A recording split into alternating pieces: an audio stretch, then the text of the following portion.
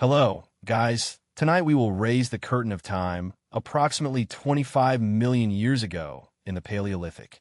We're going to step barefoot into a world where survival is not a game.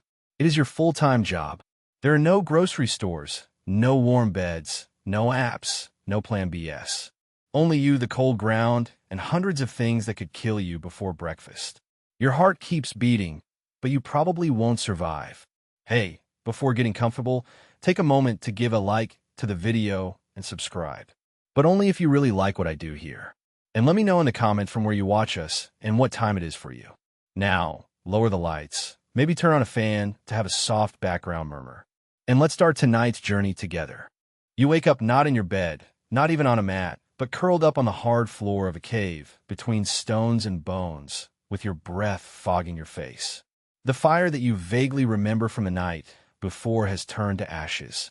Your blanket, a rough skin that still smells of the animal to which it belonged, and not in a pleasant way. Something runs nearby. Let's hope it's a mouse. Let's hope it's not something bigger. Your stomach growls loudly, and you realize with discouraging clarity that the concept of breakfast does not exist here.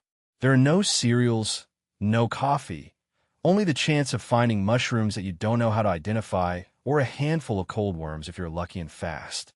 Your teeth hurt from chewing raw tubers yesterday, and your lips are chapped from the wind. You vaguely remember dreams of modern life. Showers, pillows, toast. Now you sit, and all the bones creak like dry twigs. You crawl out of the shallow hollow that you shared with other miserable bodies. Some of them are children. One is an old man who breathes with difficulty, grabbing his chest with a hand wrapped in old sinew. Nobody speaks. There are no morning chats, no get up and shine. The sun does not shine here. It looms behind a thick fog and a low, endless sky. The only sounds are the wind, the distant songs of birds, and the humid splashing of your bare feet. When you go out, the first thing that hits you is the cold. It is not the cold of the city. It is not the cold of having forgotten your jacket. It is a prehistoric cold. An icy slap on the ribs that digs under your skin like small stone daggers. You tremble violently and instinctively wrap your thin body with your arms. Your body fat is not enough. It never was. You crawl to a nearby stream. There is no privacy, no sink. You collect water with your hands to drink. Although yesterday you saw someone urinating upstream. The theory of germs has not yet been invented. There are no glasses either. You sip anyway. It tastes like minerals, moss, and regret. And then there is your appearance. You are reflected in a puddle. Your hair is a tangled mess. Your face is stained with dirt and smoke. And is that a tick on your neck? Yes. Yes, it is. You tear it off. It resists. You win, but just barely. You scratch your scalp, more from habit than hope, and see that the rest of the group is moving. Most are young, not because life is full of youthful energy, but because few live long. At 40 years old, one is old. Your joints already creak as if you had lived 3 lives and survived only one night. Historians estimate Paleolithic life expectancy at about 30 to 35 years, although that figure is skewed by infant mortality. If you survived childhood, you could reach 50, but you would feel every minute. Some researchers suggest a few lucky ones lived longer, as evidenced by rare skeletal remains with worn teeth and fused vertebrae. But those are exceptions. You are not an exception. A fringe theory suggests some primitive communities use specific caves to warm themselves thanks to natural geothermal ducts. Yours does not. Your cave only smells of bat guano and sadness. You hear a cry, a moan, the hunger of a small child. The mother does not have much to offer. She has dry breasts and sunken eyes. She rocks the child gently, humming a tonal lullaby. No one taught it to her. It is instinctive. The sound is disturbing. Your job today is to survive. But right now, you're just trying to stay upright. Your knees creak, your toes are numb, and the sharp rocks under your feet remind you that shoes are something that will take thousands of years to invent. You want to cry. Instead, you cough. A dry, choppy sound. Congratulations. You may already have tuberculosis or something worse. And this is just morning. You enter the forest with the vague hope of finding something edible. Not a buffet, not even a berry bush, just something that doesn't kill you immediately when chewed. Your stomach contracts as if trying to digest your spine. Welcome to prehistoric gathering. You're not armed. You have no skills. You don't have a list. Just a half-hearted prayer that what you pick up from the ground does not contain hallucinogenic spores or angry ants. The last one who ate the wrong mushroom went very quiet and then died. Probably his body is still out there, feeding the soil. Paleolithic-style recycling. You rummage at the base of a tree. Moss could be edible. It could also turn your intestines to soup. Historians still argue whether early humans had any natural sense of what was poisonous or whether they simply relied on observing who died first. There is some evidence that knowledge was transmitted orally and possibly quite noisily, with a lot of vomiting from generation to generation. But you're new here. A beetle has climbed onto your hand. Crunchy proteins. You don't want to do it. You really don't. But you do. The texture is horrible. The taste is worse. But the slight calorie rush is real. And in this world, that is a victory. You walk from the cave, scanning the undergrowth for roots or anything that vaguely has a tuber shape. If it looks too bright or red, you discard it. But even that is a bet. One kind of wild yam could feed you. The other could make you hallucinate with ancient gods and bleed from the ears. The Paleo Roulette. Archaeological findings suggest that early humans developed surprisingly sophisticated knowledge about gathering, recognizing plant seasons, harvesting with rudimentary tools, and even boiling roots to remove toxins. But right now, you don't have any of that. You only have your hands and desperation. Suddenly, you hear a crunch. You freeze. It could be a rabbit. It could also be a snake. You slowly back away, grabbing the nearest stick, which doesn't look like a weapon. It looks more like a damp twig with aspirations. Nothing jumps out. You breathe again, but you know you shouldn't relax. This forest is not your friend. Every bush could hide something poisonous, territorial, or simply hungry. Marginal researchers speculate that early human beings may have had a more sensitive sense of smell and taste than ours, allowing them to detect food spoilage or danger more instinctively. But your modern palate, fed with Pop-Tarts and protein bars, is not up to prehistoric ambiguity. Everything tastes like moldy bark or fear. You crouch to dig, hoping to find roots. Your fingers touch something soft.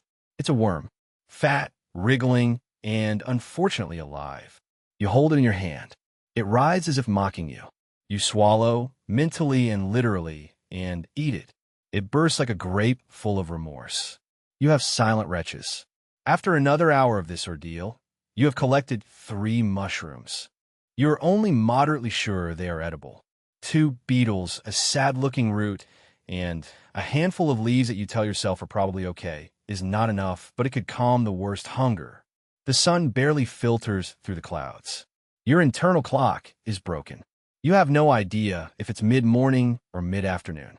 All you know is that your knees hurt and your fingers are raw. You smell like wet earth and panic. Currencies to another human being who isn't from your group. He is crouched by a bush, his face stained with carbon. You make eye contact. You are paralyzed. They too. An instant passes. They snatch berries and run away. You don't follow. Historians debate how territorial early humans were. Some suggest that sharing was common within a tribe, but outsiders were usually greeted with hostility. Others argue that scarcity of resources sometimes leads to cooperation between groups. Nowadays, there is no cooperation, just a forager running who could stab you for a nut.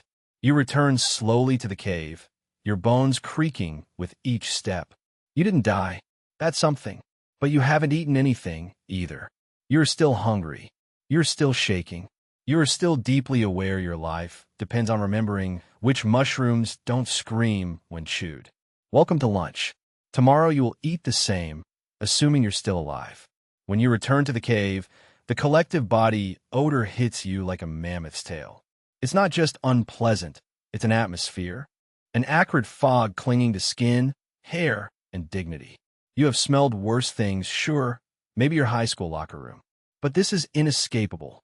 It's the environment. Personal hygiene, as you know, has not yet been invented. There's no soap, toothbrushes, or shampoo.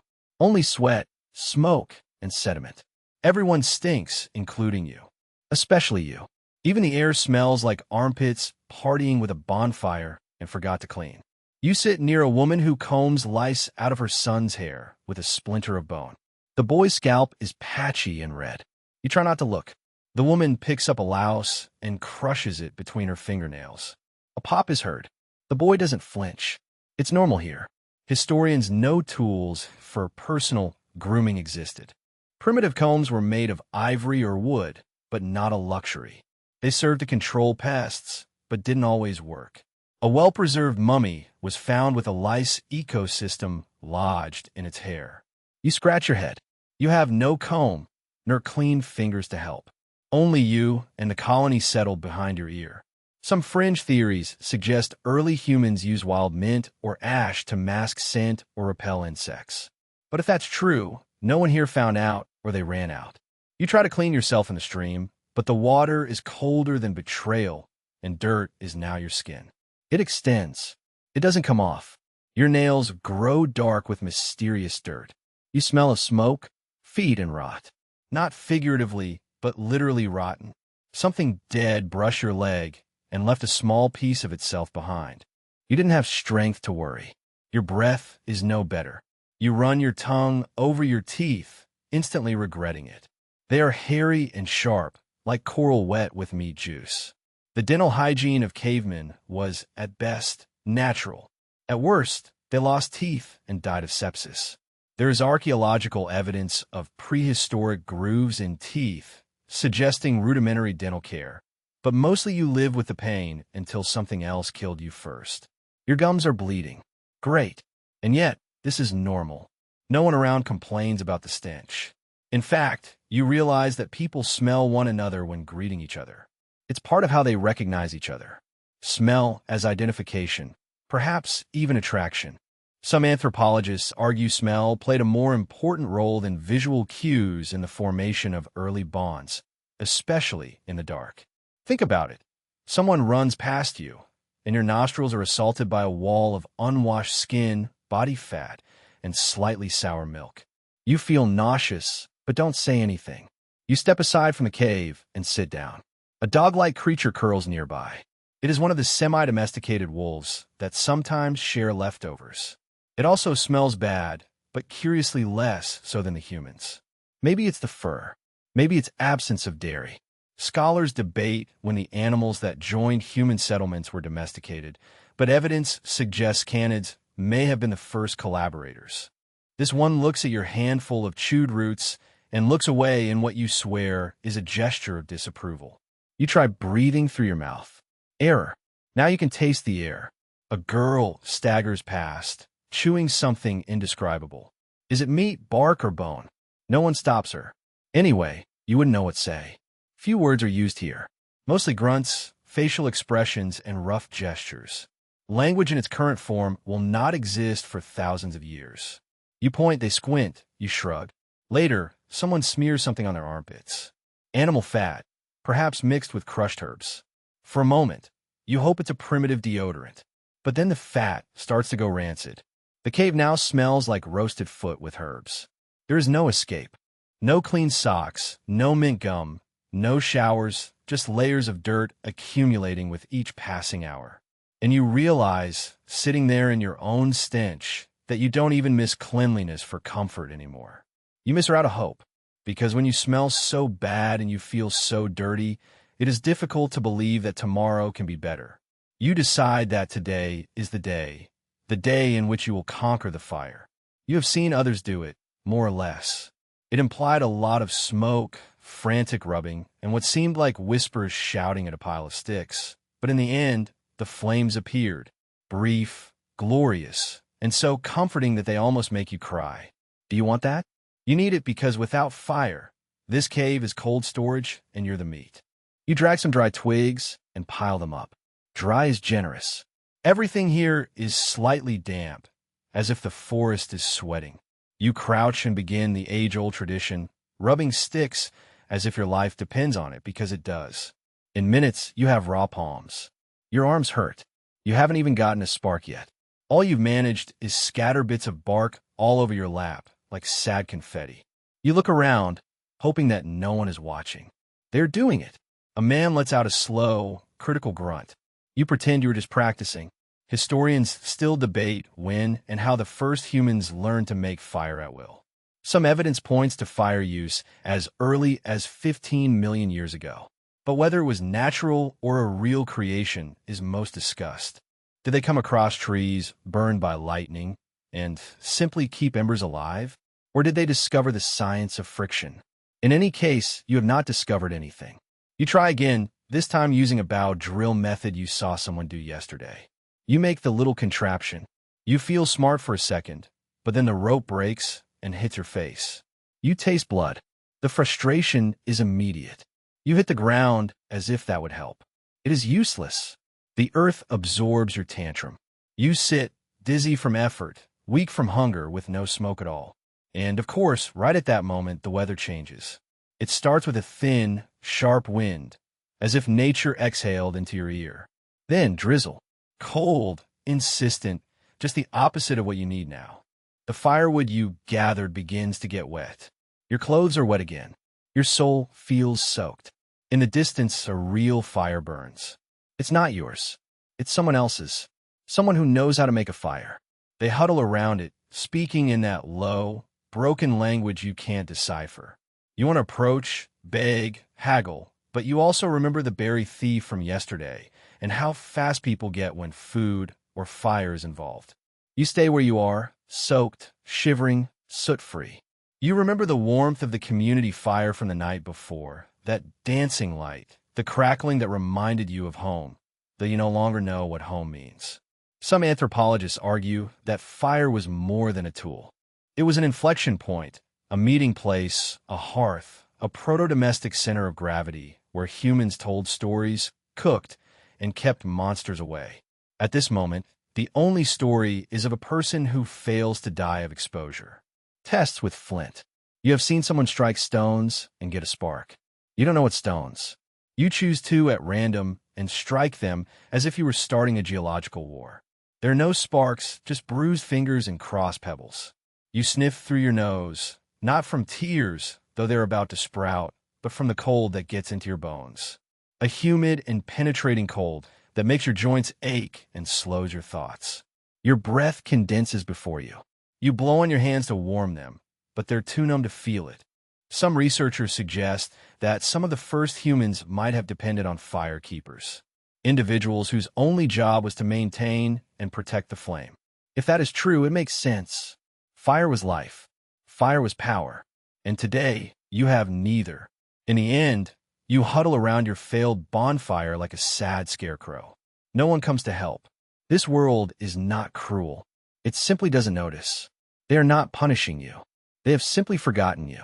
And just when you think things can't get worse, your stomach roars again. The smallest child in the tribe points at you and imitates that sound. Everyone laughs, including the child and the dog. Congratulations. Now you're the entertainment. It is not your intention to enter predator territory. No one does it on purpose. But out here, there are no fences, no warning signs, just a feeling that you shouldn't be there. This is followed by the realization that something watches you as you breathe. You follow a faint trail. It is not a road. Roads do not yet exist, just a slightly flattened area where humans have passed before. Probably hunting. You thought that maybe you could help, maybe earn some roasted meat and a little respect. But now the trees grow denser. The air feels different. You feel it in your chest. Oppressive, wary. You stop. There are no birds. That is the first clue. The second is the smell. Sharp, sour, and strange. The third is a footprint in mud the size of your face. You stare at a moment. Then you look up slowly because something has just moved in the undergrowth. Predators. The first thing that comes to mind is saber teeth. Those furry, fong-filled nightmares that could crush bones in a single blow. But they were not the only threat. Some scholars believe giant hyenas once inhabited this region. Like modern hyenas, but worse. Stronger, smarter, with jaws capable of breaking femurs as if they were twigs. Funny. You hold your breath. Nothing. Then a crunch, a branch behind you. You turn and glimpse a movement. Low, fast, silent. You don't see the eyes, but you feel them watching, calculating. You're not hunting. You are the prey. Historians still argue about which predators posed the greatest threat to early humans. Some say it was the saber-toothed cats. Others believe giant birds of prey occasionally snatched children as if they were fleshy field mice. There's even speculation about enormous snakes that could crush you so slowly that you could hear your ribs breaking one by one. You start to back away slowly, carefully. You don't run because running makes you a target. Your feet slip on the mud. You stifle a scream. The trees are dense. The light is dim. Everything looks like camouflage. And then you see it, just for a second. Low amber eyes, motionless between two trees. Maybe a giant cat or something else. You don't know. You don't want to tell it. Your heart beats hard in your ears. You grab a stick. It's not a weapon. It's an insult. You wave it anyway, trying to look big, try not to cry. You scream. It's more sob. Whatever is watching you doesn't flinch. Just wait. And then, miraculously, it leaves. Silent as fog gone. You stand there panting, alive for now. The truth is that early humans were not alpha predators. At least at first. They were scrawny, slow, soft bipeds, caught between lions and thunderstorms. What kept them alive was not dominance. It was paranoia, cooperation, and, at times, dumb luck. You just collected the last one. You turn around and walk fast, retracing your steps, tripping over roots, scraping your legs, but not caring. You just want to be back where the humans are, even the smelly ones. When you finally see the faint smoke of a distant bonfire, someone's bonfire, you almost cry. You're not even safe, but you're back in human territory, and that counts. A last gift from nature on your way. A bramble hits you in the face. The thorns cut your cheek. You whistle with your mouth full of blood. Because, of course, you limp back to camp. Dirtier, hungrier, and more shocked than ever. You don't tell anyone what you've seen. No one would understand it. Or maybe they would just nod, grunt, and move on. Everyone here knows the rule. Don't go too far. And now you know it too. You return to camp, limping, bleeding, visibly shaken, only to realize your welcoming committee is a suspicious old man with a lazy eye and a stone in each hand. He doesn't smile. He doesn't greet. He just watches you as if you were a potentially attackable squirrel.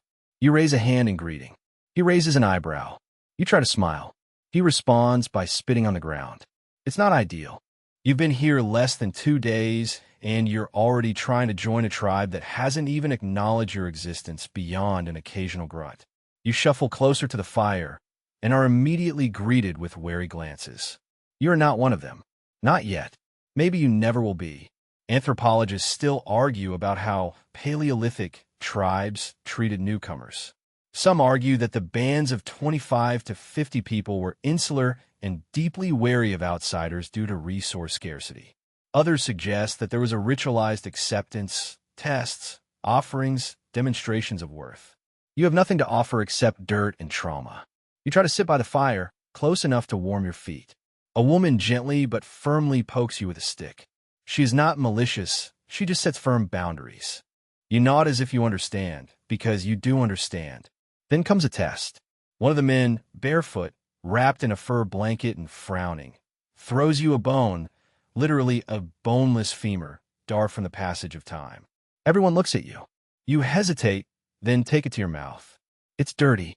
It smells like regret, but you bite it as if it were the last chicken leg on earth, because it could be. Someone grunts in approval. It could be a laugh. You're not sure. The day becomes eternal. You help carry sticks. You don't know where to put them, so you imitate the others. Keep your head down. When someone gestures for you to move, you move. When someone points to manure and then to you, pick it up. There's a hierarchical order here. You are not in it yet. You watch a group share rabbit. They pass the pieces around. They give you nothing. A child offers you a bit of hair, then takes it away and laughs. You laugh too.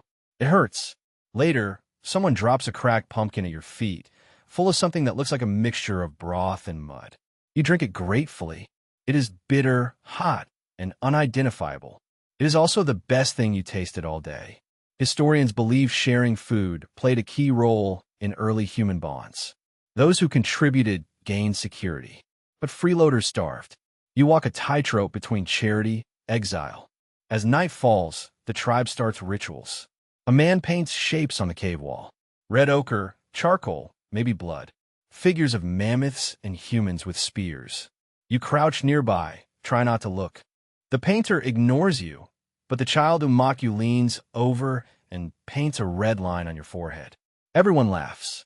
You don't know if it's insult or initiation. Perhaps both. Some fringe theories suggest tribes use body paint as a social signal. Rank, mood, even marital status. At this moment, you are painted as a joke, or perhaps a guest.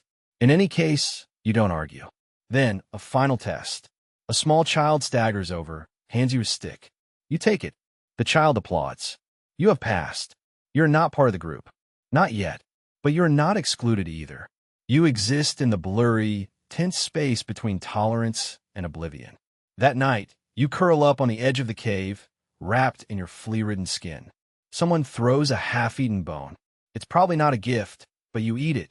You keep breathing. You keep suffering. You keep being half invisible. And in this world, that's a victory. You are awakened by pain in your foot. It is not an emotional pain, although it is also present, but the very real and physical sensation that something is biting you. You pull back your leg and discover the culprit. A spider the size of a coin scurries into the shadows as if it owned the place, which, to be fair, it probably does. Welcome to the ecosystem that lives within and inside you.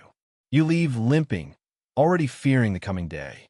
Parts of your body hurt that you never knew existed. Your back feels as if it had been used to grind grain. The feet are a mosaic of scratches, bruises, and what could be colonies of fungi forming. And to make matters worse, you now realize that your nails are starting to come off. Probably from scratching things you shouldn't eat, or from infection. It is hard to say. In Paleolithic life, everything cuts, stings, or infects you.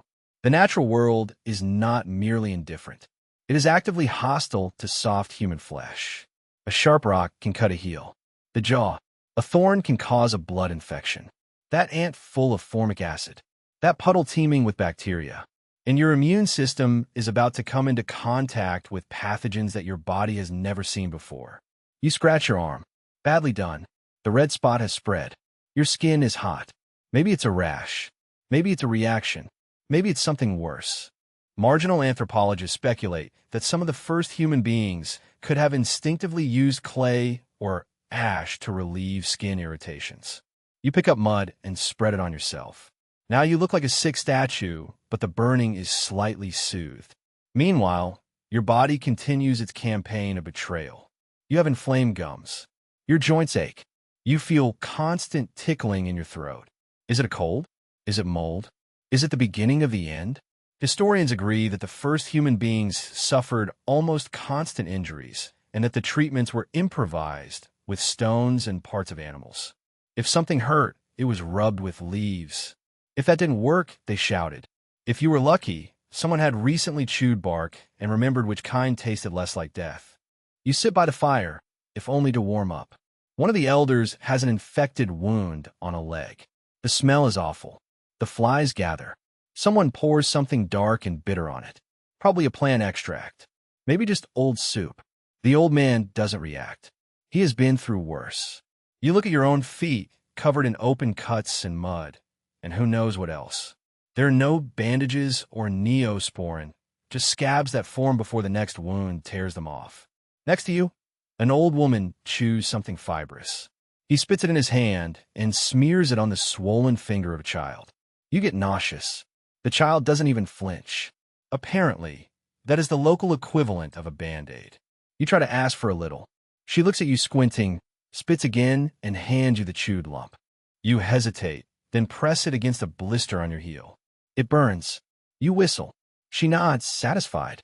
Medical historians still debate if early healing practices were based on real herbal knowledge or simply on the desperate repetition of things that sometimes seem to work.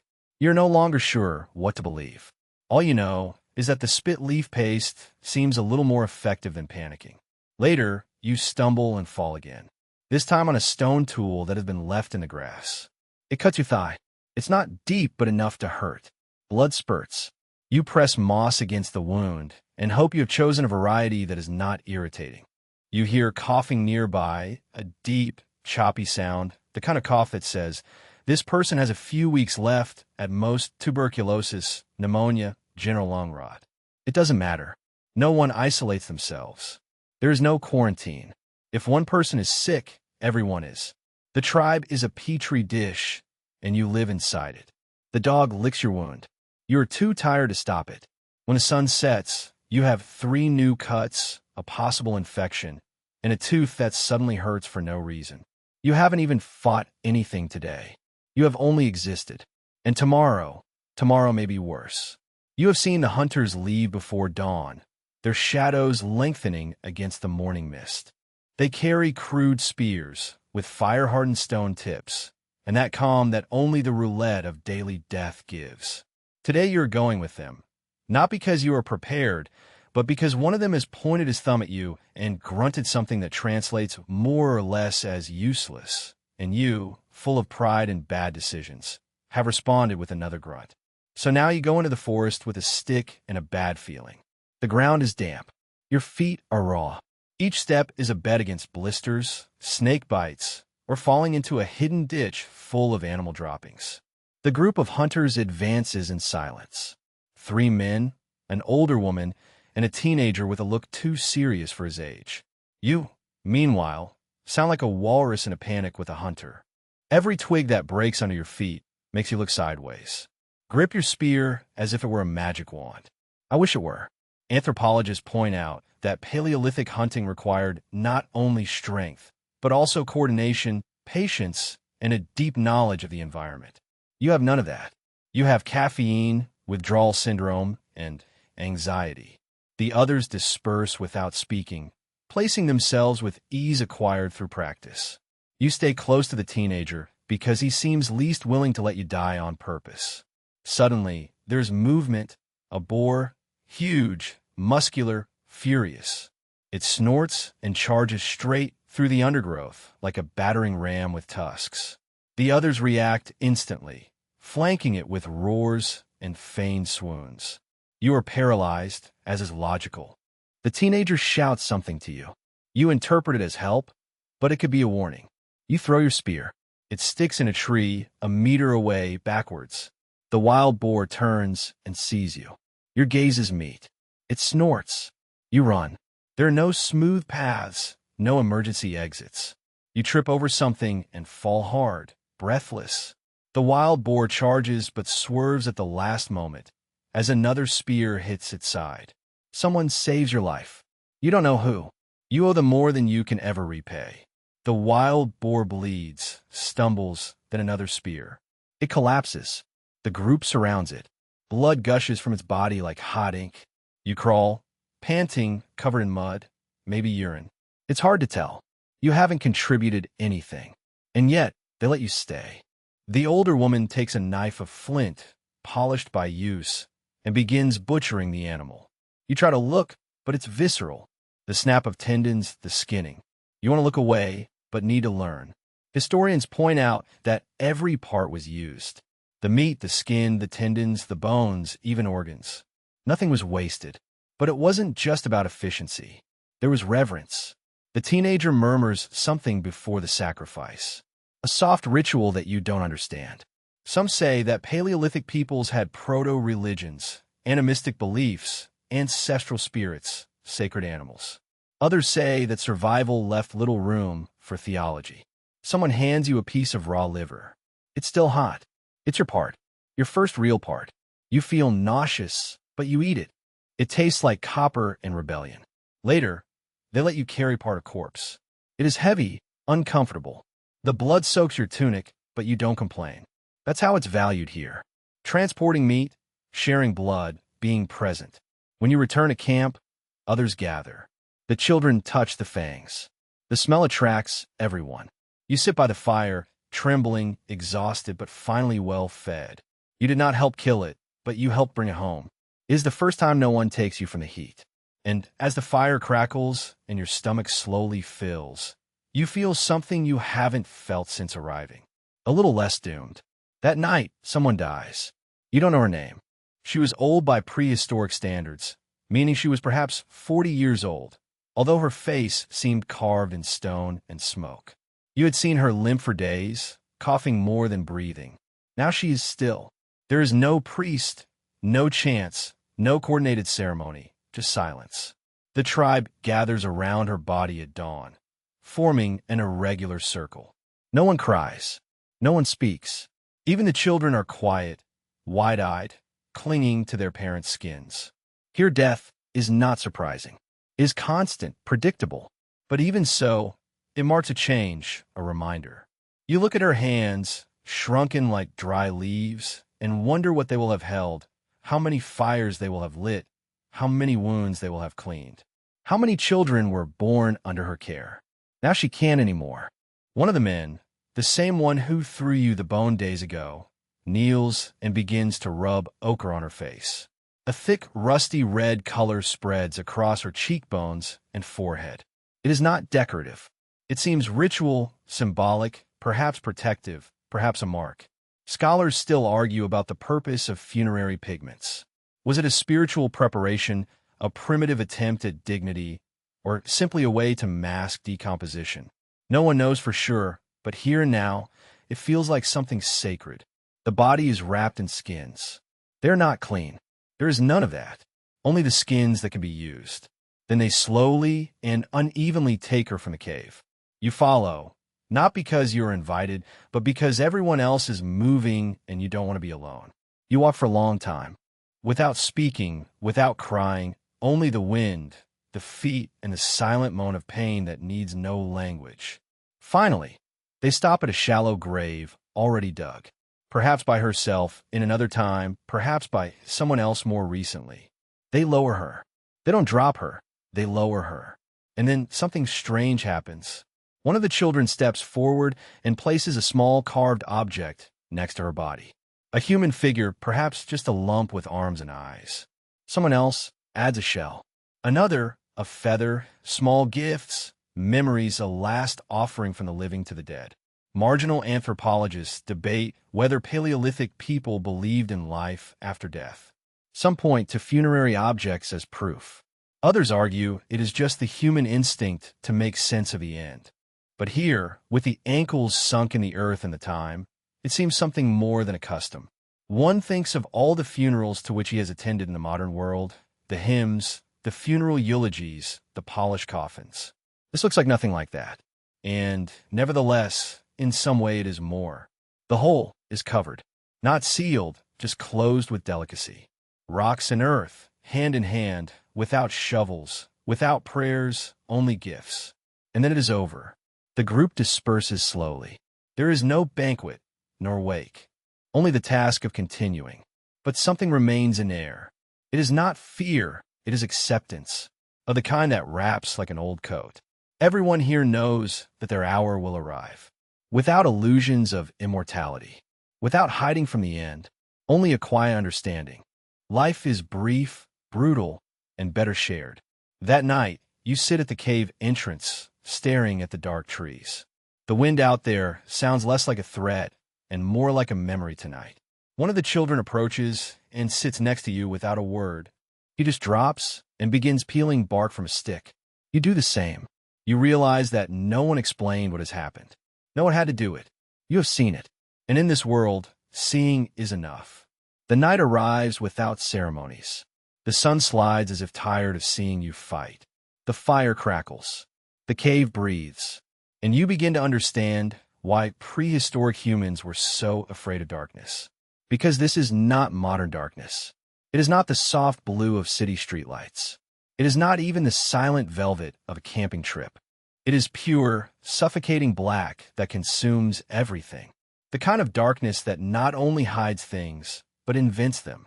You slowly approach the fire, try not to burn yourself again. Your last attempt to warm up left you with a blister that is now a red, bulging mark of your incompetence. The embers crackle, throwing sparks into the gloom like lost stars. You stare for too long. They begin to look like eyes. Somewhere outside, a branch breaks. Everyone stands still. The tribe's best hunter tilts his head, listening. His face remains indecipherable. Then, slowly, he crouches on ground and rests his ear against the stone. You don't know if he hears vibrations or if it's just show. In any case, You hold your breath. Nothing happens. No growl is heard. No scream. Only the wind that slips between trees like a thief. Even so, it takes time to fall asleep. You lie on the skin, trying to keep your body as hunched as possible to conserve heat, but relaxed enough not to stay completely rigid. Your back aches and your knees throb. Your mind goes 1,000 miles per hour because the night is not calm. It is alive. The wolves howl in the distance, with sharp, overlapping barks. Not very close, not yet. Then, the hooting of an owl, sudden and strident. Something slides across the floor of the cave, too fast to see it, too real to ignore it. Historians believe sounds played a key role in the formation of early mythology.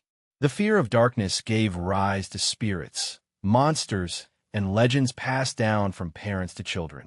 Marginal researchers even suggest that the acoustics of certain caves could have amplified noises, turning a simple echo into something disturbing enough to give rise to belief. Now you understand. In this darkness, your brain fills the voids. That outer whisper could be the wind. It could also be the predator you escaped from earlier. He returns to finish the job. That shadow at the cave's entrance. It's probably an effect of the firelight. Unless it isn't. You approach the sleeping bodies near the fire. No one stops you. Safety in numbers isn't just an idea here. It is a necessity. You wrap yourself further in the skin. It smells of sweat and wet hair, but you're too tired to care. And yet, you don't sleep. You wait to sleep. You stare at the darkness as if it were about to arrive. And in that infinite void, your thoughts become cruel. What if something drags you away in the night? What if you wake with teeth in your throat? What if no one wakes? In the end, tiredness wins. Your eyes close. The fire goes out. The cave resonates with the sound of breathing. Even the dog-like creature snuggles against your leg, seeking warmth. Its tail moves while it dreams. Probably not about you. You wake up every hour or so, startled by a crack, a howl, a snore that sounds too much like a death rattle. You're not alone in this. The others stir and murmur in their sleep. A man shouts a name you don't recognize. A woman sobs silently until she blends with the wind. The night lengthens, eternal, and you finally understand why so many ancient cultures worship the sun, not for its light, but for its return. When dawn arrives, it is not triumphant. It simply appears, a faint gray line on the horizon, a sign that you have survived the long darkness again. By a hair, the morning light filters like a broken promise. Faint, gray, and reluctant. You wake up with the sensation that something is crawling on your chest. You remove it with a slap before identifying it. It's probably for the best. If you knew what it was, maybe you wouldn't stop screaming. But today is not about surviving. Not directly. Today you are initiated into the art of dating in the Stone Age. You realize it at the beginning when a girl, about 16 or 20 years old, because here nobody ages the same, gives a young man a piece of skin with ochre marks. He smiles. Everyone around him cheers with approval. The girl walks away without showing any interest in what you think love should be. There is no flirting, no conversation, just a gift. Transaction completed. Romance, prehistoric edition. Anthropologists believe that courtship in early human communities was largely practical. Couples were formed for mutual benefit. They shared food, raised children, transported skins, but it wasn't always devoid of emotions. Some cave paintings show couples, or at least repeated pairings. Probably there was affection, maybe even jealousy, but without chocolate or Spotify playlists. You, however, are not part of the group of potential couples. You smell of feet, lice and fear. You have nothing. You have contributed once. You're not a good match. But that doesn't stop one of the girls, who is missing a front tooth and wields a bone club like a purse, from looking you up and down.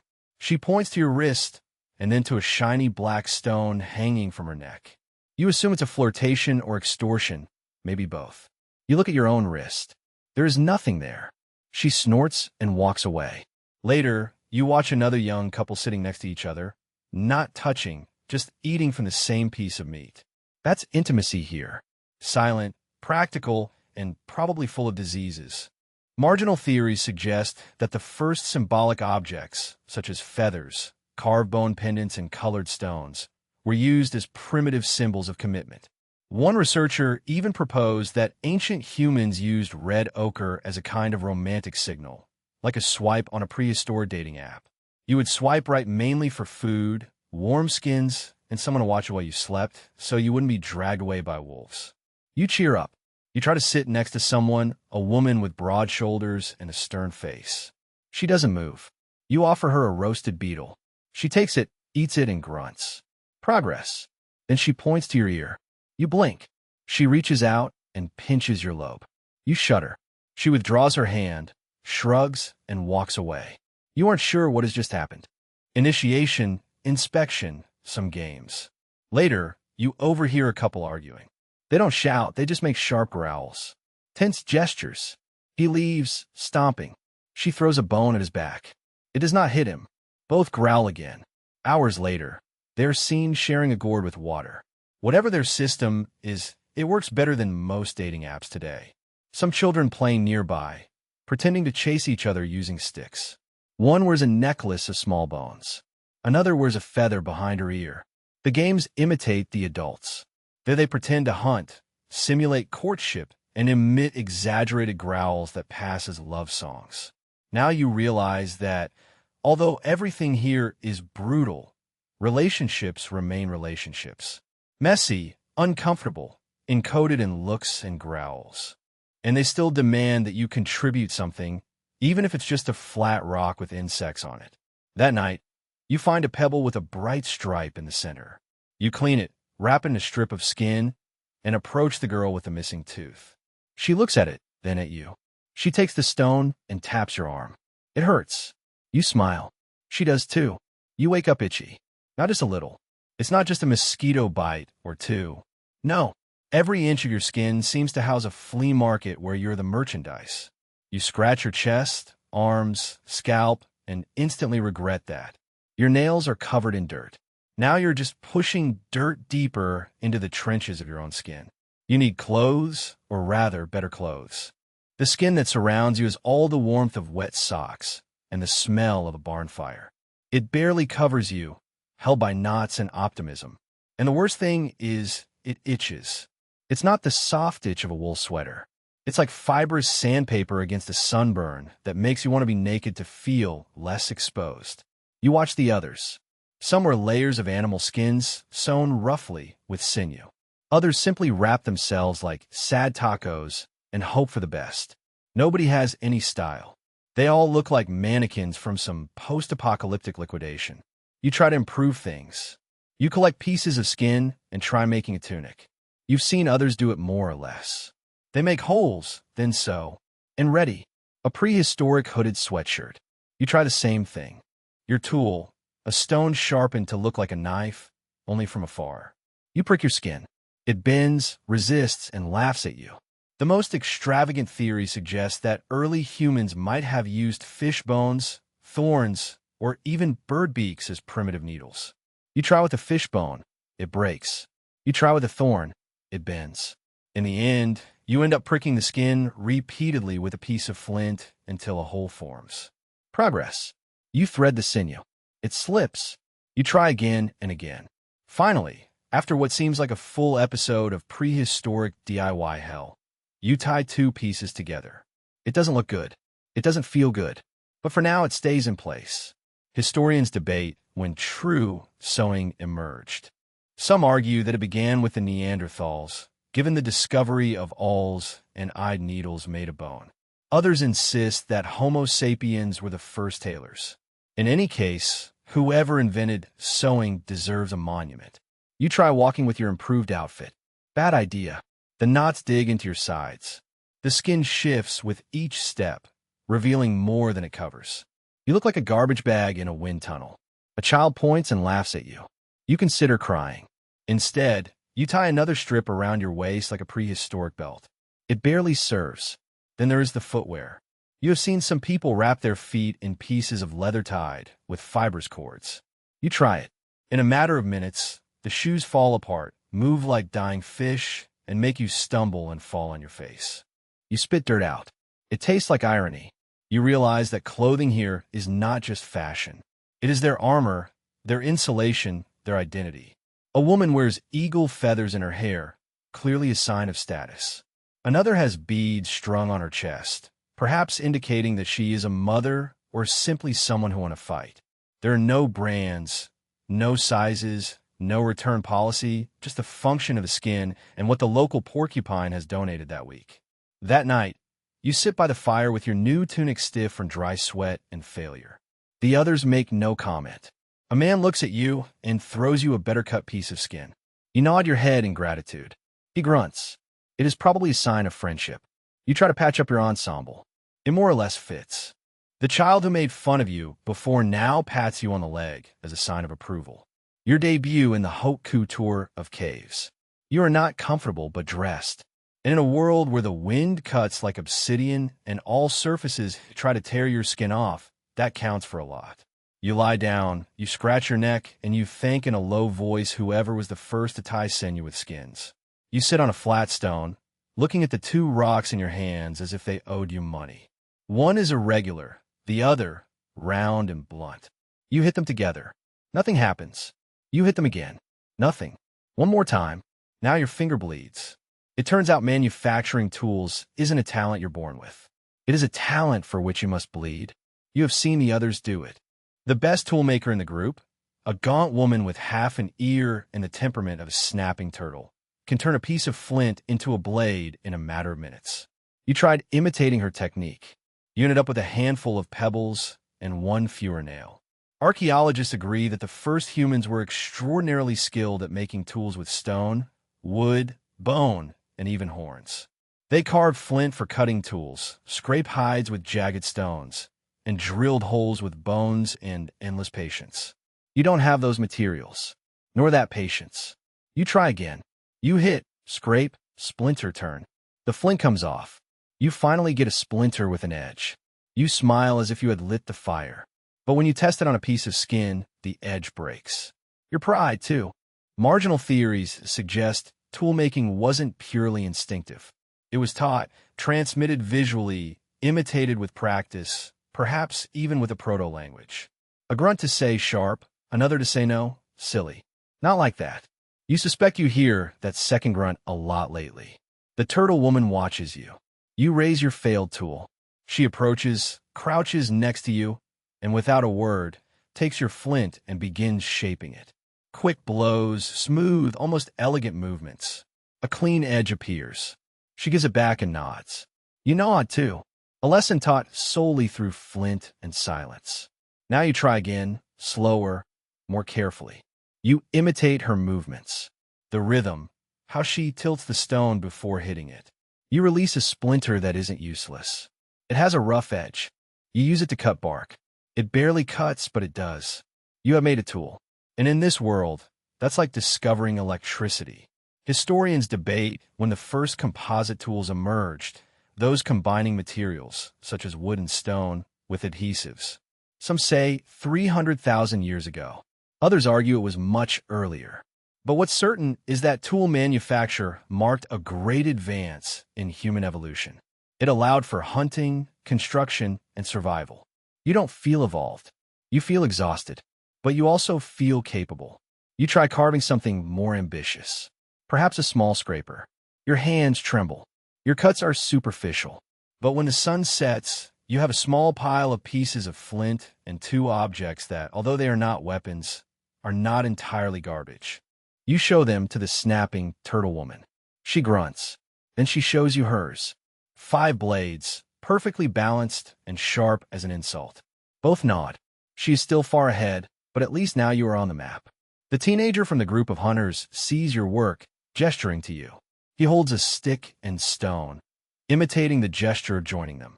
You watch him make a rough hand axe, simply a stone tied to a branch with dry sinew. He hands it to you. Is it a gift or a challenge? You take it. It is heavier than it seems, and you like its weight. As if maybe, just maybe, you could also be dangerous. You take your creations to the fire. The others look at you. An older man nods slightly. Acceptance or amusement. It doesn't matter. You have done something. You have done something. You sit by the flames, holding the axe like a secret. Tomorrow maybe you'll cut wood or flesh or your own leg, knowing your luck. But tonight you're a toolmaker. The sky looks strange. It started with a change of wind. Subtle at first, then relentless. The trees lean. The birds disappear. The air becomes still, then heavy. Everyone notices, even the dog. The fire crackles as if it knows what's coming. And then it arrives. The Ice Age doesn't arrive with drama. It doesn't throw snowballs or give way to orchestral music. It simply lowers the temperature with each terrifying sigh until the bones begin to complain. The storm is sudden, brutal, and wholly indifferent to your plans. You hurry to help seal up the cave entrance. Others are already working, dragging skins, piling stones, covering the open wound of the wind with everything they don't carry on their backs. The temperature drops by the minute. Your hands go numb. You lose feeling in your toes. Inside the cave, night falls. The fire is now the only light. Its glow barely reaches the damp walls. People huddle closer. The elders cough more often. A baby cries, wrapped in layers of skins. No one speaks. Speaking wastes heat. Historians agree the Paleolithic world saw climatic chaos. Glacial advances, sudden cold waves, seasons ignoring the calendar. Some researchers suggest these changes caused migratory waves, even psychological traumas encoded within first myths. You don't need myths. You are living it. Your breath fogs before your face. Frost accumulates on the cave wall. You adjust the skin, but the cold finds the seams and seeps through, while each inhalation burns. Each exhalation is an apology. The outside wind screams as if trying to get in. And honestly, you think it could do it. You look around. The tribe is still waiting, resisting. A woman wraps 2 children in her arms. The hunter sharpens his spear. Out of habit or nerves, the snapping turtle woman is asleep, sitting with her hand still clinging to a piece of flint. Survival never sleeps. Then you realize something. A pile of pine resin and dry grass is hidden near the fire. Precious firewood. Someone saved it for this very moment. You add a little to the flames. The fire flares up. Some people look at you. Gratitude, perhaps. The storm rages for hours. Time ceases to exist. There's only cold, darkness, and the stubborn refusal to die. At one point, a child asks if snow spirits are angry. The mother silences him, but does not deny it. In a world where nature kills you while you sleep, everything has spirit. The wind, the snow, hunger. You don't laugh, you understand it. You drift in and out of sleep. Dreams come in flashes. Skies in flames, ice cracking, something with fangs and 2 human eyes. You wake startled, covered in sweat that turns to ice on your skin. Outside, the storm weakens. The wind reduces to a roar. The air remains icy, but the worst seems past. The morning arrives as a pale indication. You drag yourself outside with the others. The world is white, not festive, snowy, white like a postcard. It is the white of death. Empty, cold, absolute. The trees lean under the frost. The river is a slow, smoking wound. Your breath forms clouds. Your eyelashes freeze. You walk carefully. The snow crunches like bones under your feet. In the distance, mammoth tracks, enormous and fresh, head towards the hills. The hunters murmur. Opportunity, risk, food. You will go with them. You're not sure why. Perhaps because staying means starving. Perhaps because something in you wants to look that beast in the eyes and not flee this time. Or perhaps because you're starting to forget what it is to feel warmth. When you return to the cave, your body is exhausted and frozen. The mammoth hunt has not gone well. There is no meat. There is a wounded man, and the teenager has escaped by the skin of his teeth, limping. And you have learned that mammoths do not brag when they charge. You have not even approached. You have seen its silhouette, a hairy, enormous beast with tusks like curved knives. And then you saw your own death reflected in its black eyes. The rest is a confusion of falling snow, screams, and a lot of running. You were not the slowest, but you were not very far from being it. Now you have returned. Not triumphant, nor proud, just breathing. For now, you collapse next to the fire and let pain invade you. Your hands tremble. You do not feel your feet. You do not even care if your new fur tunic is coming undone again. It is. Of course it is. Someone throws you a piece of roasted marrow. It is greasy, sandy, and it is the best thing you have tasted in your life. No one mocks your failure. Neither does anyone celebrate it. They are too tired. It is about surviving, not about scoring. The storm has passed, but the cold remains. It always does. It envelopes the bones of the cave, stays in your joints, seeps into your lungs. You inhale it and exhale steam like a dying oven. You lie down and look at the ceiling, at the soot stains, at the cave paintings, at the silent and indecipherable stories that dead hands left long ago. Some of them could be prophecies. Some could just be scribbles.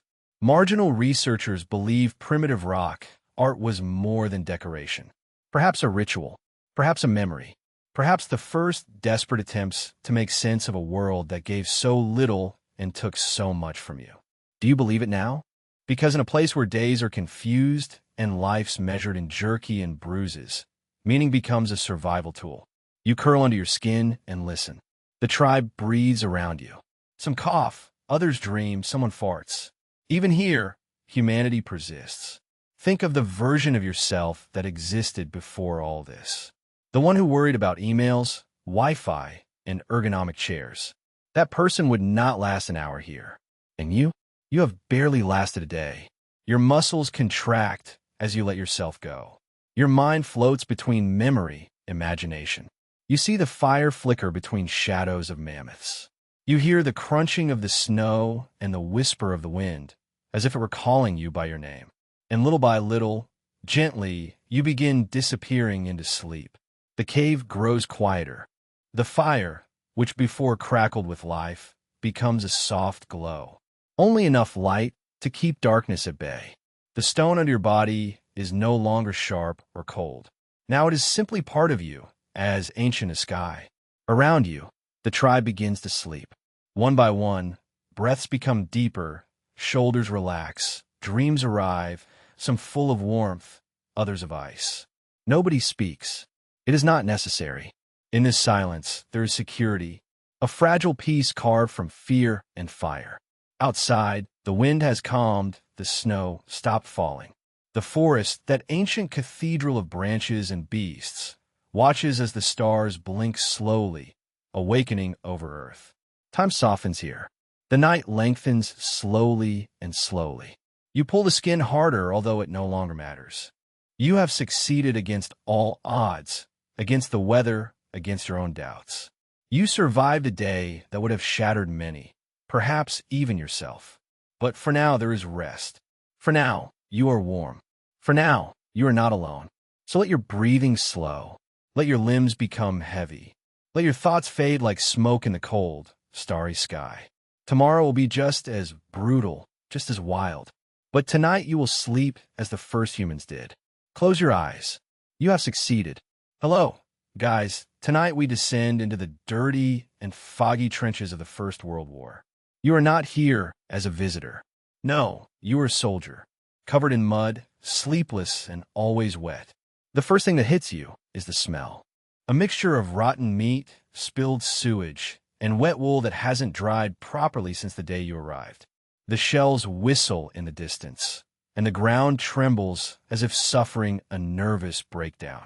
You duck instinctively, although it probably won't help. A rat the size of a kitten scurries past your boot and disappears into the mud wall behind you. Welcome to your new home, a ditch dug into the skin of Europe, shared with thousands of men, none of whom know when or if they will ever get out. So, before you get comfortable, take a moment to like the video and subscribe, but only if you really like my content. And hey, let me know in the comments where you're watching from and what time it is for you. Now, turn down the lights. Maybe turn on a fan for a soft background hum, and let's start tonight's journey together. The trench is alive, not figuratively, but literally. It rides with lice, ticks, rats, and things that move just below the surface. The ground is a quagmire of mud and human excrement. Some wooden planks, known as duckboards, try to keep your boots above, but mostly they slip like treacherous banana peels. The walls loom over you. You can't stand upright without exposing your helmet to snipers.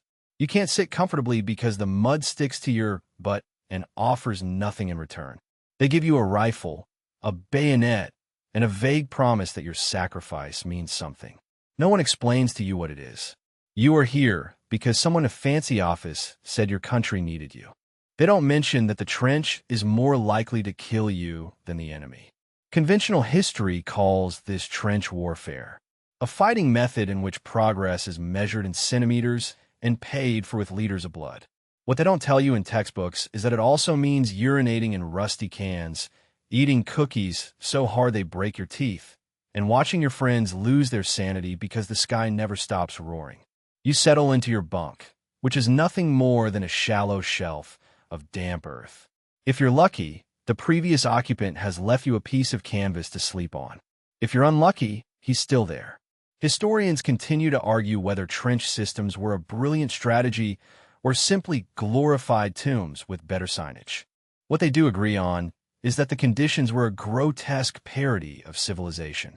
You were expected to write letters home as if you were at summer camp while rats bite your fingers from the dead next to you. At night, the sky lights up with flashes of distant artillery. Sometimes it turns out beautiful in a twisted way, like a fireworks display launched by someone who hates you. The rain never stops. The mud rises higher and higher, and you begin to understand the terrible truth. This war is not for glory. It's about surviving until breakfast, and then surviving again until lunch, and so on until you forget what day it is, or that days even exist. You wake up to a smell that neither wind nor time can erase. It is thick, acidic, and personal. It sticks to your clothes, your skin, your lungs. Somewhere nearby, something is decomposing, probably someone, and no one has the time, energy, or opportunity to remove the corpse. Now it is part of the trench. You don't even flinch anymore. That's what disturbs you the most. The trench does not have a single smell. It is a bouquet of horrors. Human excrement, unwashed bodies, humid mold, old vomit, rancid sweat, and gunpowder smoke, all marinated in a broth of death. Mix it with a touch of cheap tobacco and wet wool, and you have the Western Front of Oda. They should bottle it for history museums or nightmares. You quickly learn that nobody talks about the stench unless a new recruit appears and starts gagging. Then everyone laughs, because if you can't laugh, you cry. And crying makes your glasses fog up. The latrine is a trench inside the trench, a shallow cut in ground with a wooden beam across it, so you can keep your balance precariously, as if you were on a tightrope made of your dignity. There is no privacy, no cistern, and when the bombings get close, finishing is impossible. You may have to run with your pants down and pray you are not the protagonist of someone else's death story. To manage the waste, some genius from above thought spraying lime would help. It is not like that. All it does is add a new dimension to the smell, as if they were chemical pickles left out in the sun. And that's not counting the overflow of nearby corpses or the drainage that simply doesn't work. During heavy rains, the latrine floods and its contents go where gravity wants, usually towards your boots. Historians still argue whether the trench engineers underestimated drainage needs or simply assumed soldiers would not live long enough to complain. In any case, you're the one who finds the result up to your knees. When people say that the trenches were hell on earth, they mean this. Not only the bullets and the fear, but constant, inescapable filth. You try eating with your nose covered. It is useless. Everything tastes like iron and humidity. Anyway, you have become an expert in canned meat and stale cookies served with sewer aroma. Sometimes a rat dies in the latrine and nobody takes it out. And you keep going because what else can you do? Some men burn sulfur or light cigarettes near their noses to mask the stench. Others smear menthol under their nose as if it were perfume. It is useless. The smell always wins. It gets in your nose, settles there, and lives there rent-free. Even when you have a moment of peace, perhaps behind the lines or in a nearby barn, you carry the smell. It is impregnated in your paws, in your soul. The worst thing is that you stop noticing it. And when you stop noticing it, you start to rot like the trench around you. Out here, you don't eat alone. Nobody does. You are always accompanied by rats. Daring, bulbous, and surprisingly well-fed. In some ways, they live better than you do. They have unlimited access to corpses, crumbs, and discarded rations.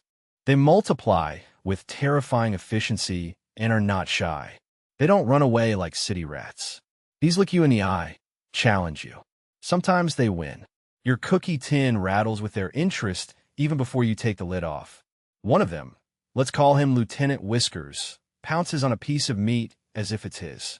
You scare him away, but he only backs up a few inches and waits. He knows you'll eventually look away. They always do it. The trench rats fatten on the meat. Above, all the dead. Sometimes also of the living. Soldiers too weak to feel the bites. There is a story of a man who fell asleep and woke without half an ear. Another claimed that they bit his boot to reach his foot. Historians still argue whether those stories were exaggerated or so common they seemed legends. In any case, you stop sleeping deeply, not because of the bombings or nightmares, but because you don't want to become dinner. You try to scare them away with noises, traps, and even poison, if the quartermaster has any. But the rats are smarter than that. They can feel human fatigue's rhythm. They know when you're too tired to defend yourself. They wait until your limbs relax and breathing slows. Then, that is when they attack. And the worst thing is that you find yourself talking to them aloud, as if they were roommates that you have not chosen. Because after weeks in the trench, even the bugs begin to seem like company. You give them names, you tell them stories. Ratatouille is biting your sleeve. The fat bastard watching over the latrine trench. Lady Bigoats, who once stole a cigarette from you and disappeared into a wall of sandbags.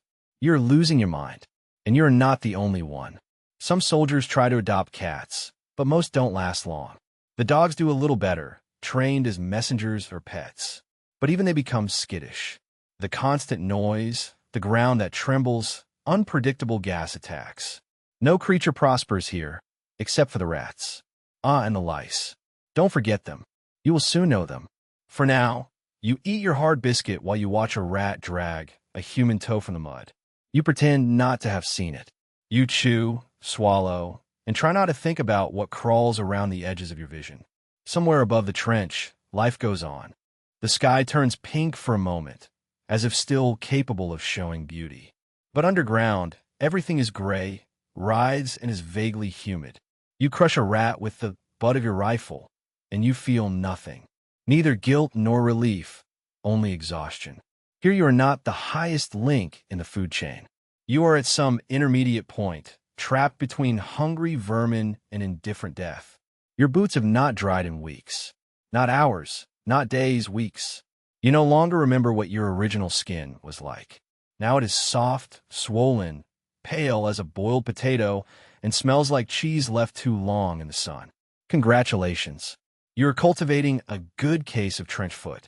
It starts innocently, with a slight tingling, some stiffness.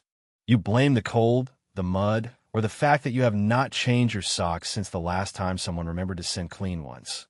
When was that? 2 shifts ago? Time becomes confusing here. Linear calendars do not survive on the Western Front. But then your foot starts to look like it belongs to someone else. Swollen. When you take off your sock, and yes, it comes off, you discover that your toes are gray, white, or stained. Sometimes they ooze, sometimes they don't. In any case, they smell worse than a latrine trench on a hot day. Welcome to trench foot, an ailment so legendary that it has its own section in medical books. Historians still debate whether the cause is lack of hygiene, boots in poor condition, or simply pure desperation were the main culprits. Probably all of the above. The field manual says, prevention is simple. Keep your feet dry. How nice. Your trench is a deep dish. Water seeps from below. The rain lashes from above, and the mud retains everything like an infernal sponge. Wooden planks help a little, but only until they float or sink. So what do? You stand in the dirt and hope your feet don't rot before your morale does. Doctors will tell you to take off your boots every day. To air your feet, massage them. Maybe exchange socks with a buddy. In theory, it's good advice. In practice, you don't always have the opportunity. Between guard duty, falling shells, and the freezing cold, taking off your boots is like asking to die with warm toes. In the end, someone notices you limping. They tell you to go to the doctor. The doctor shrugs. He has seen worse things. He offers you whiskey, bandages, or both. If you're lucky, maybe they'll send you to the rear for a few days. But don't be confident. There's always someone in a worse situation, and a line must be maintained. The real horror. Some men suffer such severe trench foot that the tissue dies. The foot turns black, then green, and then becomes soft like rotten fruit. Amputation becomes the only option. Imagine surviving a bombing, a gas attack, and 5 outbreaks of lice only to lose your foot to some damp socks. You wrap your feet in torn rags. You beg a friend to give you a dry cloth. You pray that the mud isn't deep enough to soak you again. But deep down, you know it's only a matter of time. Out here, the trench isn't just trying to kill you with bullets. It devours you slowly, starting with your feet. And despite everything, you keep walking, limping, dragging your half-dead feet through the mud. Because orders are orders, and the war doesn't stop for some necrotic toes. Somehow a letter arrives, transported through kilometers of cratered terrain, dodging artillery and incompetence, passing from hand to hand like a sacred relic until it finally reaches your dirty trench. The envelope is damp, the ink stained, and the handwriting painfully familiar. For a second, you are not at war. You are at home. You open it with trembling fingers, try not to think about how many others didn't receive theirs or how many letters are still being written to corpses that will never read them. It's from your sister, your girlfriend, or your father, who never says much but suddenly writes pages and pages when there's a war. The words feel light, even cheerful. They describe a birthday party that you missed, a neighbor who has a new dog, and remind you to take care of yourself and wrap up warm. You try not to laugh. Wrap up warm. What irony. You have not felt warmth since basic training. Even so, you read it again and again. You fold it carefully and keep it in the driest place you can find. Perhaps inside the lining of your helmet or in the inside pocket of your tunic. You need to keep it close. Not precisely to maintain morale, but to remind you that you still exist somewhere outside this place. That someone remembers you. Letters are currency in the trenches. The soldiers exchange them, share them, cling to them as life rafts. Even hearing that someone received a letter lifts morale. For a moment, the war seems like a nightmare that could end. That maybe, just maybe, you're going to return. But there is a shadow on each envelope, because some letters bring death, the dreaded letter with the black border. We regret to inform you that if you are the recipient of one of those letters, you will never be the same. And if it is about your mother, your brother, your best friend from school, it may seem that the last thread holding your soul together has broken. Historians still argue whether the Postal Service was a miracle of war logistics or a cruel joke that fueled emotional ups and downs in an already traumatized place. In any case, the mail arrived and was important. Sometimes you answered, scribbling with numb fingers in a broken notebook, trying to seem optimistic, as if you were fine and staying strong. You lied a little or a lot because you did not want them to worry, because you wanted to believe it yourself, because there is nothing more painful than telling the truth, that your trench smells of death, that your boots are dissolving, and that every time you blink, you hope not to open your eyes again. Some soldiers send poems. Others draw caricatures or include pressed flowers if they are lucky enough to find some during brief getaways behind the lines. You send a stain of your old handwriting and hope it arrives intact. You hope they read it before the ink fades. You hope it makes them smile. And if you die before your next letter arrives, well, maybe it will still reach them. And maybe that last memory of you will remain alive, carefully folded between kitchen receipts and family recipes. A relic of a war that swallowed too many boys. You are digging again, always digging. The trench never stops moving, collapsing, flooding, eroding, as if it were also trying to escape the war. So you dig. Mud to the left, sandbags to the right, the shovel in your blistered hands, your fingers half numb and black under your nails. You are not building anything. You are maintaining your prison. There is something cruelly symbolic about it. Digging your own grave every day, one shovel at a time. Suddenly, the ground shakes. It is not the usual rumble. This one is sharper, more personal. You are paralyzed. The shovel remains suspended in air. Then, a projectile's whistle pierces the clouds like a scream. You barely throw yourself to the ground before a nearby explosion hits, throwing you into a new avalanche of wet earth. You're not injured, but your ears buzz again. You sit up slowly, your heart hitting your ribs as if trying to escape. The bombing has been constant for days, sometimes lasting hours. This is not just war. It is psychological demolition. They're starting to call it war neurosis. The doctors still don't understand it. Some officers think it is cowardice, not trauma. But you have seen adult men collapse and burst into tears at the sound of a pin dropping. You have seen men become mute or, even worse, start laughing at projectiles as if they were jokes only they hear. You know it's real. Historians still argue whether shell shock was neurological, psychological, or both. Some call it the precursor of modern post-traumatic stress disorder. Others say that it was the war itself that reshaped the brains like clay under a boot. Whatever the scientific explanation, you only know this. Your nerves are shattered. Your hands tremble constantly. You cannot sleep more than 30 minutes without waking startled. Sometimes you wake up screaming. Sometimes you're awakened by someone else's scream. But digging somehow helps you. The movement gives you something to do, something physical and repetitive. It scrapes the mud, transports it, squeezes it, and for a few moments your mind calms. It is not peace. It is just less noise, and that matters. Some days, you dig new trenches for latrines or communication tunnels, or rebuild walkways with splintered wood and prayers. Everything seems temporary, like decorating a sinking ship. But give your body a purpose while your brain desperately tries to stay inside your skull. You look down. Jenkins is talking to himself again, whispering full conversations in a low voice. Mason has not blinked in 5 minutes. You wonder if they are worse than you, or simply further along the same path. Later, during rations, you hear that someone lost his mind last night. He went barefoot into no man's land, muttering about angels. He did not return. You chew your canned meat and stare at the shovel. You do not cry. You don't have time for that. Instead, you dig again, not because you want it, but because if you stop, the war will catch up. And when the war catches you standing still, it does not ask questions. You smell it before seeing it.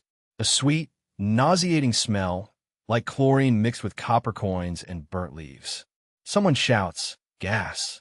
Gas!" and the whole trench descends into chaos. The men scramble like overturned ants, searching for gas masks with trembling fingers. You fumble with the straps, your hands slippery with mud and panic. The mask is rubber, stiff from the cold, and uncomfortable against your face. The glasses fog up instantly, and the nozzle feels like you're sucking air through a damp cloth. You hope it works. You hope they kept it in good condition.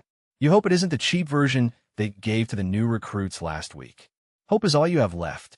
The gas is greenish-yellow and spreads across the battlefield, as if it were alive, as if it were hunting. It sneaks into every gap and crater, silent and merciless. It is probably chlorine, or maybe phosgene, a silent killer. If you're very unlucky, mustard gas. That one doesn't kill immediately. It only makes you wish it would. Historians still argue about which gas was most effective at undermining morale. None were especially effective at killing large numbers of people quickly, but it was not necessary for them to be. Terror was enough. The mere idea of drowning in your own lungs, of seeing your companions scratch their throats while coughing up blood, that's what mattered. The guy next to you didn't get his mask on in time. Now he's coughing, but it's not a normal cough. It's a guttural sound, as if something is trying to claw its way out of his chest. His eyes are red, and blisters appear on his skin. You want to help him, but you can't do anything. You have seen how this ends. It's like drowning on dry land. The gas does not discriminate. It seeps into the trenches. It sticks to the ground. Sometimes it adheres to uniforms, and you can take it inside, poisoning your clothes. Masks help, but they aren't magical. They fail. The straps break. The filters clog. Sometimes you're simply too slow. And even when the gas has dissipated, it remains in your mind. You never breathe easily again. Every cold morning, the fog quickens your heart rate. Every strange smell puts you on edge. You don't just fear the gas. You anticipate it. You wait for it. Like a reaper with a preference for slow and invisible deaths. There are drills, of course, practice alerts, officers shouting through megaphones. But when reality hits, it's always faster, crueler, more confusing. You have one chance, maybe two, if the wind is with you. Usually it isn't. Gas was supposed to be the future of war, science's contribution to progress. Technically, it was prohibited by treaties, but everyone used it anyway because once the line is crossed, it vanishes like visibility in a gas attack. The bombing resumes 10 minutes later, as if the war had decided that you have had enough horror for now and had returned to the usual programming. You tear off your mask and vomit in the mud. Your lungs burn. Your eyes water. Your mouth tastes of copper and fear. A few meters away, someone is crying. He doesn't scream. He just cries in silence. The mask still hangs from one ear. It seems he is 17 years old, maybe younger. You turn around. You both live another day. That is the best that one can expect. It starts with an itch, just a little on the nape, then on the chest, then on the crotch. In one day, you have it everywhere. You scratch until your skin flakes like dry paint. Congratulations, you have joined the not-so-exclusive club of those infested with trench lice. These are not friendly bedbugs from your neighborhood. They are full-time parasites with a battlefield tenacity. They get into every seam of your uniform, lay eggs in your armpits, and treat your skin as a buffet. And the more you scratch, the worse it gets. You start to feel them crawl even. When they're not there, lice are just part of the territory. You live in the same clothes for weeks. You sleep in mud. You share narrow shelters with dozens of men. Each one is a walking zoo of microscopic parasites. Hygiene, that is a concept from before the war here. You are lucky if you get a bucket of warm water once weekly. Some joke about it. They say that they are the company's pets, picking them off one by one and crushing them between nails. Pop. It is the sound of small satisfaction. You try it too. It is no use. They always come back, like guilt or ration room. They're delousing stations, usually behind lines. You undress, hand over the uniform, and pray the hot iron or steam does not disintegrate what little fabric is left. Historians still argue whether delousing was truly effective or just a placebo to prevent soldiers from completely losing it. Most of the time, the lice returned within 24 hours. And not only did they itch, but they also transmitted diseases. In particular, trench fever, a bacterial infection spread by the feces of the lice. That's right. You can get seriously ill from little bugs that defecate in your pores. Fever, headaches, muscle pain. No cure, no rest, just another happy souvenir from the Great War gift shop. There is no dignity to it.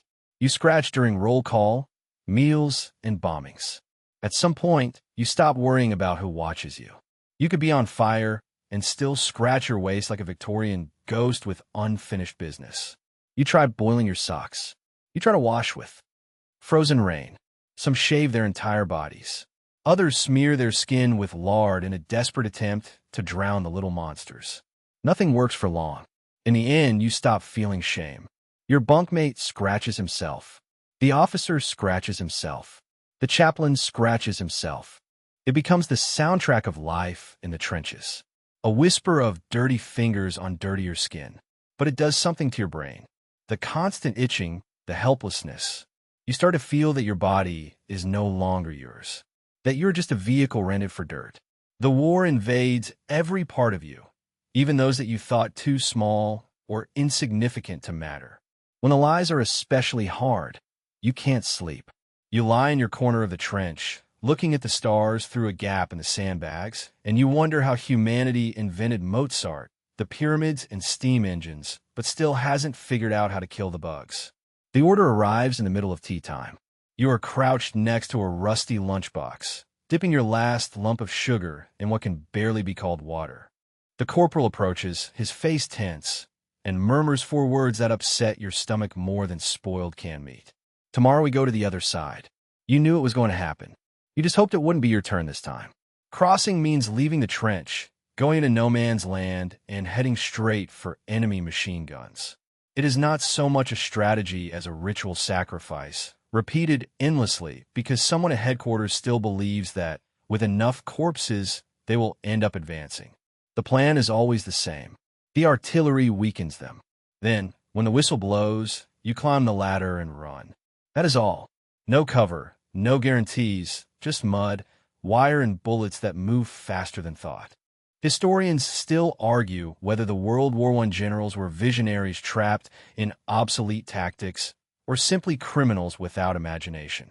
In any case, you are the one who must run at full speed through an open killing field with 27 kilograms of equipment and blind hope.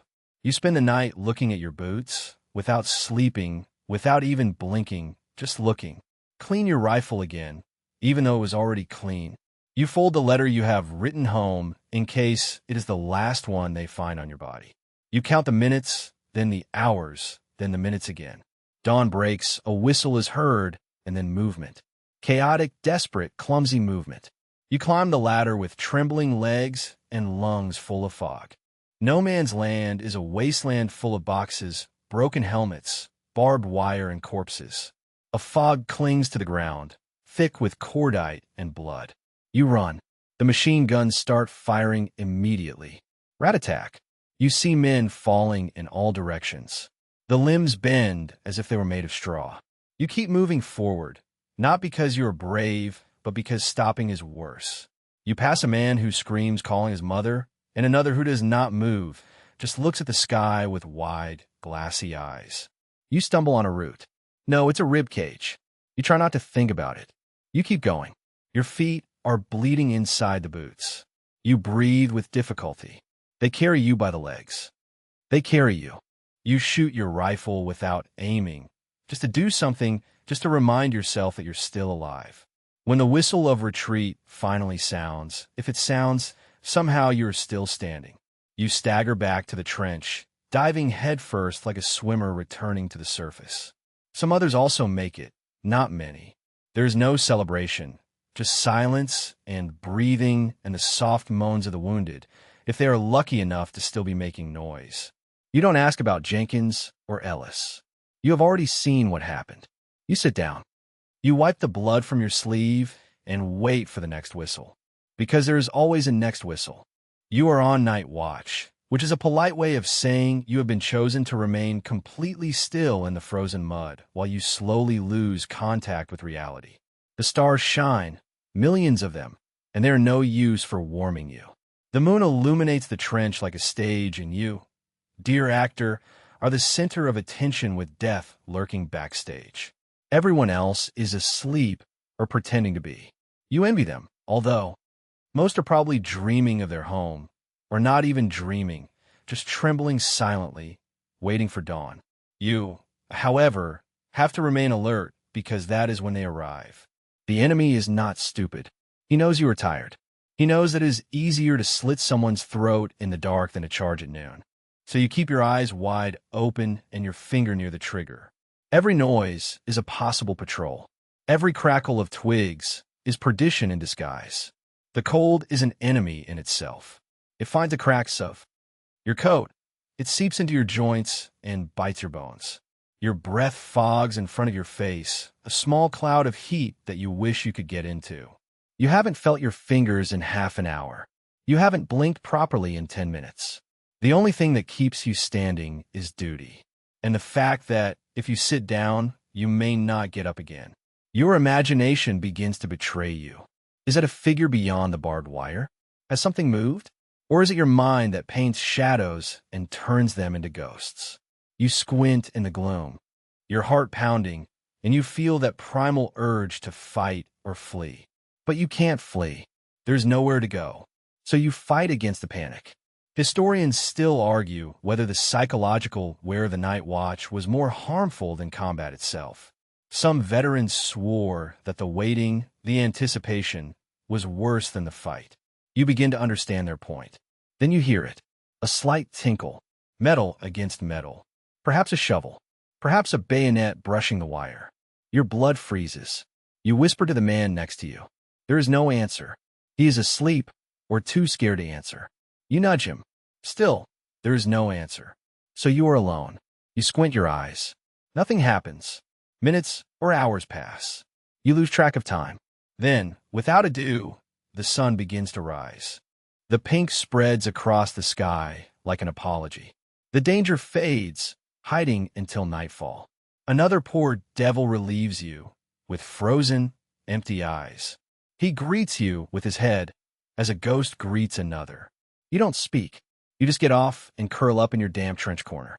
Sleep quickly invades, but not deeply. And even when your body shuts down, your ears remain open, attentive to the next noise, the next crack, the next whisper in the dark. Because here, there is never true silence. Not in your head, not in this place. It's Christmas. Or, at least, that's what the calendar says. December 25th. You are no longer entirely sure, because time lost its meaning at some point between your second trench foot scare and the fifth failed offensive.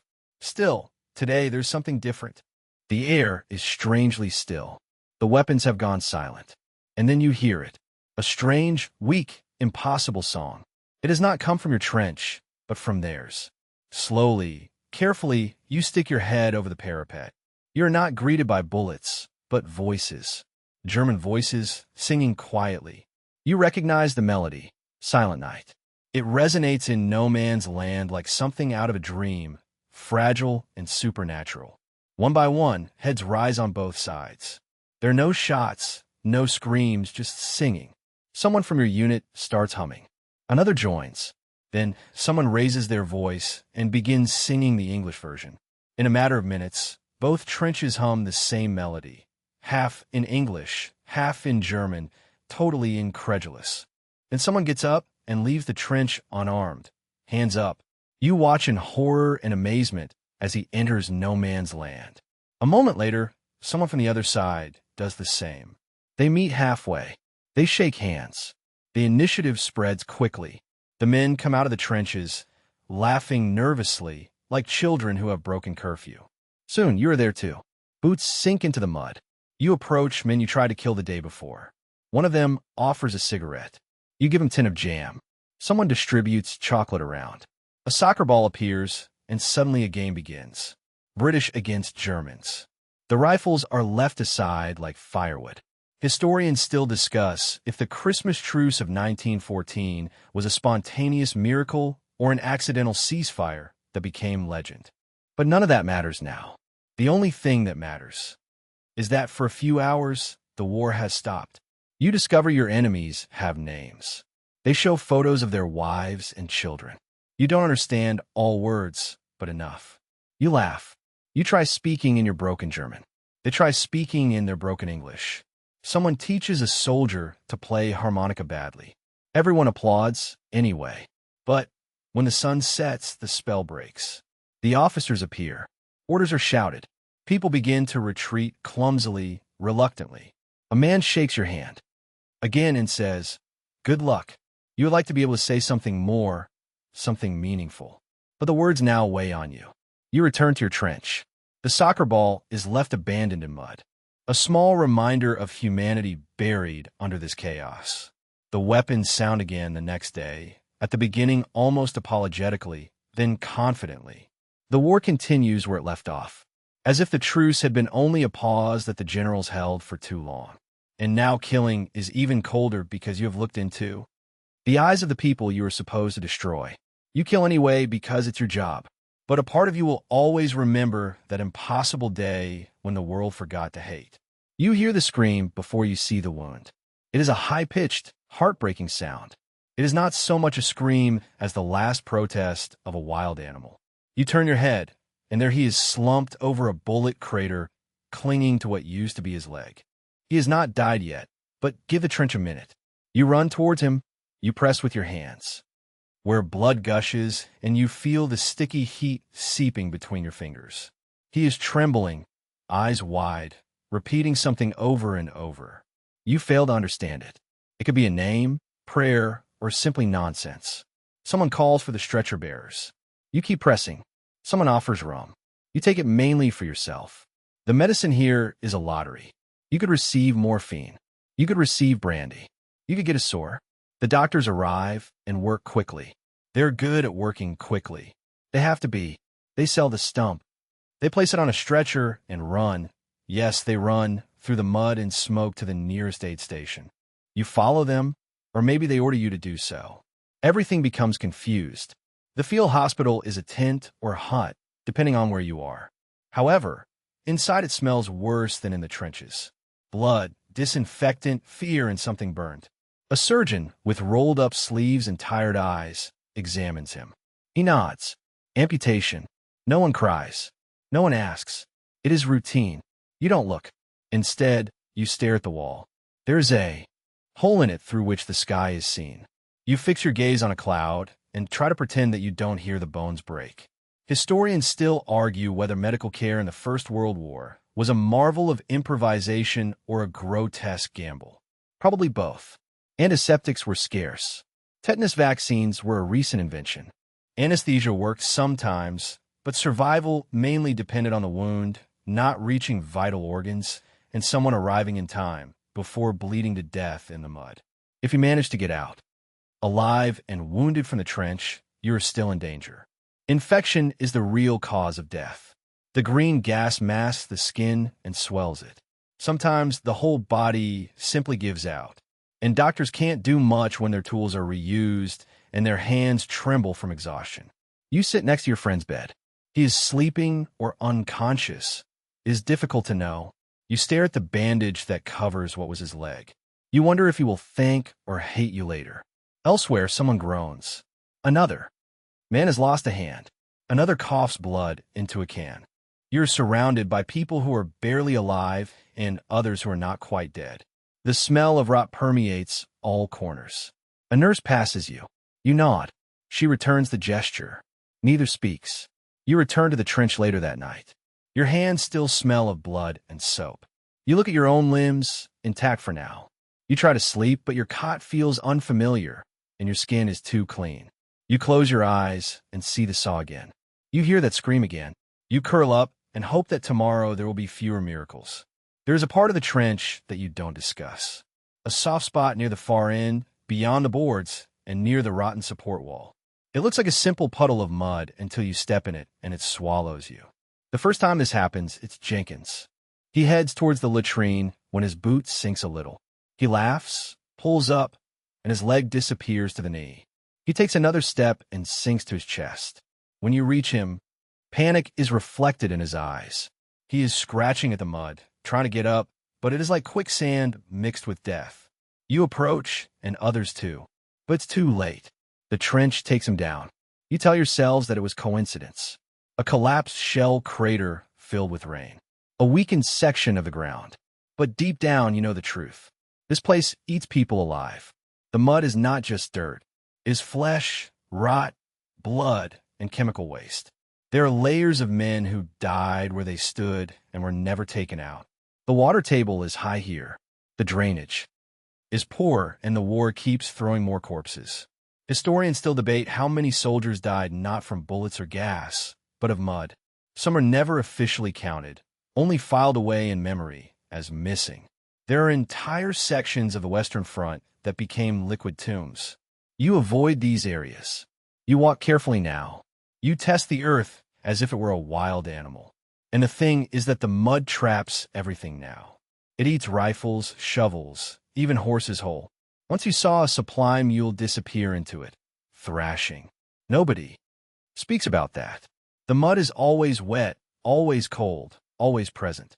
It fills your boots, rots your feet, and slowly erodes your will to stand upright. You slip, you fall, and suddenly you're upside down with your mouth full of mud that tastes like oil and old death. You spit, but the taste lingers. You may carry it for life. At night, the trench shifts. You would swear it's breathing. A wall collapses down. A walkway breaks apart. You hear someone scream, then silence. Sometimes you dig them up again. Sometimes you don't. You stop, asking for names. One, the poet, called it the greedy earth then. He said that the earth had become carnivorous now. Another said that it was war made real, devouring what the bullets had not finished. In any case, you watch where you step now.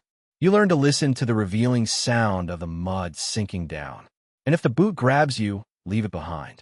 Better to limp than die. One morning, you find a hand sticking out of the wall. Only the fingers, as if they hoped no one would remove them. You simply surround it as if it were another part of the trench, because it is. The war ends. Technically, someone says that it's over. The news arrives from the officers like everything does. Late, confusing, slightly unbelievable. There's no victory parade, no cheers, just a long, strange silence broken by a phrase whispered in the morning frost. We can stop now. You don't know what to do. You sit in the trench, your helmet still on, and your rifle in your lap. The mud has not disappeared. Neither have the rats. The sky looks the same. There is no line of angels descending to take you to a warm meal and soft bed. Only Jenkins, or what's left, buried under a board where you carved his initials. Historians still argue whether the armistice of November 11th, 1918, was a triumph of diplomacy or just a pause before the next disaster. What they agree on is this: the men at the front did not feel like victors. They felt like survivors and not even whole. They tell you that one day you can go home. The trains are chaos. The hospitals are full. The paperwork is endless. You wait as you always have. The war may be over, but not the wait. When you leave, you carry your backpack and your scars, some visible, most not. The train smells of stale coal and anxiety. You sit between two men who do not speak. One is missing a hand. The other looks out the window as if he's forgotten he was wearing glasses. Back home, the streets are cleaner. The air is softer. People greet you. Strangers smile at you. They tell you things such as, "Thank you for your service." And you nod because that's what you're supposed to do. But inside, you feel like a ghost haunting your own life. The trench remains with you in your boots, in your bones, in your lungs. You smell gas when there is none. You hear artillery fire in the passing trucks. You wake up on your clean mattress, sweating, heart racing, convinced you have returned to the mud. Some nights you take out the letter your sister sent, the one that helped you through Christmas. You read it until the ink is just a comforting blur. People ask you how it was. You tell them it was the war and leave it there, because how are you going to explain the feeling of the mud drowning your ankles, or what it feels like to dig the graves in which you may sleep the next day? They give you a medal. It may be small, shiny, and completely ridiculous. You keep it in a drawer. There is no moment when you say, "Now I am cured." There are no credits, nor an inspiring violin solo, only time. Long, slow, and heavy time. The newspapers call you a hero, but you do not feel like one. You feel like someone who has seen too much and returned with some pieces missing. And somehow, that is still better than most things. You return to a world that moved on without you. The war is over, they say, and yet, wherever you look, it's still there. Engraved on stone monuments, whispered in corners of bars, covering tables like a shadow that nobody names. They give you a uniform without mud, a certificate, and a pat on the back, as if that is enough to undo the knots in your chest. You try to find a job. The factory foreman says that they have already filled that position.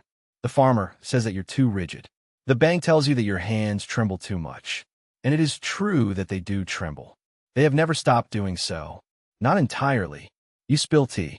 You drop tools. You cannot queue without looking for somewhere to hide. You walk down a quiet street and startle when a car backfires. Someone tells you. It's all in your head. You nod. Of course it is. That is the problem here. You see your friends, the ones left, the ones who made it. Some walk using canes. Others look at ground when speaking. Others smile too much, as if trying to compensate for everyone else. Most of the time you sit together silently, but it is the only silence not overwhelming. Once you try to explain it to someone, a girl you liked before leaving. She asks you, "Was it scary?" You open your mouth wide. No words come out. She smiles awkwardly now. "Well, I'm glad you're back." You nod. She doesn't call again. The historians continue to discuss how long it took First World War veterans to reintegrate. Some say they never did. Others say they were expected to. Others say that society silently left them behind, while they remained trapped in no man's land. You continue your routine. You prune hedges. You mend boots. You read the newspaper, ignoring the growing tension across Europe. Once again, the medals go into a drawer. The uniform is stored inside a box. You try to sleep all night, but dreams don't care about armistices. You return to the trench again and again, with a rifle without bullets, looking for Jenkins. On a wall of fog. And, nevertheless, you keep going, putting one foot in front of the other. You take care of the garden. You feed the cat. You write a letter to the mother of a friend, although you sent the official one years ago. In this one, it only says, "It was fun." He did not deserve it. None of us deserved it. Because in the end, the war did not end when the weapons fell silent. It arrived home, to your skin, to your lungs, behind your eyes. It is not only in history books. It is in you, and it always will be. So now, while the lights go out in your room, and the hum of the fan fills the silence, let yourself be carried away from the mud and thunder. You have traveled a long road tonight through the fog and the fire, through silence and screams, through places where nobody should live, much less remember. But here you are, still breathing, still holding on. Let the echo of trench walls fade behind you. Let the smell of gunpowder and damp will dissolve into nothing. The war is far away, and your feet are no longer trapped in the mud. No whistle is heard, nor boots trampling, nor noses that scream from the fire step. Only your breathing, firm and soft, rising and falling like the surface of a calm sea. Now you are safe. You can close your eyes. You can leave the trench behind. The war can whisper sometimes when the wind blows in the right direction or when the darkness gets too long, but it cannot reach you here. Not tonight. So sleep, soldier. Sleep deeply. You have arrived home.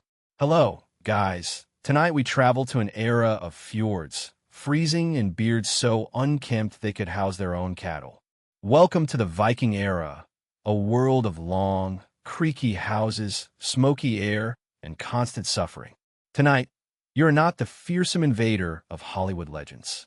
No, you are just another unfortunate soul born into a life of damp wool, superstition, and disappointment. So, before you get comfortable, take a moment to like the video and subscribe, but only if you really like what I do here. And tell me in the comments where you're watching from and what time it is there. Now dim the lights. Maybe turn on a fan to create a soft background murmur. And let's start tonight's journey together. You will need comfort because your Viking life has only just begun. The day does not begin with the crowing of a rooster, but with your stomach reminding you that almost 12 hours have passed since your last meal, assuming you managed to swallow it. Viking cuisine is not exactly worthy of a Michelin star. You get up from a straw bed that smells like old sheep and stand in a one-room long house full of snoring relatives, steaming cattle, and smoke so thick you can chew it. Breakfast is waiting. And by breakfast, we mean sour milk that is lumpier than liquid and rye bread from the day before, which in a pinch could serve as a weapon. You bite into something that crunches, but it shouldn't. Is it a pebble? A beetle? A tooth? It doesn't matter. You keep chewing. Food is food, and your options are limited. If it is summer, maybe there is fresh goat cheese. If it is winter, you pray that that moldy barrel of dried herring does not kill you before. The cold does. The historians still debate how often the Vikings ate meat, despite the popular belief that they lived on the basis of steaks and beer. The truth is that meat was a luxury, not a staple. Most meals were porridge, broth, or some fermented horror. Crusty bread. Yes, tree bark literally mixed with grain is not just famine food. It is a seasonal favorite when the grain runs out. You chew as if your life depends on it, because it does. There's also beer on the table, but don't get too excited. It is weak, cloudy, and served warm in a wooden bucket. But it is safer than water, which often shares a source with your neighbor's latrine. Hydration is a lottery, so you sip the warm barley water and try not to think about what's floating in it. Then there are the uninvited guests. Parasites are part of the Viking food chain, specifically the part that lives in your intestines. Tapeworms, roundworms, liver flukes, you name it. They have colonized your intestines like small Nordic conquerors. You are not alone, and you're never clean. An archaeological study even found human coprolites. By the way, these are fossilized feces that contain parasite eggs from fish, pigs, and humans, all in the same poop. It's a buffet inside you, whether you eat or not. Curiosities. Vikings used burned animal bones as a condiment. That's right. You sprinkle ashes on your porridge because salt is scarce, expensive, and hoarded as if it were gold. If you want flavor, you better enjoy the essence of the fire from the night before. And by the way, breakfast is communal. You are sitting shoulder to shoulder with relatives who have not bathed in weeks, with their elbows submerged in a wooden pot, each trying to eat around the rats that dive in from time to time for a taste. Nobody talks much. Words are rationed like grain. And, in addition, your mouth is busy trying to control the damage done by something that tastes suspiciously like boiled sock. But you eat it. Everything. Because you need strength to face a day of work in the field, cutting, transporting, fixing roofs, or possibly preparing for a raid. Hunger is a faithful companion, and you have learned to ignore its pangs. You finish your meal with a hiccup of regret and a silent prayer to Thor so that you don't vomit the bread. You may die in a swamp later, but at least you won't starve. Probably. You might think that living in a frozen swamp full of furious gods and undercooked fish would entitle you to some luxury, like a bath or shirt that doesn't itch like betrayal. But no, hygiene in Viking society is more of a folkloric concept than an everyday reality. You start your morning routine scratching everywhere. Your infested scalp, your armpits waging a fungal civil war, your underlayers. Let's not talk about it. Lice are not just expected. They are roommates. You even have a special comb for them carved from bone. And yes, everyone has one. In fact, archaeologists have found more Viking lice combs than real weapons, which says a lot. The Vikings bathed more often than their European neighbors, once a week if the water wasn't frozen. They called Saturday wash day or pantry day. But don't imagine spa bathrobes and perfumed oils. It's more like sitting in warm swamp water while your cousin throws buckets of cold water on your back and makes fun of your body hair. You wash with ash soap, which is like rubbing sandpaper and disappointment on your skin. It doesn't help that your only towel, you probably share it with 3 other people, and it smells like someone had dried smoked fish with it. As for the bathroom, there is no space, of course, just a hole in the ground surrounded by planks. Perhaps behind a longhouse, if you're lucky. If you don't have one, there is only forest. Toilet. Paper. How adorable. Try moss or snow. You choose the least painful option and hope no curious goat looks you in the eye. Here comes the fun. Scholars still debate whether Vikings used chamber pots indoors during harsh winters or simply held on until their bladder negotiated with the ice.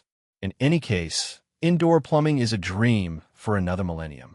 Let's talk about clothes. You put on a rough, unprocessed wool tunic. Something between a horse blanket and an existential crisis. Underwear is not common, so you learn to keep warm with creative swaddling. Your leggings are hand-woven, possibly uneven, and tied with cords that dig into your skin as soon as you bend over. There's a layer of skin to keep warm, but it smells like the animal it comes from and constantly falls off, leaving traces everywhere. In your shoes, 2 pieces of sewn leather, soaked and frozen in the morning. If your toes don't go numb by noon, it's a miracle. Historians still argue whether Vikings stuffed their shoes with straw to keep warm or simply ignored the freezing as an experience that forged character. There are no mirrors in your house, only puddles and polished metal. So grooming is a matter of intuition. Maybe you pluck your eyebrows or trim your beard if you have a free second, but mostly you hope to look less horrible than your brother, whose nose is permanently red from the cold. And yet, people say you smell less than other medieval cultures. Somehow, despite all this, you have a reputation for being cleaner than the average European. But that's like saying your hovel is less on fire than your neighbor's. So you scratch, splash, and move on, leaving a trail of dead skin and regret in your wake. And that, my friends, is the ultimate in Viking hygiene. Dressing like a Viking is not so much a matter of fashion as survival. And barely that. You start the day wrapped in so much wool that you would make a sheep nervous, but somehow you're still cold. The wind goes through your tunic like gossip in a hall. You wrap yourself up more, although each additional garment is like adding another sandpaper hug to your misery. Your main garment is a tunic woven by someone who did not fully master symmetry. One sleeve is narrower than the other, and the collar has been patched so many times that it now lies diagonally across your chest, like a badly drawn scarf.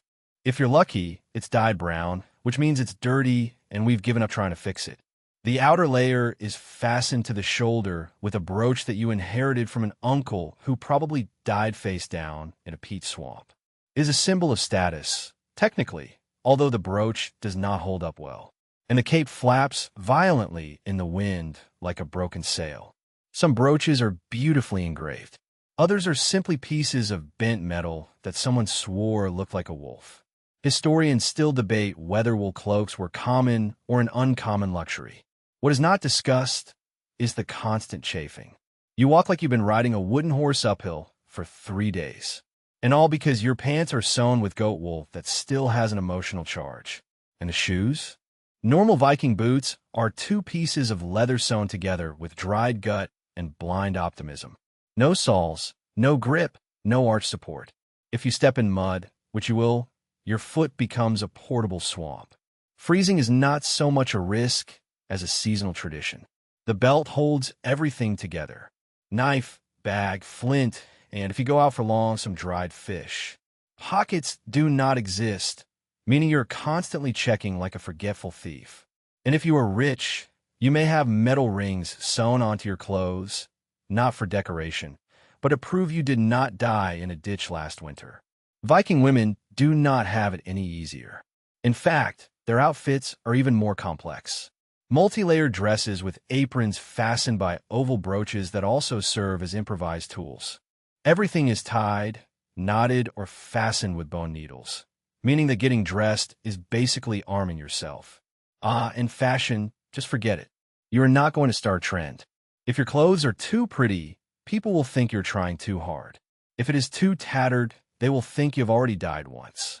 The best you can hope for is that it is vaguely functional. Extravagant details.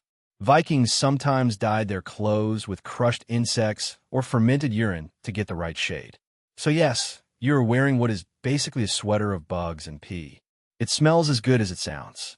But you go out anyway, head held high, tunic billowing, boots splashing, looking like someone who just lost a fight with a bale of hay. Because in the Viking world, survival is not about looking good. It is about pretending you do not notice how much everything itches. By mid-morning, you are ready to commit violent acts. Not figuratively. You may have to kill someone today, and not even for good reason. Because in Viking life, peace is just the awkward silence between 2 axe blows. You carry a weapon not because you're a soldier, but because everyone else does.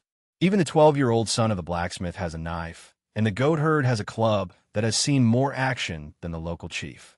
If you are a free man, you are expected to be armed at all times. If you're not, people assume you're dead, useless, or up to something, and not necessarily in that order. Your weapon is probably a hand axe. It is not that elegant double-bladed tool that you see on television, but a work axe that can split firewood or skulls, depending on the mood. It is patched, rusty, and has a name like Old Biter or Stick.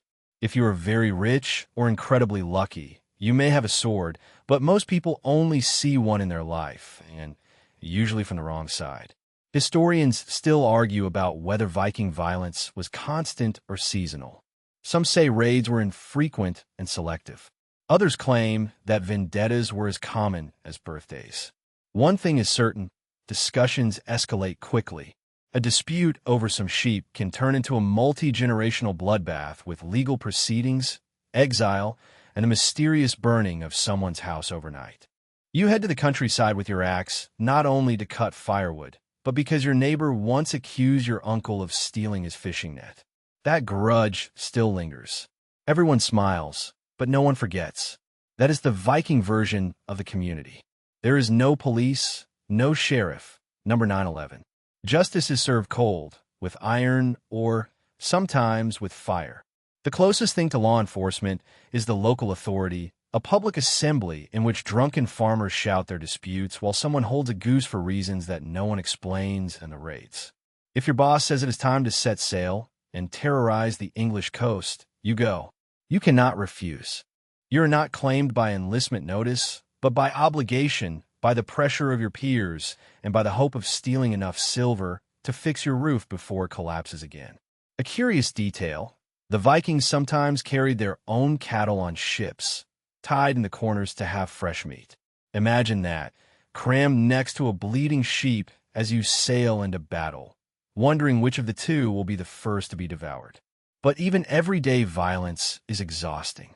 Fights occur over land, rights over water, or because someone has stared too much at your wife during the harvest festival. You cannot relax. You cannot lower your guard because as soon as you do, you become the anecdote of someone who forgot their axe that day. So you always carry it with you, not because you want to fight, but because if you don't, you have already lost. If you think that your family life offers you respite from the daily routine of public freezing and petty violence, I'm sorry.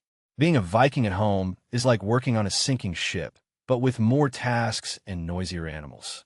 Your house is not a sanctuary.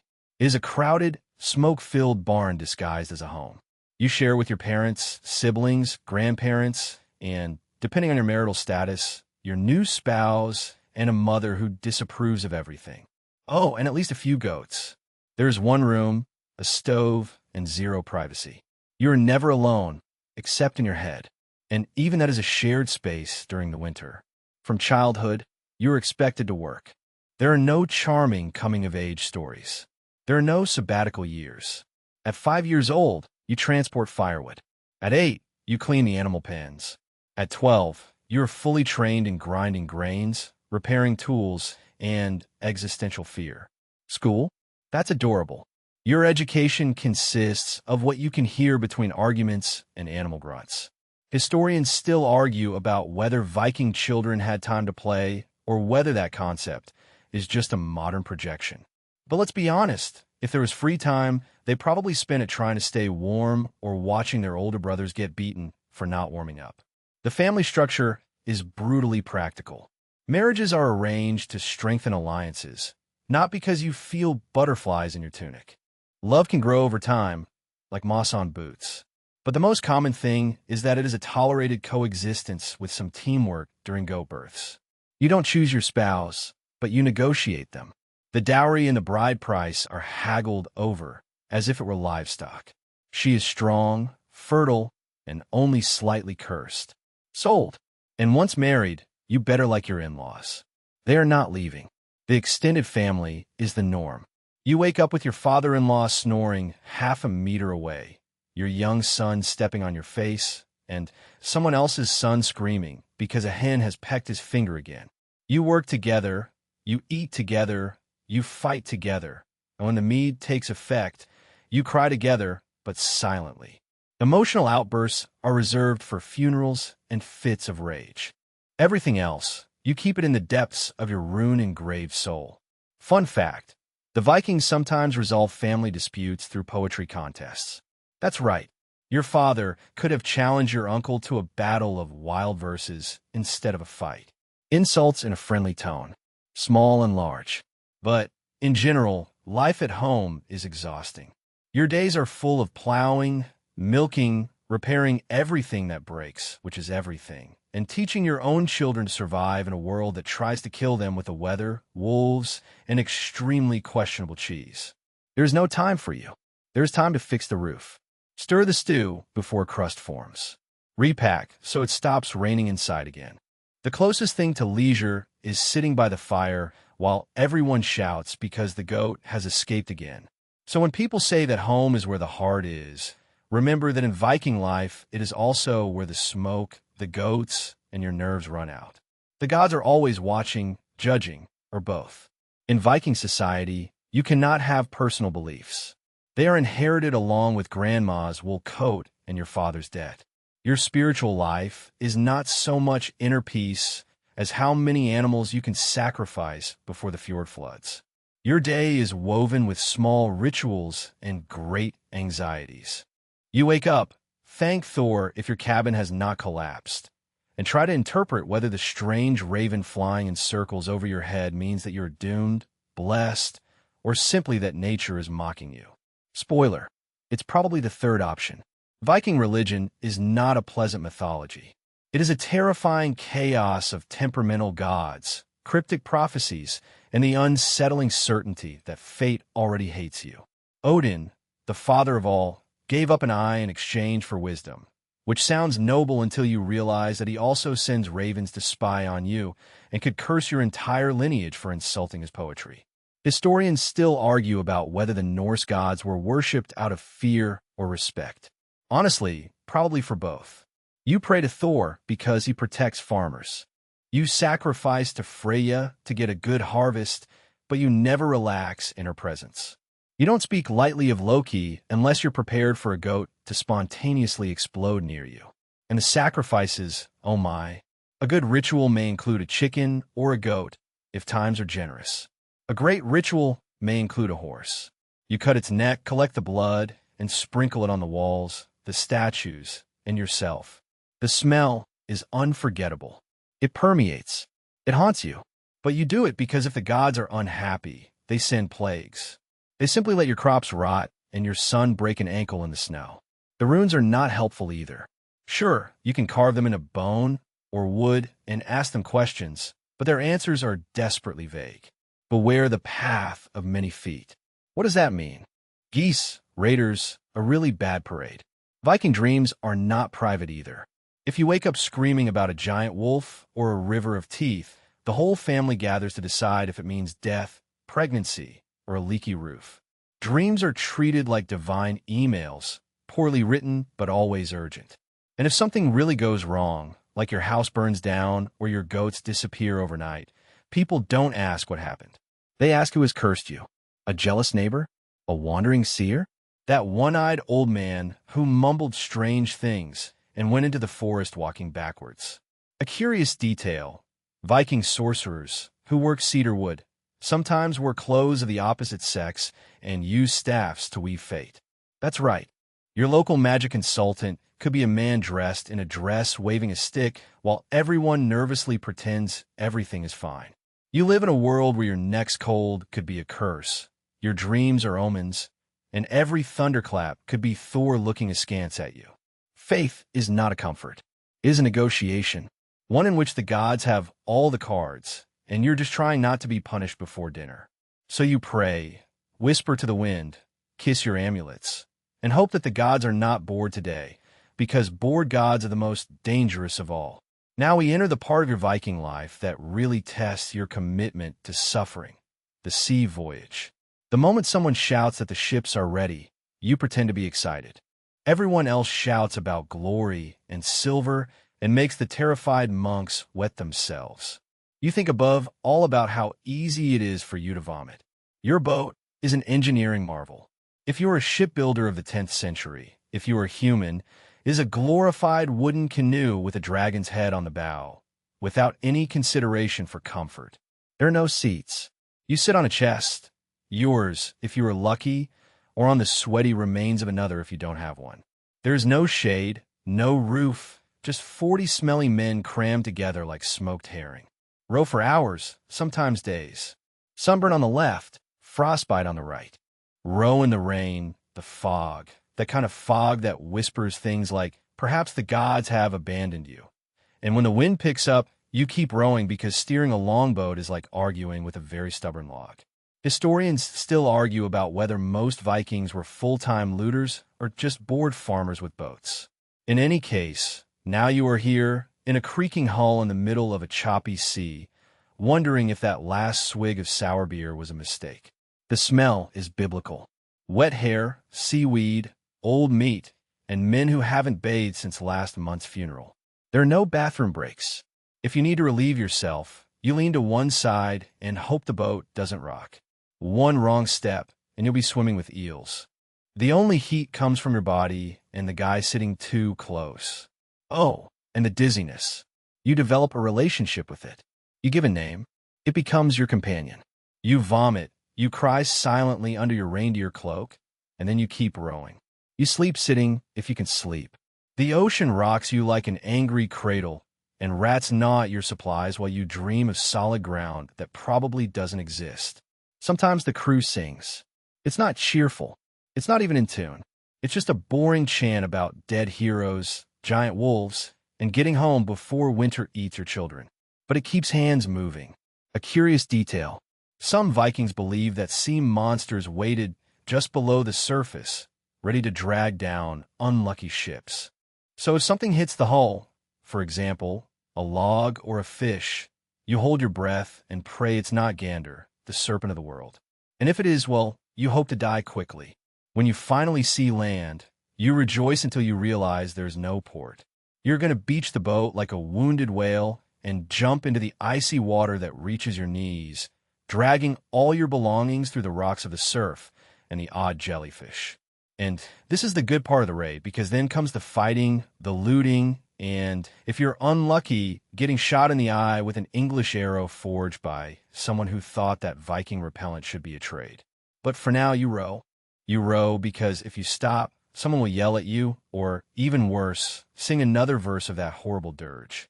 So you lean forward, salt in your mouth, pain in your spine, a seagull looking at you as if it knew that you are not going to make it home. Welcome to the open sea. You wanted adventure. Instead, you have back pain and trench foot. Land at last. But don't get too excited. You're not here for sightseeing. The boat crashes onto a miserable beach, and in a matter of minutes, chaos begins. Your job now, to kill strangers, to steal their valuables, and, if possible, not die in the mud while someone unknown shouts at you in a language you don't understand. The stories make it seem glorious. Thunderous charges, clashing swords, blood splashing. Artistically against the sky. In reality, Viking battles are short, messy, and terrifying. You don't heroically kill anyone. You brandish your axe. You pray that it hits something that bleeds and hope not to trip on the route, and that a teenager with a pointy stick doesn't stab you in the spleen. And you're not even one of the frontline warriors. Unless you're the favorite of some noble or have been blessed by the gods. You're the guy behind the guy with the sword, the bait, the distraction, the one who gets shot in the leg while someone shouts about honor and throws a spear toward the enemy. Historians still argue about how organized Viking raids were. Some claim that they used compact shield formations and coordinated attacks. Others say it was more generalized shouting and hoping for the best. Judging by your current experience, it's the latter. Armor. You don't have any. Maybe a helmet, if you're lucky. Not one of those elegant ones with horns. That's a myth. Real Viking helmets are plain iron, sometimes with a nose guard if you are rich, but in most cases you only have your scalp and a silent prayer.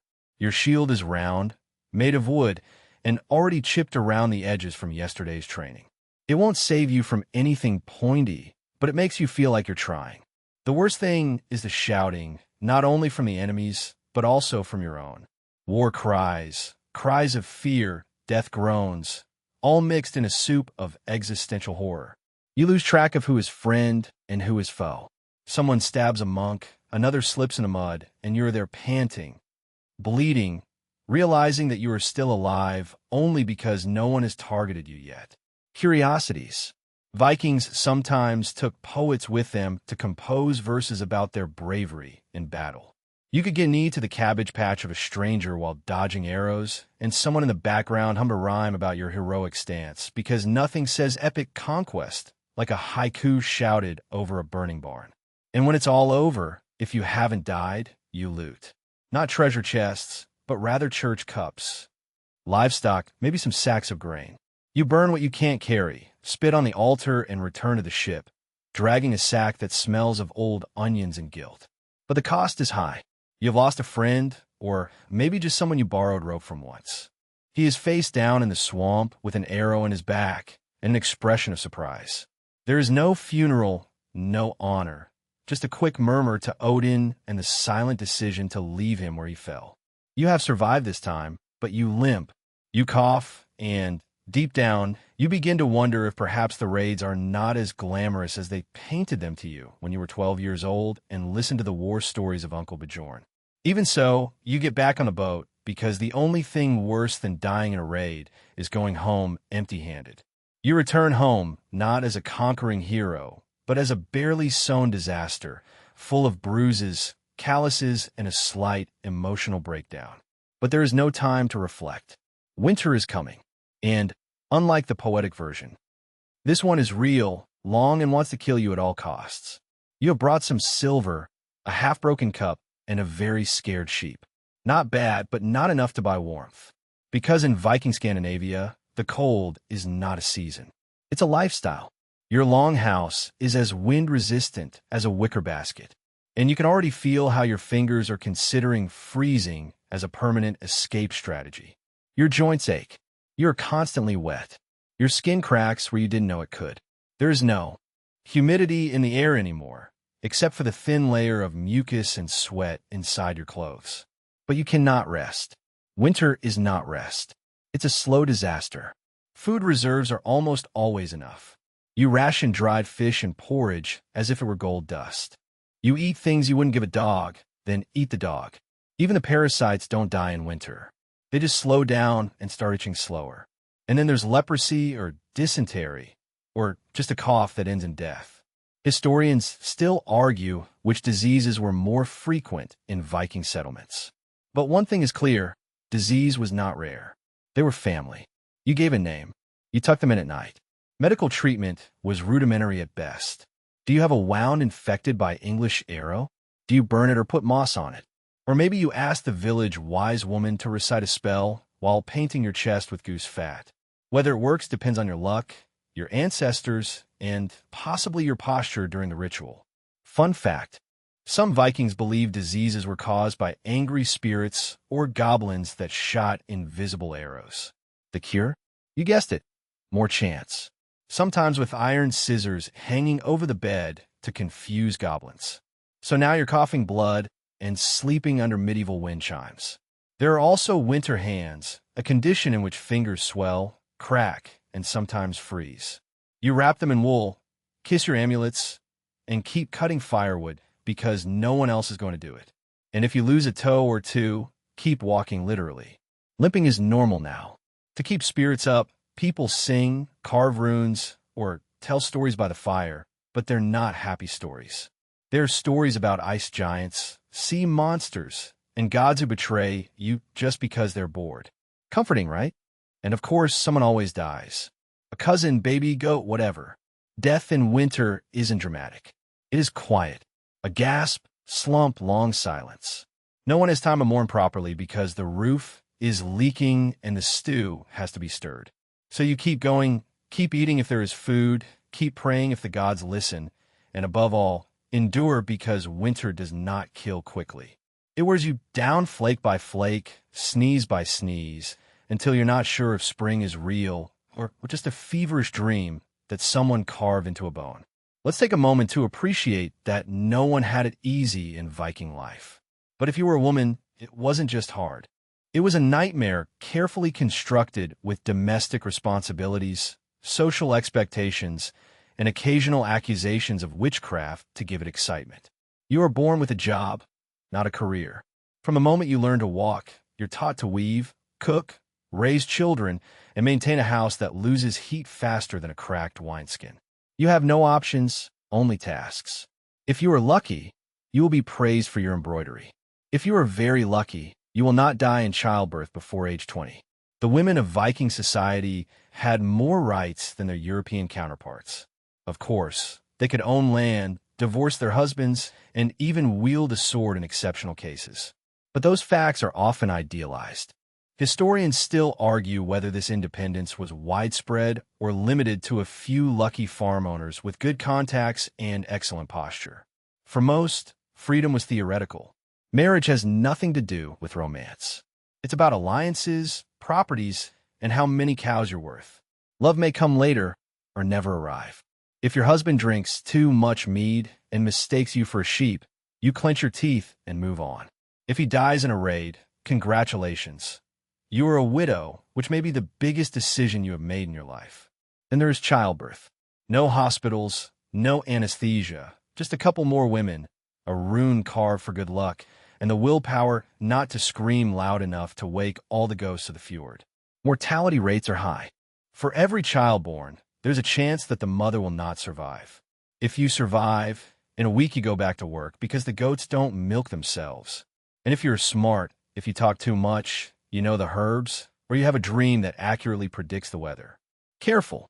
That's how you end up being the subject of rumors as vulva, seer, or even worse, witch. Fun fact, some women were respected for this role, as they performed magical rituals and divinations. Others were convenient scapegoats. If the crops failed, if someone died mysteriously, guess who they started looking at askance? The pressure to be perfect is relentless. Your house must be clean. Are your children alive? Has your husband eaten? Is your loom never stopped? You are expected to be a seamstress, healer, food preserver, and moral compass. And if you failed in any of them, the gods might not listen to your prayers, and your whole family could be cursed. So, no pressure. Best of all, when you finally reach the age to relax, with gray hair, creaky knees, a lifetime of sour milk, and repressed rage behind you, your family could decide to abandon you on the mountain. Historians still debate the extent of the abandonment of the elderly, but the stories persist. If you can't contribute, some say you should return to nature. It is presented as a peaceful ending. Sure, if you consider dying frozen while the goats nibble your cape to be peaceful. So yes, Viking men had a hard. Diseases, raids, death by axe. But Viking women died doing laundry during childbirth or from sheer exhaustion. And they did it while being told they were the lucky ones. At this point, you're probably thinking, surely the legal system offered some protection, didn't it? Oh, how naive. Viking law was not designed to protect. It was designed to entertain. The legal system is less a courtroom drama and more a local talent show mixed with vendetta bingo. Justice is not dispensed by judges in robes. It is done in the thing, a public assembly where free men gather to resolve disputes, settle scores, and, from time to time, exchange goats. You stand in a muddy field while the whole community watches as you try to argue that your neighbor's cow entered your property first. And you better be convincing, because if your story doesn't hold up, you could end up exiled or dead. The rules are a mosaic of local customs, oral traditions, and what the boss decided last Tuesday after 4 horns of mead. Historians still argue how much of Viking law was consistently applied and how much was improvised. But one thing is clear. The legal loopholes were not errors. They were characteristics. If someone steals your axe, you can demand wergild, literally cut hand, an economic payment based on the value of the object and your social status. But what if they say you stole first? Then it becomes a shouting match with legal consequences. And if you insult someone in public, especially if you insinuate cowardice or question their ancestry, prepare to fight. Not in a court, but physically. Trials could include oaths, in which you and friends swore you were innocent and hoped no one blinked. Or there were trials by combat, in which the truth was determined by whoever broke the other's skull first. You could also be subjected to a test, such as carrying a red-hot iron bar to prove innocence. If the burns healed cleanly, the gods had spoken. If not, well, maybe you shouldn't have angered the elves. Legal curiosities. You could be declared an outlaw for things as insignificant as stepping on a noble's cape or throwing a fish at someone's wife during a banquet. Being an outlaw meant that anyone could kill you on the spot, and they were encouraged to do so. You became legally dead, like a walking expired coupon. You lost your properties, your home. Your chances of survival were worse than usual, which is saying a lot. And if you're the one who enforces justice, good luck. Imagine trying to collect a fine from a man with 3 axes and 0 remorse. Sometimes, disputes turned into real wars. Families burned each other's barns for decades, until someone finally ran out of sons. And remember, all this mess happens in public, with shouting and alcohol. The place was also a market, a dating spot, and a stage for performances. While you argue for your life, someone nearby is selling cheese, and another is composing a verse about how badly you're doing in the trial. Sure, Viking law had its virtues. It encouraged negotiation, promoted local government, and, on occasion, avoided chaos. But for the most part, it was controlled chaos. Justice was not blind. It squinted at the sun, juggled knives, and hoped you didn't sneeze during your defense speech. So, if you were accused of stealing a sheep, insulting someone's beard, or looking like a sorcerer, prepare yourself. Gather your oaths, polish your shield, and maybe write a good poem to win sympathy. Because in Viking justice, the truth matters far less than the spectacle. By now you will have realized that Viking life is an endless parade of discomfort and humidity. And your house, the place that is supposed to offer you rest, is nothing more than a wooden coffin with domestic chores. Your long house is not cozy. It is a rectangle of smoke-filled despair where you live, sleep, eat, and slowly go blind. There is no chimney. It is not an oversight. It is the design. The smoke from the central hearth rises in spirals and stays there. If it gets too dense, it can escape through the thatched roof or the small hole above the fire, but only after having marinated your lungs for a good hour. Everything smells of soot. Your cape, your soup, even your teeth. Your eyes cry constantly. You cough until you invent new sounds. The children stumble with the reddened gaze of little witches. Historians still argue whether exposure to smoke indoors shortened life expectancy, but everyone agrees that it probably put everyone in a bad mood. An asthmatic's dream. The walls are insulated with what is at hand. Mud, moss, animal hair. Everything is vaguely warm and extremely flammable. The roof leaks at least 3 months a year, and the wind sneaks through the gaps in the boards like an uninvited ghost. You wake with frost covering your beard, and you thank the gods it's not worse. The place where you sleep. There are less beds and more piles. You and your family huddle in straw-filled sacks, covered with skins that smell of humid mammoth. There are no separate rooms here. If someone snores, everyone else enjoys it. If someone dies during the night, well, that is dealt with after breakfast. And breakfast is cooked on the same fire in which you almost fall during the night. One false step, and you scald your foot with the porridge. There is no kitchen, just a corner with slightly fewer rats. Interestingly, some Viking houses had elevated platforms where people slept to stay warmer. Sounds smart, right? Unfortunately, they also shared those platforms with dogs, cats, and sometimes chickens. Because heat is heat, even if it cackles. You try to clean the place with water brought from a frozen stream and a broom made with twigs. The dust and ashes only settle elsewhere. All surfaces are sticky, crumbly, or suspiciously viscous. In the corner are bones from last week's stew, and no one remembers who was supposed to throw them away. Oh, and let's not forget the plagues. Lice in the hair, fleas in the straw, mice in the food reserve, and sometimes even weasels. If something does not live in your house, it is probably broken or on fire. However, somehow, this is still considered a well-kept house. People come to visit and praise your half-stones. They say, "Ah, how warm it is here," while their lungs give out halfway through the sentence. And despite everything, you still endure. Because what else can you do? Move? With what money? Build a new house? With what energy? You fix the roof, stir the stew, and stoke the fire as if it were your only friend. Because it is. The irony of Viking life is that despite all the effort dedicated to building a house, growing food, and carving runes to protect yourself, you will probably die far from your home, on some foreign and muddy coast, for a sack of half-rotten barley. Glory is the official reason given. But the truth is that you were just trying to feed your family and, perhaps, steal a shiny chalice. The raids seemed heroic back in town. But once abroad, with your ankles sunk in an unknown mud, watching half of your companions limp from infected wounds, it seems less like an epic saga and more like a logistical error. You dream of hot porridge, dry socks, and not dying in a puddle. And if you fall, well, that is complicated.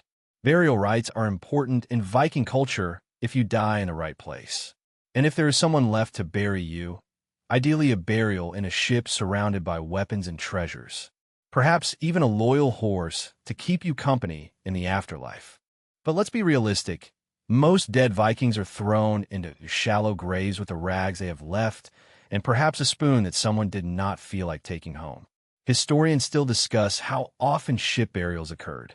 They were probably reserved for the rich, the famous, or people with very persuasive families. You are more likely to end up forgotten under a pile of loose stones while your companions flee from an armed militia with torches. No poems, no songs, just silence and flies. A curious detail. Some raiders carried with them small bones from their home to be buried with them in case they died abroad. The idea was that if they could not rest in their homeland, at least part of them could. So now you're a battlefield victim and a traveling bone messenger. The worst thing is you don't even know if dying in combat served any purpose. According to the Viking belief, to enter Valhalla, the afterlife of the warriors, you must die wielding a weapon in an honorable combat, preferably while a Valkyrie observes you. But who verifies this? Was your death noble enough? Were you carrying the sword in hand or stuck under your body? Was a Valkyrie busy that day? At home, your family could try to honor you. Perhaps they would engrave your name on a runestone, assuming they knew how to write and were not too heartbroken. Most likely they would focus on surviving the winter without you. Your youngest son could grow up remembering you as the one who left and never returned. Your name fades. Your legend never forms. And the loot for which you died is melted to make a spoon someone drops in the fire.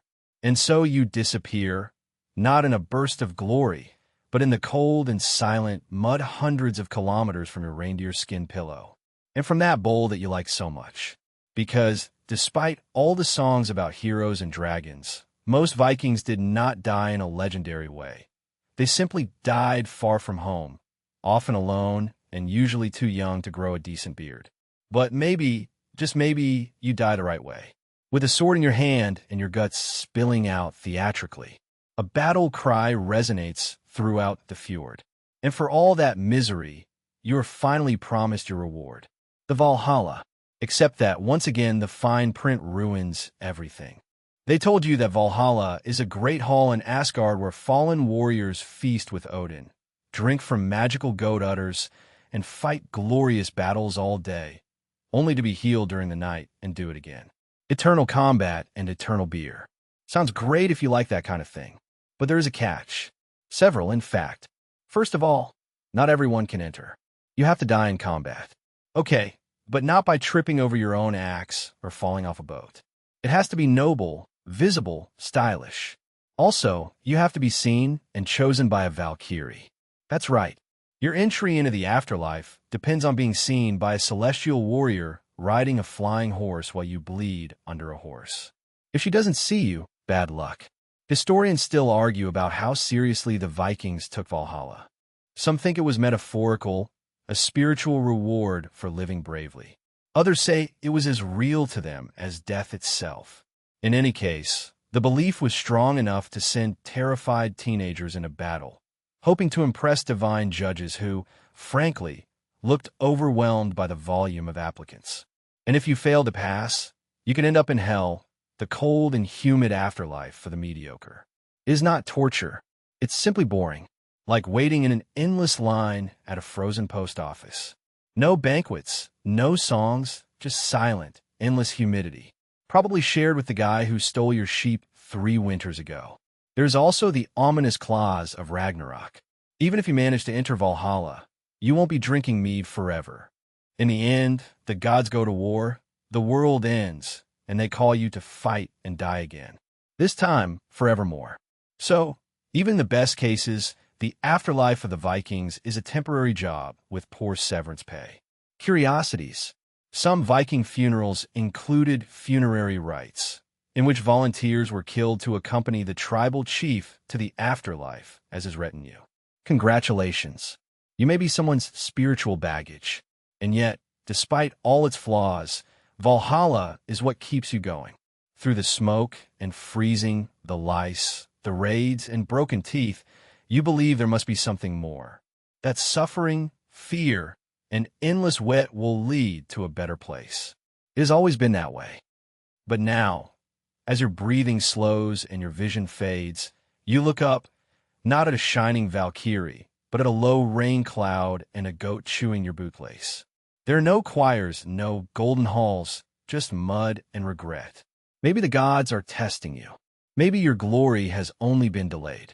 Or maybe, just maybe, the afterlife is another story someone invented to keep you rowing one more mile.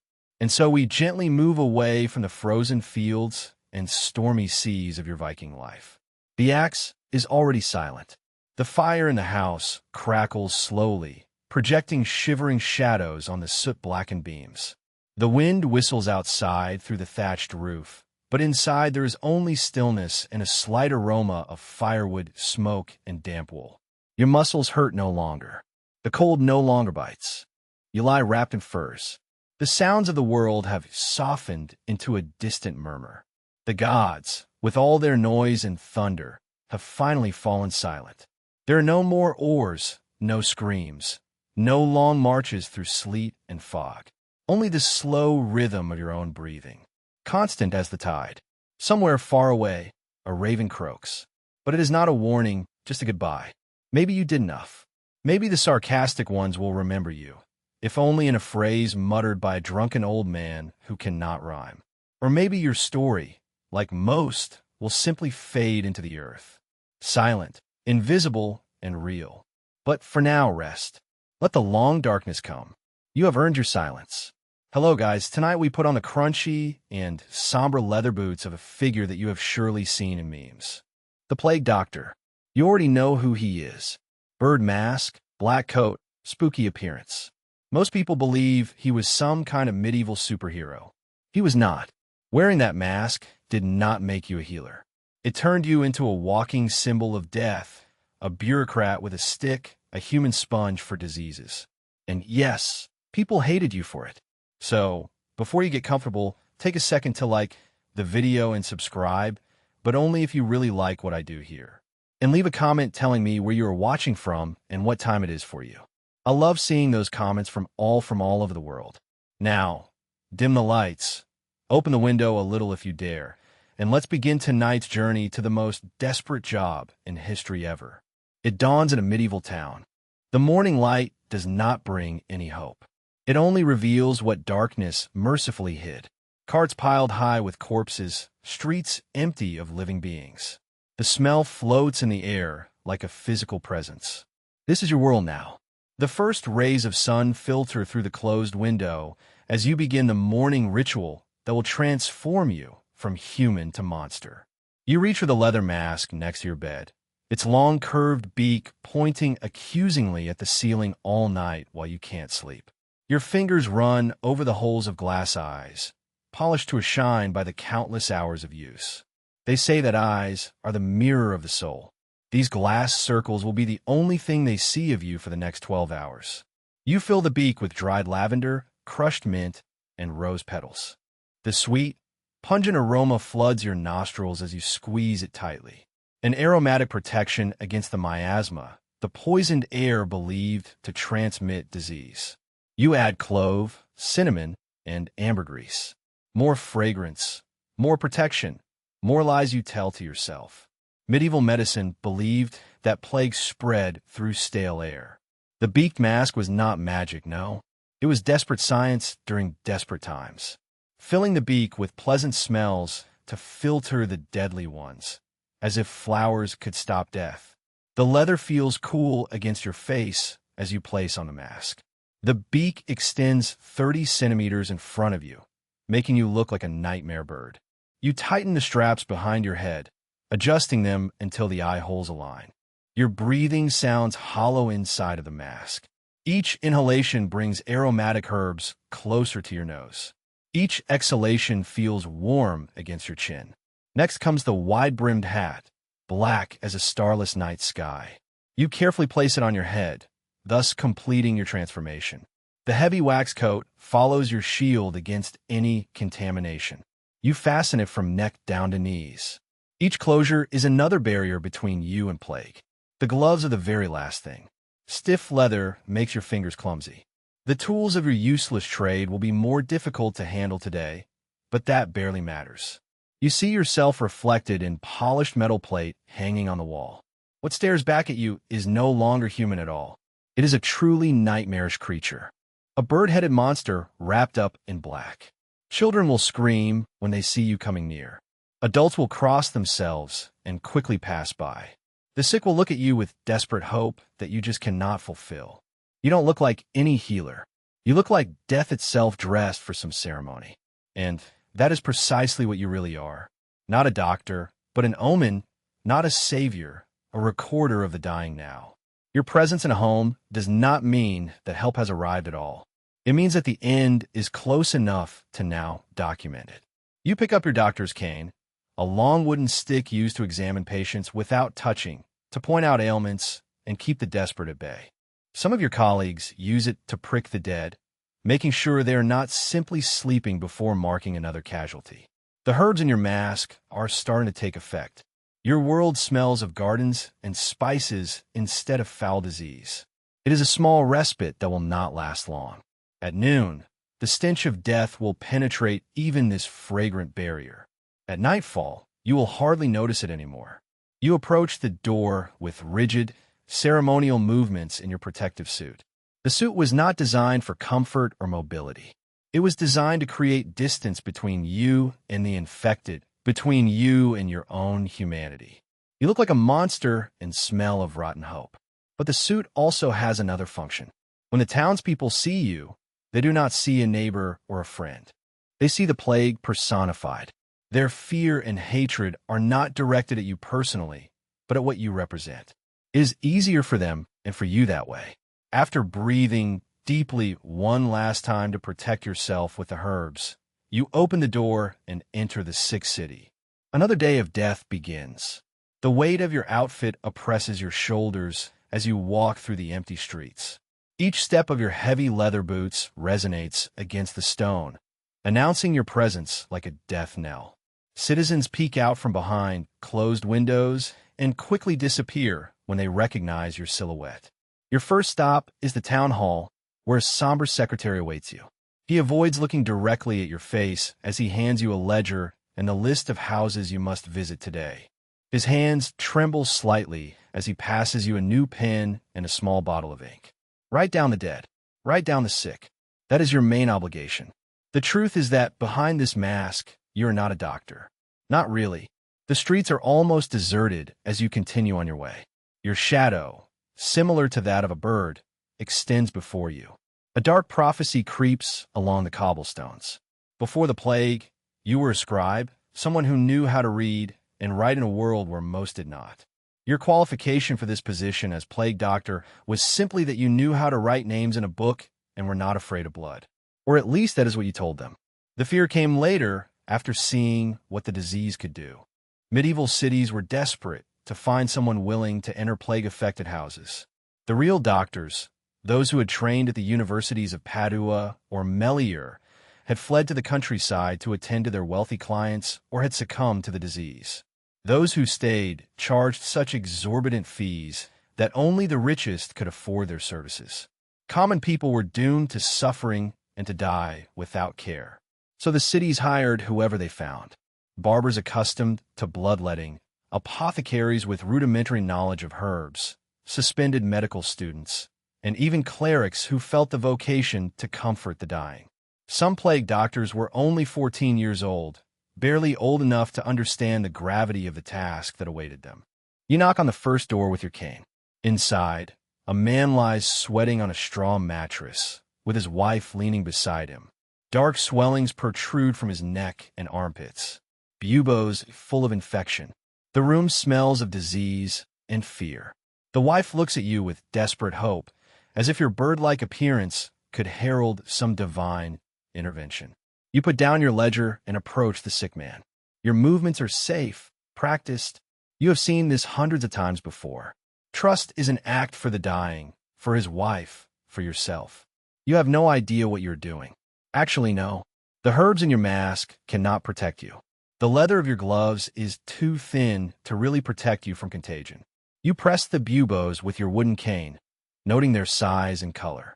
You ask about the fever, the headaches when the symptoms started.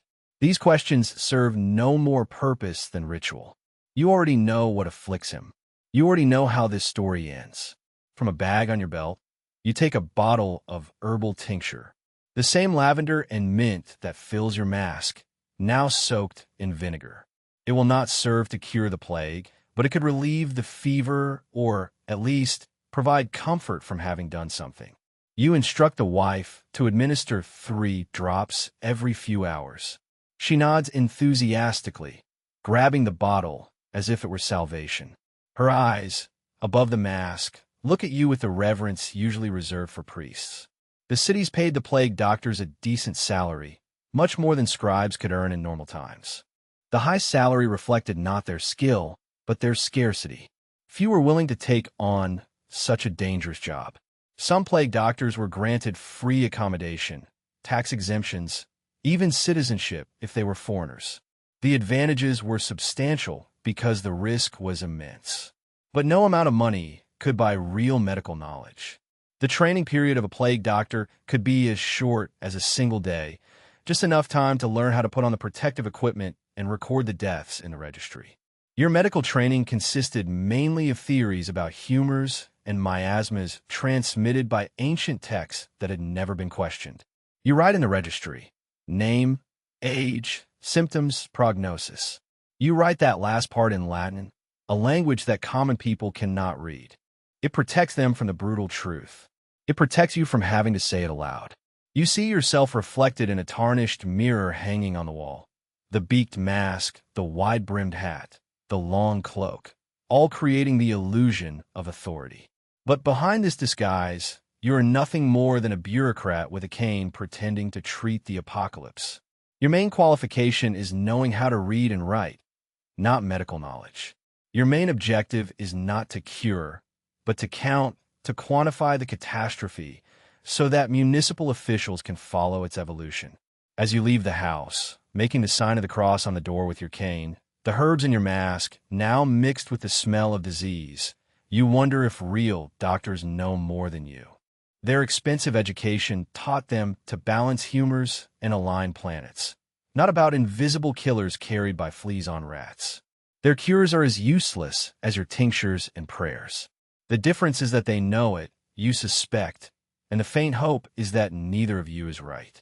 You return to the street, adjust your mask, and prepare to continue your somber procession through a dying city.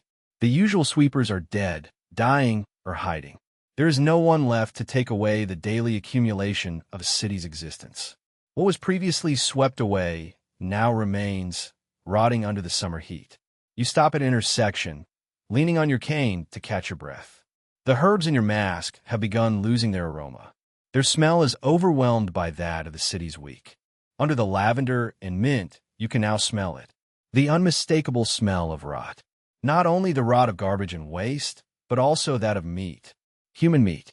Medieval cities were filthy even at the best of times. The narrow streets served as a dump for everything unwanted.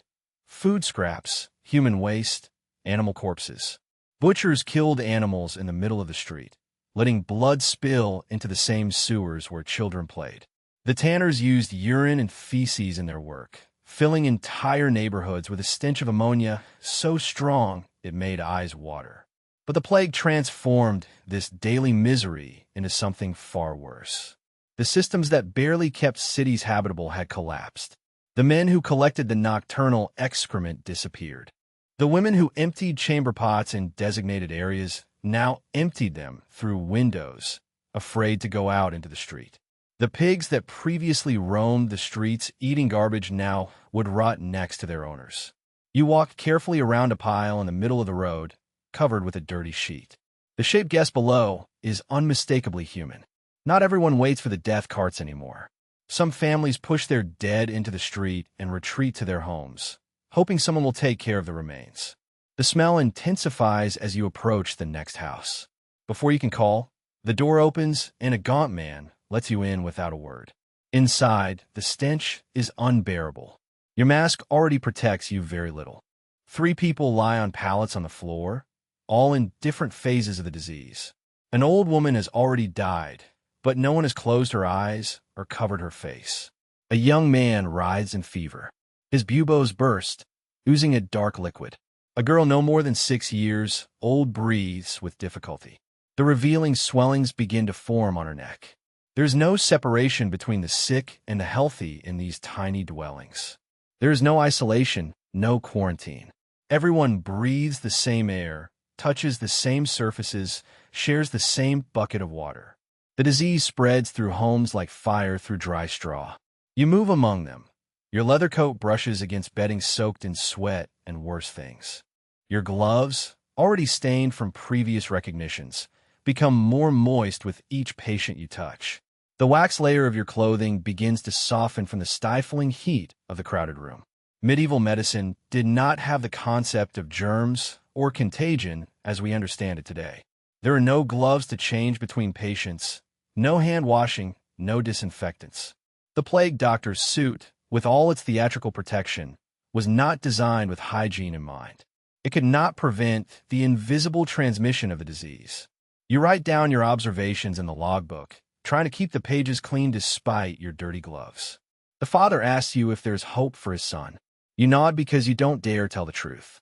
The herbs in your mask have completely lost their effectiveness, and each breath fills your lungs with the smell of death. When you leave, you take the house with you, its smell impregnated in your clothes, its fluids soaking the leather, and its despair weighs on your mind. You will carry pieces of this house to the next and to the next. Your rounds create a network that connects the sick and dying throughout the city. By noon, your feet are soaked inside your boots from the accumulated dirt of a dozen houses. Your coat has absorbed so much smell that it seems to have a life of its own. Your mask, intended to protect you from the miasma, now seems to trap death against your face. You don't cure people. You immerse yourself in their last smells. You're not a doctor who visits patients. You are a collector of human misery, accumulating it on your clothes as if it were a dreadful harvest. As you approach the next house, you realize that under all the other stenches, there's a new one, barely perceptible but increasingly strong. It emanates from you, the sweet and metallic smell of your own sweat, tinged with something unknown. You wonder if that's what fear smells like. Or perhaps it is the first indication of the disease making its way through your elaborate defenses. You set that thought aside and knock on the door with your cane. There is work to do, records to keep, false comfort to give. The dirt and stench are now another part of your daily existence, as habitual as breathing. But with each house you enter, each body you examine, each family you fail to save, you can't help but feel that you sink further into the mud, and that soon it will cover you completely. The afternoon sun beats on your black coat as you approach a modest house on the outskirts of the city. Your leather suit, designed to keep diseases away, now traps heat and sweat inside. Each movement produces a creaking sound as moisture builds in each fold and wrinkle. But it is not discomfort that overwhelms you today. It is knowing that nothing in your medical briefcase will save the people inside this house. You knock with your cane, and a tired-looking woman opens the door. Her eyes are sunken from exhaustion and her skin pale with fear. Without a word, she leads you to a back room where her husband lies in bed, his neck and armpits swollen with buboes the size of eggs. Two small children are sitting in a corner, watching with wide eyes as you approach their father. You put your bag down and begin your usual routine. First, you examine the buboes with your cane, gently pressing the swollen lymph nodes. The man grimaces in pain, and his eyes fill with tears. You have seen these black swellings hundreds of times. They are death visible under skin. Treatments against the medieval plague were based on medical theories that went back to ancient Greece and Rome. Doctors believed that health depended on the balance of four bodily fluids called humors: blood, phlegm, yellow bile, and black bile. Diseases were the result of an imbalance of these humors, which could be corrected by removing excess fluid. You search your bag and take out a set of brass cups and a small torch. Cupping therapy, which consists of creating suction against the skin to extract harmful humors, was a common treatment for almost any ailment. You heat each cup and place it on the man's back, watching as the skin rises in the vacuum. The cups leave reddened circles when they are removed, but the buboes remain unchanged. Next, you take out a narrow blade and a bowl to collect blood. The wife turns away, unable to see what will come next. You select a vein in the man's arm, as far from the buboes as possible, and make a precise incision. The blood flows into the bowl, too dark and thick. Bloodletting aims to restore balance to drain the disease. But you have performed this ritual countless times and have never seen it cure the plague. Some of your fellow doctors have more elaborate methods.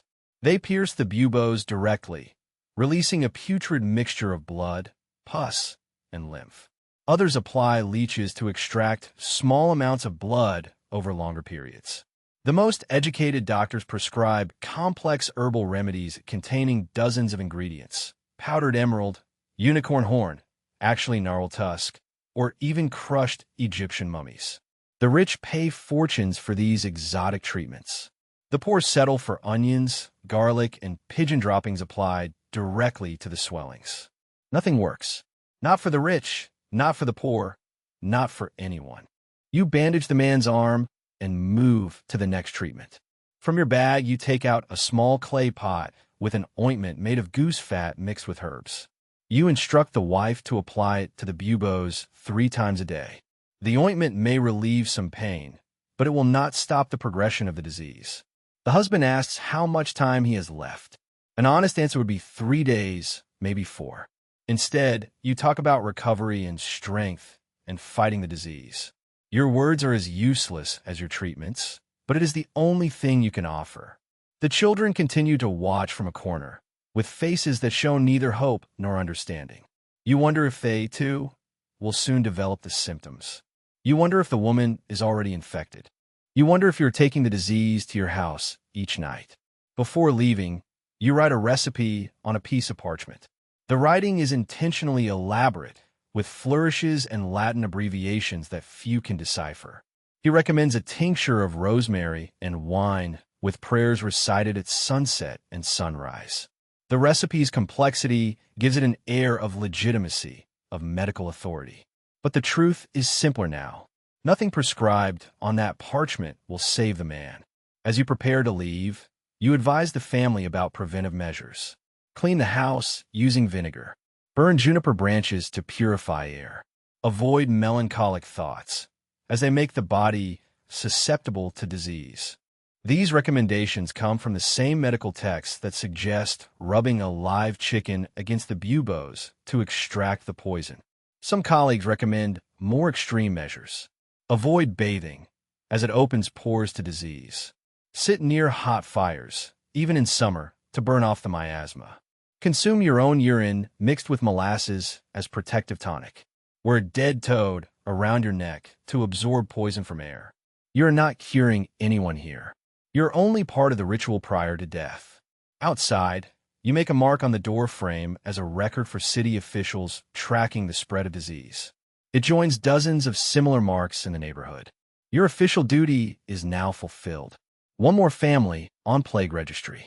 The sun is lower and casts long shadows on the street. You have 3 more houses to visit before the nightfall. 3 more families to treat with useless remedies now. 3 more false promises you make. With each failed treatment, something inside hardens. The gap between what you pretend to do and what you can actually achieve gets bigger and bigger. You are an actor in a macabre play, performing gestures that mean nothing as people die around you. However, you keep going from house to house, day by day, because even useless rituals provide comfort for the dying. Even false hope is better than nothing at all. And because there is nothing more to do than wait for the plague to die out, consuming 1 in 3 people in its path.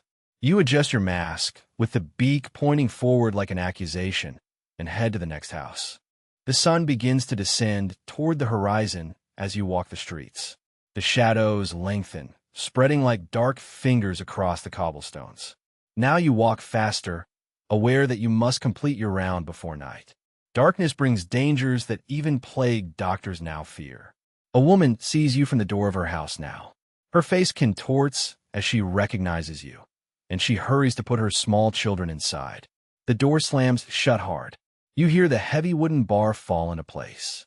From inside, you hear a prayer so loud it pierces the walls. They are not protecting themselves from just the plague. They are protecting themselves from only you. Your black silhouette has become synonymous with death within the city.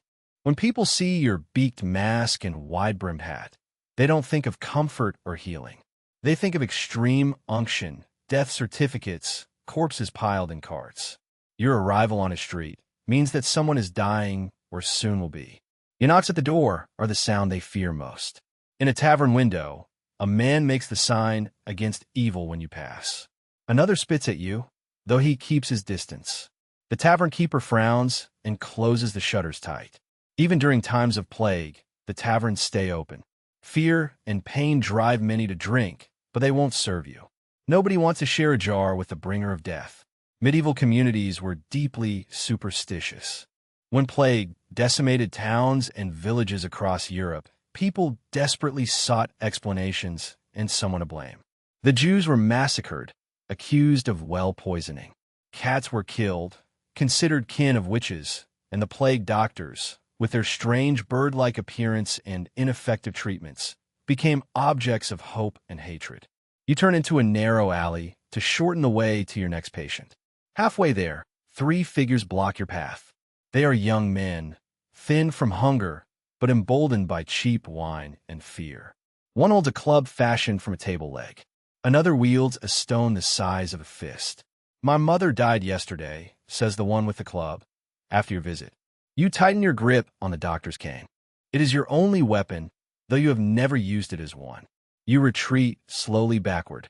These confrontations are becoming more common as the plague advances, treatments fail, and the dead outnumber the living. "The plague killed your mother," you say, your voice muffled by the mask. "I try to help." Liar. The stone flies past, missing your head by centimeters. You carry it with you. Bird of the devil. You turn and start running, your heavy coat hindering movement. Behind you, their steps echo on the stones, and then they fade when they think better of it. To some, you're an easy target for their pain and rage. For others, they really believe that you are a spreader of diseases. They are not entirely wrong. Your movement from house to house, your contaminated clothes, your unwashed hands. It is possible you really are a carrier of death, but that is not what they accuse you of. They speak of curses, of poison, of deliberate malice. Outside a church, a priest gives a sermon before a small crowd gathered in the street. The places of worship remain open, though many now hold services outdoors to reduce the risk of contagion.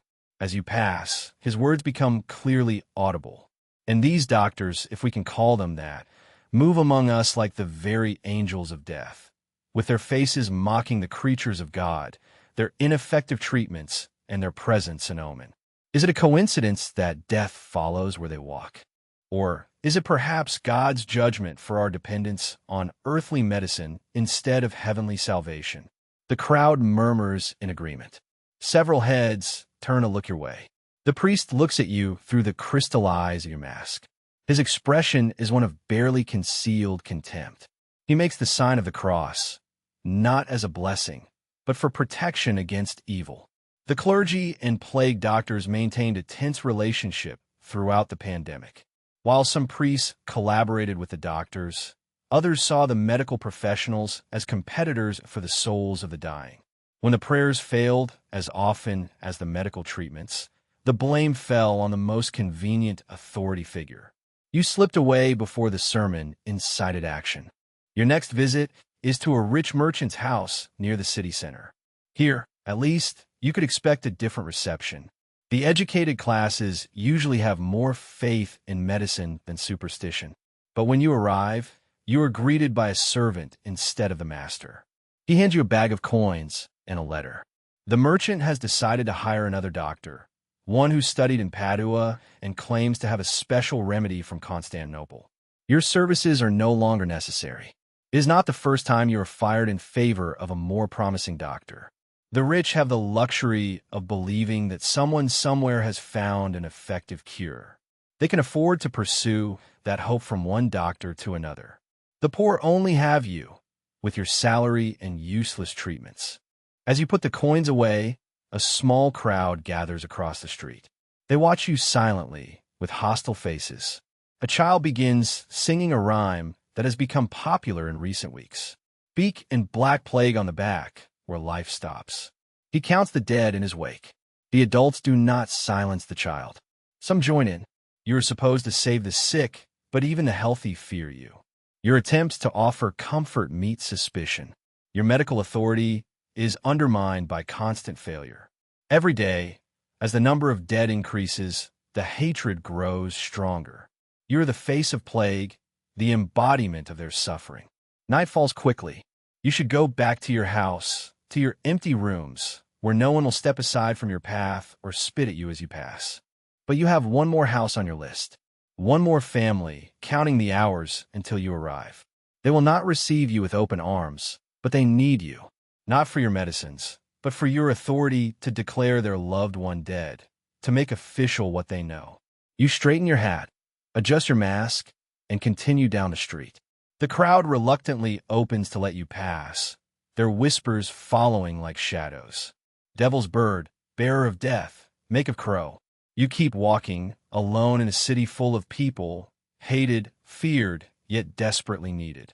Darkness has almost fallen as you approach the last house on your list. Your steps are heavy, your body aches after a day of movement in that restrictive suit. The wax coat that seemed protective in the morning now seems a prison that retains heat, sweat, and something worse. You are a walking reservoir of disease. The last house is small, hidden between two larger buildings. A single candle burns in the window. You knock with your cane, and a young woman opens, her face gaunt. She is not scared to see you. She was waiting for you. Inside, a man lies on straw, breathing in gasps. The buboes on his neck have burst, spilling a dark liquid that stains the bedding. The smell is unbearable, even through your mask filled with herbs. Without being told, you know it is her husband. Without examining him, you know he will not survive the night. You kneel beside him, your coat brushing the damp bedding. The leather readily absorbs the liquid, adding another layer of contamination to your already dirty garments. Your gloves are stiff from dried fluids of previous exams. Your cane, which today touched dozens of inflamed lymph nodes, rests against the wall, untreated or cleaned. Medieval medicine had no idea of bacteria or viruses. The theory of germs as cause of disease would not be established until centuries later. The plague doctor's suit, although intimidating in appearance, offered almost no practical protection against Yersinia pestis, the bacteria that causes bubonic plague. Instead, it turned the wearer into a mobile point of contagion. You check the man's pulse, the contaminated glove pressing against his wrist. You listen to his breathing, leaning close enough that your mask almost touches his face. You examine the erupting buboes, your staff pricking at the inflamed tissue. Each action potentially transfers the disease from your last patient to this one, from this dying man to the next house you visit tomorrow. The plague bacteria traveled in fleas that infested rats, but it could also spread through droplets in the air when it reached the lungs and by direct contact with infected bodily fluids. The plague doctor, who went from house to house, touching one patient after another, without washing or changing equipment, became an involuntary messenger of death. Will he recover? The woman asks, though her tone suggests she already knows the answer. You slowly shake your head. Your voice, when it comes out, sounds distant inside the mask. Make him comfortable. I can give him something for pain. From your bag, you take a small flask of tincture, alcohol infused with opium poppies. It will ease his suffering, but do nothing to stop the disease. Your fingers struggle with the cork. The leather gloves make fine motor control difficult. The woman takes the flask from you, her bare fingers brushing your glove. Contact, transmission, possible infection. You note the man's condition in your logbook, the pen scratching the parchment. The book has become a vector for the disease, as it has been on infected bedding, touched by contaminated gloves, and breathed on by dying men. Tomorrow you will take it to the town hall, where clerks will handle its pages, transferring the invisible bacteria to their hands. Faces and food. The cycle continues. You get up to leave, your joints numb from kneeling. As you turn toward the door, you see a little girl watching from the shadows of an adjoining room. She is no more than 4 or 5 years old. She stares at you with wide, frightened eyes.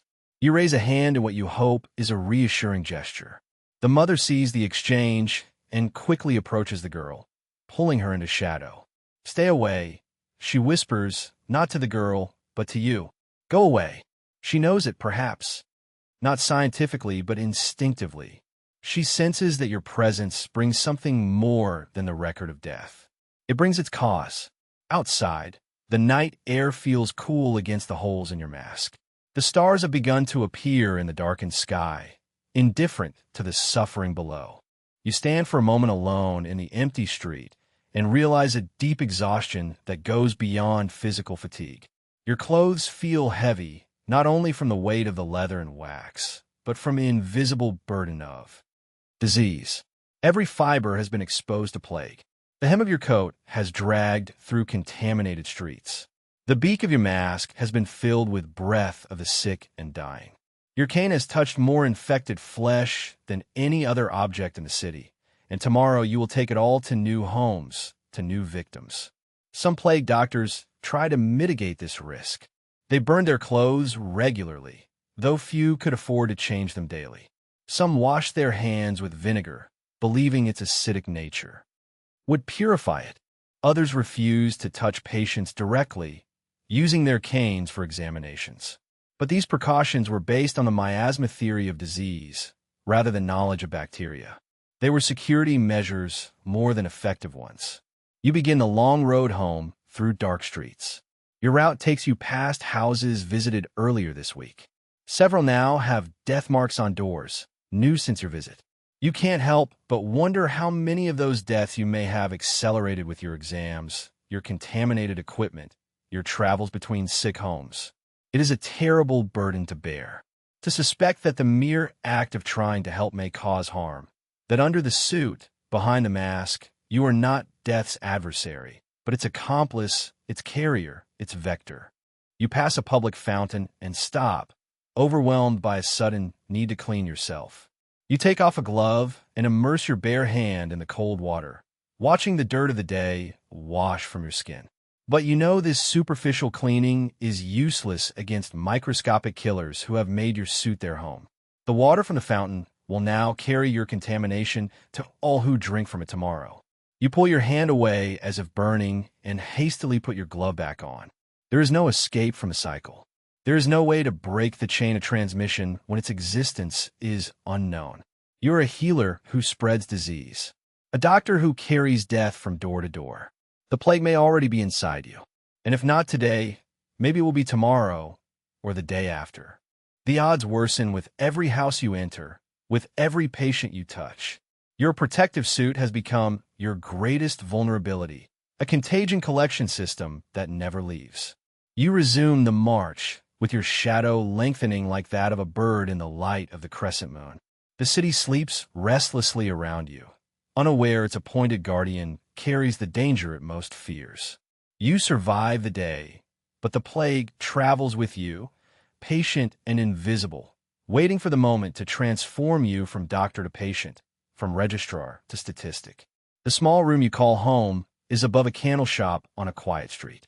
The smell of tallow and wax from below usually permeates everything, but tonight your own stench dominates. You climb the narrow stairs, each step an effort deeply exhausting you. Inside, a single candle burns on a simple wooden table. The flame casts long shadows on the sparse furniture. A bed, a chair, a chest for your few belongings. The walls are not decorated with personal objects. There are no relatives waiting to welcome you. Plague doctors rarely maintained close relationships. The risk was too great, the burden too heavy to share. You begin the laborious process of removing your protective suit. First, the hat, which you carefully place on its stand. Then, the mask with the beak still filled with herbs that no longer give off aroma. Your face feels strange without it, exposed and vulnerable after a day covered in leather. Red marks wrinkle your skin where straps have dug in. Your fingers, clumsy from fatigue, struggle with the closures of your coat. The waxed leather sticks to the clothes you wear underneath, reluctant to let go. When it finally comes off, the linen shirt underneath is soaked with sweat and stained with fluids whose origin you prefer not to contemplate. Each garment of the plague doctor's suit was to be cleaned regularly, fumigated with herbs, and aired in the sun. But the reality was different. The leather was difficult to wash properly. Processing the suit took hours that exhausted doctors did not have. Many wore the same clothes for days, even weeks, without thoroughly cleaning them. You should burn these clothes and start fresh tomorrow. But new leather is expensive, and your salary in the city, though better than most, has its limits. Instead of that, you clean the layer with vinegar, you hang it near the window where the night air can eliminate part of the stench, and you promise yourself that tomorrow you will do it better. The room seems both empty and overcrowded. Empty of company. Overcrowded with the invisible specters of those you treated today. Their faces remain in your mind as you pour water from a pitcher into a basin and begin to wash. The water turns gray, then black as you rub your hands, face, and neck. As much as you wash, it feels insufficient. Loneliness was a constant companion to the plague doctor. The nature of the work imposed isolation. Many professionals lived in designated housing, away from the population. Others, like you, rented rooms whose owners were willing to accept the risk in exchange for a higher payment. Family members often refuse to have contact for fear of contagion. Friends move away, uncomfortable with your daily proximity to death. You eat a simple meal of bread and cheese that the chandler's wife left at the door. She no longer brings it in person, not since the plague arrived. The food has no flavor. You force yourself to swallow, knowing you need strength for tomorrow. It will not make it easy to sleep tonight. It never is. Every time you close your eyes, you see the faces of today's patients. You hear their labored breathing, their pleas for relief, their questions about survival. You gave them empty words of comfort, knowing the truth was too brutal to say aloud. Most plague doctors did not survive major outbreaks. The statistics varied depending on the place and the period, but the mortality rates among medical professionals were astonishingly high. In some cities, several plague doctors were appointed in rapid succession, as each succumbed to the disease they treated. The protective suit, impressive in appearance, offered little real defense against infection. You cough and again. A normal reflex, you tell yourself, just clearing your throat after breathing through a mask all day, is not the first symptom, nor the beginning of the end. But you cannot avoid checking your armpits, neck, running fingers over your lymph nodes, looking for swelling or tenderness. There is nothing. Not tonight. Relief washes over you, followed immediately by shame. How many more times will you wake up immediately searching your body for signs of buboes, of the death sentence that seems to float just out of reach? A noise outside draws you to the window. A cart moves slowly down the street. The lanterns hanging on its sides cast a gloomy light on the cobblestones. The death cart makes its nightly rounds. Two men walk beside it, faces covered, shouting the familiar refrain. Take out your dead. A door opens. A wrapped bundle is passed to the collectors. Without ceremony, without prolonged farewells. Just another body for the ever larger pits outside the city. Someday soon it could be you. Not the collector, but the collected. An unnamed bundle transported without ceremony, buried without a headstone in a mass grave. If the plague takes you, there will be no family to mourn you, no friends to remember your name, and no colleagues to record your passing in the city records. The plague doctors were as disposable as the herbs in their masks, replaced and forgotten with similar ease.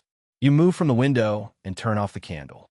The darkness envelopes the room, a temporary escape from the visual reminders of reality. But the sounds still remain.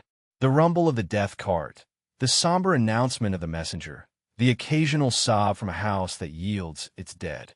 In the darkness, you allow yourself a moment of true emotion, something you cannot show on your rounds. Fear, not only of death, which eventually comes to everyone, but of this particular death. Painful, ugly, and completely alone, to join the anonymous dead in the plague pits, to disappear without a trace or memory. The medieval mentality considered the plague a divine punishment, the work of malevolent forces, a result of planetary alignments or poisoned air. What it could not conceive was the arbitrary nature of infection, the randomness of survival and death. For every person who contracted the plague and died, another could be repeatedly exposed without ever getting sick. There was no pattern, no justice, no sense in who lived and died. When sleep finally comes, your thoughts drift to the next day's rounds. The same streets, the same procedures, the same useless treatments, the same risk taken from house to house as an unwanted gift, the same loneliness. Maybe tomorrow will be the day you develop the symptoms. Maybe it's in a week or a month. Maybe you are one of the lucky few who somehow survive the outbreak intact. But statistics and experience suggest otherwise. The plague has taken most of your predecessors in this position. It continues to take your colleagues from neighboring districts. The city maintains a list of replacement plague doctors ready to be appointed when the current ones get sick. One morning, you simply won't wake up, or you will wake with the first revealing swellings and the rising fever. Your landlord will find your body, call the death card, and rent your room to the next plague doctor appointed to take your place. Your body will be incinerated along with the rest. No name, no grave. As consciousness fades, a last thought surfaces in your exhausted mind. Maybe this is mercy. Disappear completely. Leave no one behind. Mourn. Take your failures and your contamination to the grave without harming anyone else. End the cycle of useless treatments and false hopes. Sleep finally overcomes you, deep and dreamless. Tomorrow awaits with its beak-shaped mask and its embalmer duties, its procession of dying faces, its slow accumulation of risk. One more day of walking among the disease, of breathing death, of surviving when so many do not. Until the day comes when you don't, the centuries pass. The mass graves outside the city walls are forgotten, covered by new roads, new buildings, new lives. The plague that once emptied the streets and filled the death carts fades into history books and academic articles. The world moves on as always, but something still remains. A silhouette, a bird-shaped memory. The plague doctor's mask survives in museum collections, carefully preserved behind glass. Its empty eye sockets stare at visitors who curiously observe this relic of medieval medicine. They touch their phones, take photos, and move on to the next exhibition. Few stop to think about the person who once wore something like that, who sweated behind the leather, who struggled to breathe through the herb-filled beak. In the celebrations of the Venetian carnival, revelers wear elaborate versions of the plague doctor's mask, decorated with gold leaf and colored paint. They pose for photographs in San Marco Square. These beautiful nightmares against the ancient architecture. The mask that once meant suffering now represents mystery, intrigue, and celebration. The transformation from medical tool to party costume is complete. Online stores sell plague doctor masks as Halloween accessories, advertising them with cheerful descriptions. Scare your friends with this authentic costume. Children dress as plague doctors for costume contests, their small bodies wrapped in miniature black robes, their innocent faces hidden behind beaked masks. They have no idea what that suit meant back then, of the death that they witnessed, of the death that they often preceded. Historical reenactments feature actors in plague doctor costumes who recite scripts about miasma theory and herbal remedies. They pose with their staffs, show their tools, and explain techniques. Everything is very educational, very aseptic. There is no mention of fear, hatred, contamination, or loneliness. There is no mention of anonymous death in a rented room above a chandler's shop. In video games, plague doctors appear as mysterious characters, sometimes villains, sometimes healers with magical powers. In horror movies, their silhouettes loom in fog-shrouded streets, threatening protagonists with their inhuman appearance. In fantasy art, they stand in the middle of apocalyptic landscapes, their beak-shaped profiles silhouetted against flaming skies. The internet has adopted the plague doctor as a meme, a source of black humor about disease and death. Social networks are filled with stylized illustrations every time a new disease appears in headlines. The bird-shaped mask becomes a symbol far removed from its historical reality, an aesthetic choice more than a desperate, failed attempt at protection. Comic conventions feature attendees dressed elaborately in plague doctor costumes, posing dramatically for photographers, and winning awards for their craftsmanship and creativity. Their costumes are works of art, with perfect leatherwork, masks sculpted in detail, and staffs carved with intricate patterns. They are beautiful in a way that no real plague doctor ever was. Tattoo artists capture the distinctive silhouette on willing skin, the curved beak, the round eyes, the wide-brimmed hat. The image joins other symbols of mortality and modern iconography, alongside skulls, ravens, and hourglasses. The plague doctor becomes immortal through artistic reproduction, enjoying the memory denied to those who actually wore the mask. Historians and medical scholars write articles analyzing the plague doctor's suit, debating its effectiveness, and tracing its evolution during outbreaks. Academic conferences include presentations on the cultural significance of the plague doctor in various European regions. All very scholarly, very far from the lived experience of those who walked through dying cities and recorded the dead in soaked ledgers. But what would you think of this strange afterlife of your profession? Of this transformation of your daily reality into symbol and entertainment? What would you think of children dressed like you for fun? Of the partygoers who wear decorative versions of your respiratory system, of your image reproduced as decoration? Perhaps you would be surprised by this fascination with the ornaments of your profession, while the essence of your experience remains unknown. The loneliness of returning every night to empty rooms. The fear of checking every morning for symptoms. The weight of useless knowledge in the face of an unstoppable disease. The horror of suspecting that you are spreading what you were trying to contain. Knowing that your death will go unnoticed and that your body will be disposed of without ceremony. Or perhaps you'd find a bitter satisfaction in the cultural persistence of the plague doctor. Your profession may have failed in its mission to treat the plague, save the sick, protect the healthy, but it has managed to engrave its image in collective memory. Failed doctors, but successful symbols. The beaked mask, designed to protect against a miasma that did not exist, proved useless against bacteria not yet discovered. But it protected something completely different. The humanity of the plague doctor. Behind the leather, the doctor could maintain professional distance. Behind the glass eyes, tears could fall unseen. Behind the beak, expressions of horror and impotence remained private. Perhaps that is why the image endures, not because plague doctors were effective healers, but because they embodied humanity's response to an overwhelming disaster. The suit represents both the futility of our defenses against nature's most devastating forces and our determination to try anyway, to impose order through ritual, to face death with professional serenity, even when we know we cannot win. The modern world has its own plague doctors, medical professionals who face new epidemics with protective suits and respirators, making rounds through hospital wards instead of city streets. Like their medieval counterparts, they record symptoms, administer treatments, and keep professional distance while witnessing suffering up close. Unlike their predecessors, they have germ theory, antibiotics, and knowledge of contagiousness to guide efforts. However, some things remain unchanged. The isolation of loved ones for fear of contagion. The psychological burden of treating a disease that can end them, too. The transformation of individuals into symbols in the public eye.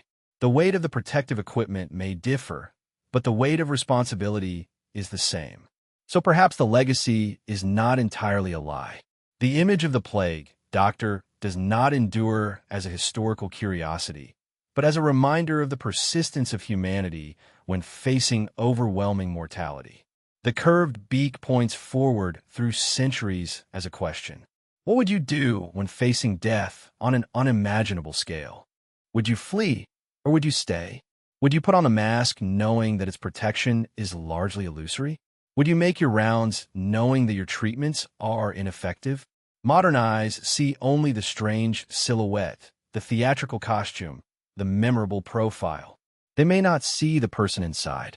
Scared, exhausted, alone, often young and unprepared for the burden that has been imposed on them. They may not understand that under the appearance of authority hid a painful awareness of impotence. That behind a mask of death, there was someone desperately trying to keep it at bay.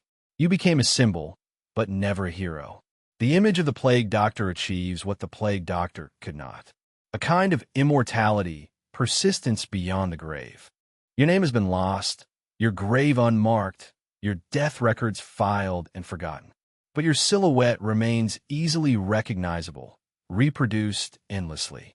The figure with a bird's head that stands on the edge of disaster, neither fleeing nor overcoming it, simply witnessing it and recording the number of victims. Perhaps that is legacy enough to be remembered, not for success, but for showing up anyway. For walking towards suffering when others fled. For trying to heal even when healing seemed impossible. The true legacy of the plague doctor is not the mask that endures in carnivals and costumes. It is the decision they made every morning to put it on. In the dark corners of medieval society, far from the resplendent courts and honorable knights, lurked figures that we now idealize as assassins. But forget everything you've seen in movies and video games. The reality was much darker, more desperate, and ultimately tragic. Unlike the elegant and trained assassins of modern fantasy, medieval assassins were not born into secret guilds or trained from childhood in mountain fortresses. They were the desperate and condemned, men who had nothing to lose, former soldiers fallen into disgrace, criminals seeking protection, outcasts with skills but no place in society, people pushed to the margins where morality becomes flexible and survival prevails over conscience. These men were not chosen for their exceptional skill in combat or intelligence. What made them valuable was their expendability.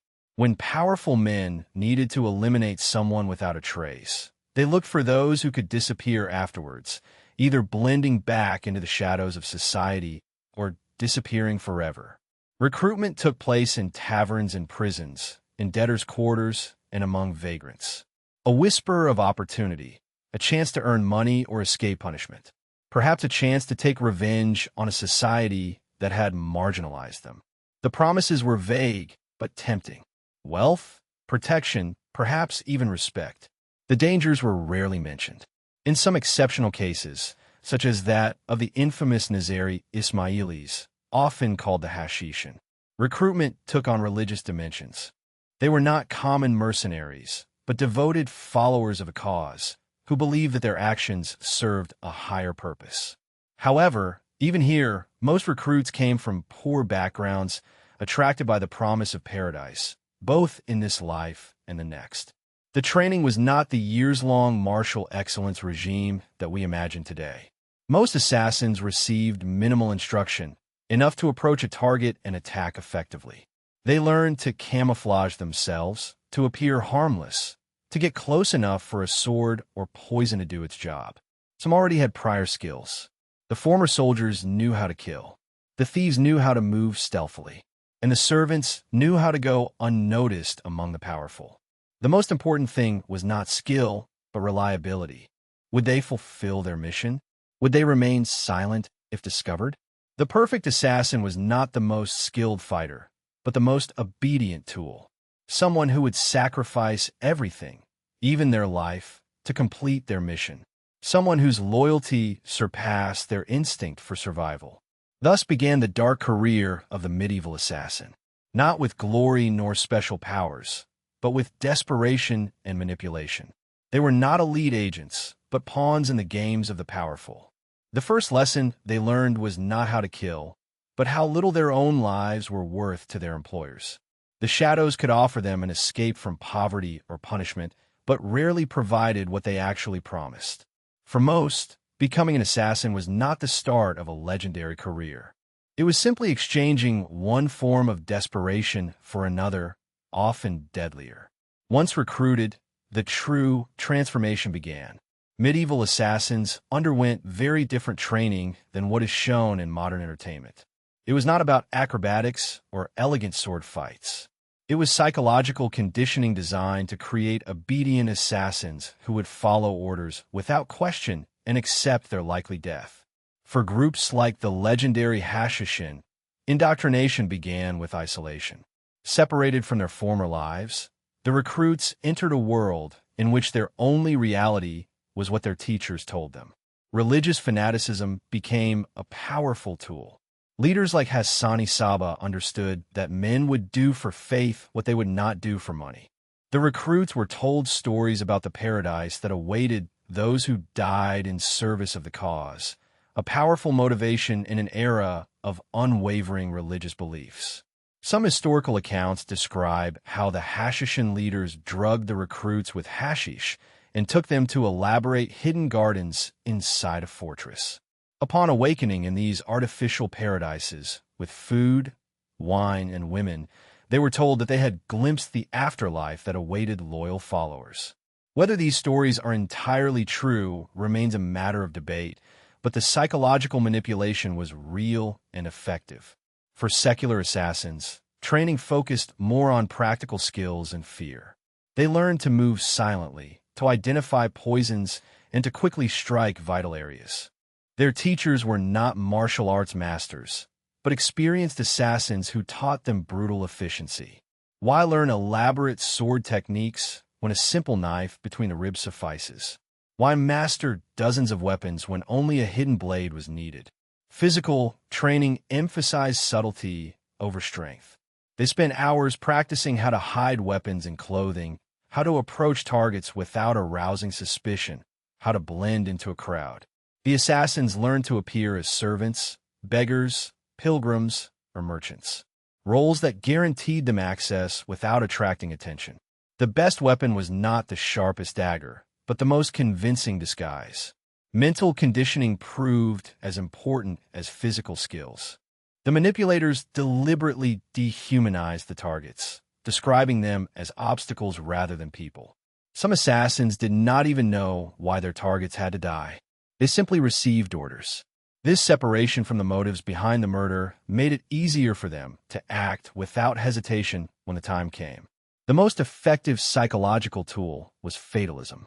Assassins were taught to accept death as an inevitable outcome of their profession. Success meant a possible escape, but probably a pursuit for the rest of their lives. Failure meant a certain and often painful execution. By accepting this reality from the beginning, they could act without the hesitation that fear causes. This brutal psychological conditioning created assassins quite different from our modern image of the master assassin. They were not proud professionals, but broken men rebuilt for a single purpose. They did not boast or brag. They did not collect trophies. They simply waited for orders, fulfilled them, and hoped to survive one more day in a world that saw them as mere expendable tools. With mind and body forged into a lethal instrument, the medieval assassin now faced the task itself, the mission, the assignment that would likely define the brief remainder of his life. Orders arrived suddenly, often without warning or possibility of choice. A messenger appeared with sealed instructions or a whispered name.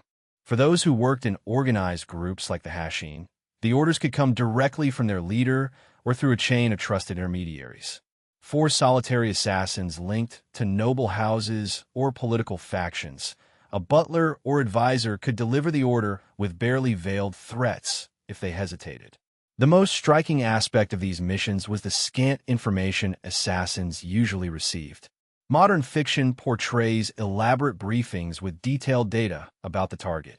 Reality did not offer that luxury.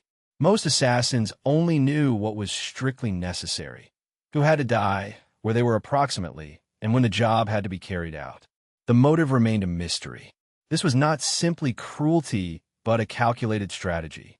An assassin who knew too much became a liability. Once the target was identified, the planning began. Far from the elaborate plans of modern suspense novels, the planning of medieval assassinations was meticulously methodical. Days or weeks could be spent simply observing the target from afar. Where did he go? Who accompanied him? What patterns were repeated in his movements? An official could visit the same church every Sunday. A merchant could travel the same road to his office. A noble could hunt in the same forest on specific days. This surveillance was carried out without modern technology or informant networks. Instead, the assassins relied on patience and anonymity. They became beggars on street corners, day laborers working in the nearby fields, pilgrims loitering near churches, or merchants selling their wares in the markets, positions that made them virtually invisible to the powerful people they were watching. The social hierarchy of the Middle Ages played in their favor. The rich and powerful rarely noticed those below their rank. The information gathered through observation proved invaluable. How many guards accompanied the target? Did their routes vary? Who had access to their food and drink? Were there predictable moments when they could be alone or vulnerable? Was the target particularly cautious or relaxed? Did he accept gifts or food from strangers? Each detail shaped the approach. The most dangerous part of this planning phase was loneliness. Unlike modern operations with backup teams, support teams, and extraction plans, medieval assassins worked alone. There was no support team watching from afar, no rescue if they were captured. Any mistake during this phase could put everything in danger. Being seen watching too closely, asking too many questions about the target, or appearing in the same place too often could raise suspicion. As the plan took shape, so did the method. A sword was reliable, but required close contact. Poison offered distance, but needed access to food or drink. A crossbow dart could attack from afar, but made escape difficult. The choice depended not only on effectiveness, but also on the likelihood of surviving afterward, although that consideration often seemed secondary to their employers. Weapons and tools were gathered discreetly. Poisons were prepared from plants or minerals. The razors were sharpened and hidden in canes under cloaks. The disguises were perfected. Escape routes were traced. The possible obstacles were identified, all without calling attention, all without help. As the day approached, the assassin found himself alone with his thoughts and his fears. There would be no glory in success, only the hope of surviving. Failure not only meant death, but often prior torture. The psychological weight of this reality tested the effectiveness of his preparation. Those who doubted did not usually survive to receive a second mission. Those who were successful often wished they had not been. With the plan taking shape, the medieval assassin entered the perhaps hardest phase of his mission: the infiltration and the agonizing wait for the perfect moment to attack. Here is where many failed, not for lack of skill, but for the psychological tension of maintaining the deception. The disguise was the assassin's most powerful weapon, far more valuable than any sword or poison. Unlike modern fiction, with its elaborate costumes and facial prosthetics, medieval disguises relied on social invisibility. The most effective disguise was not to completely change appearance, but to assume a role that others overlooked.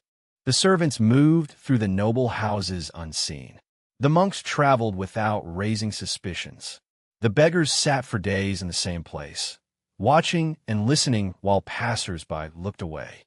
The assassin could spend weeks adapting to the chosen role before approaching the target. A false identity as a servant required learning the manners, speech patterns, and appropriate deference. Passing oneself off as a merchant meant knowing the details of the trade well enough to discuss them convincingly. Each role required total immersion. A single slip could endanger everything. For those who targeted the nobility, being part of the domestic staff offered the best access.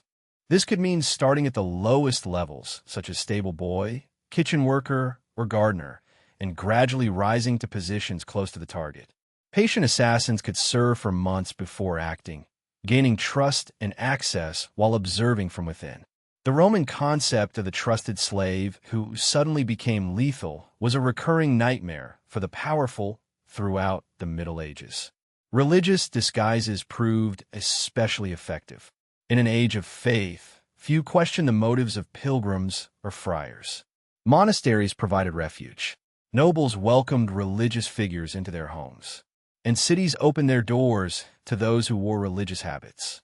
Stories tell that the Hashishin assassins, disguised as monks, managed to get close enough to kill even well-protected rulers. For targets that rarely appeared in public, the assassin could impersonate someone the target would specifically summon.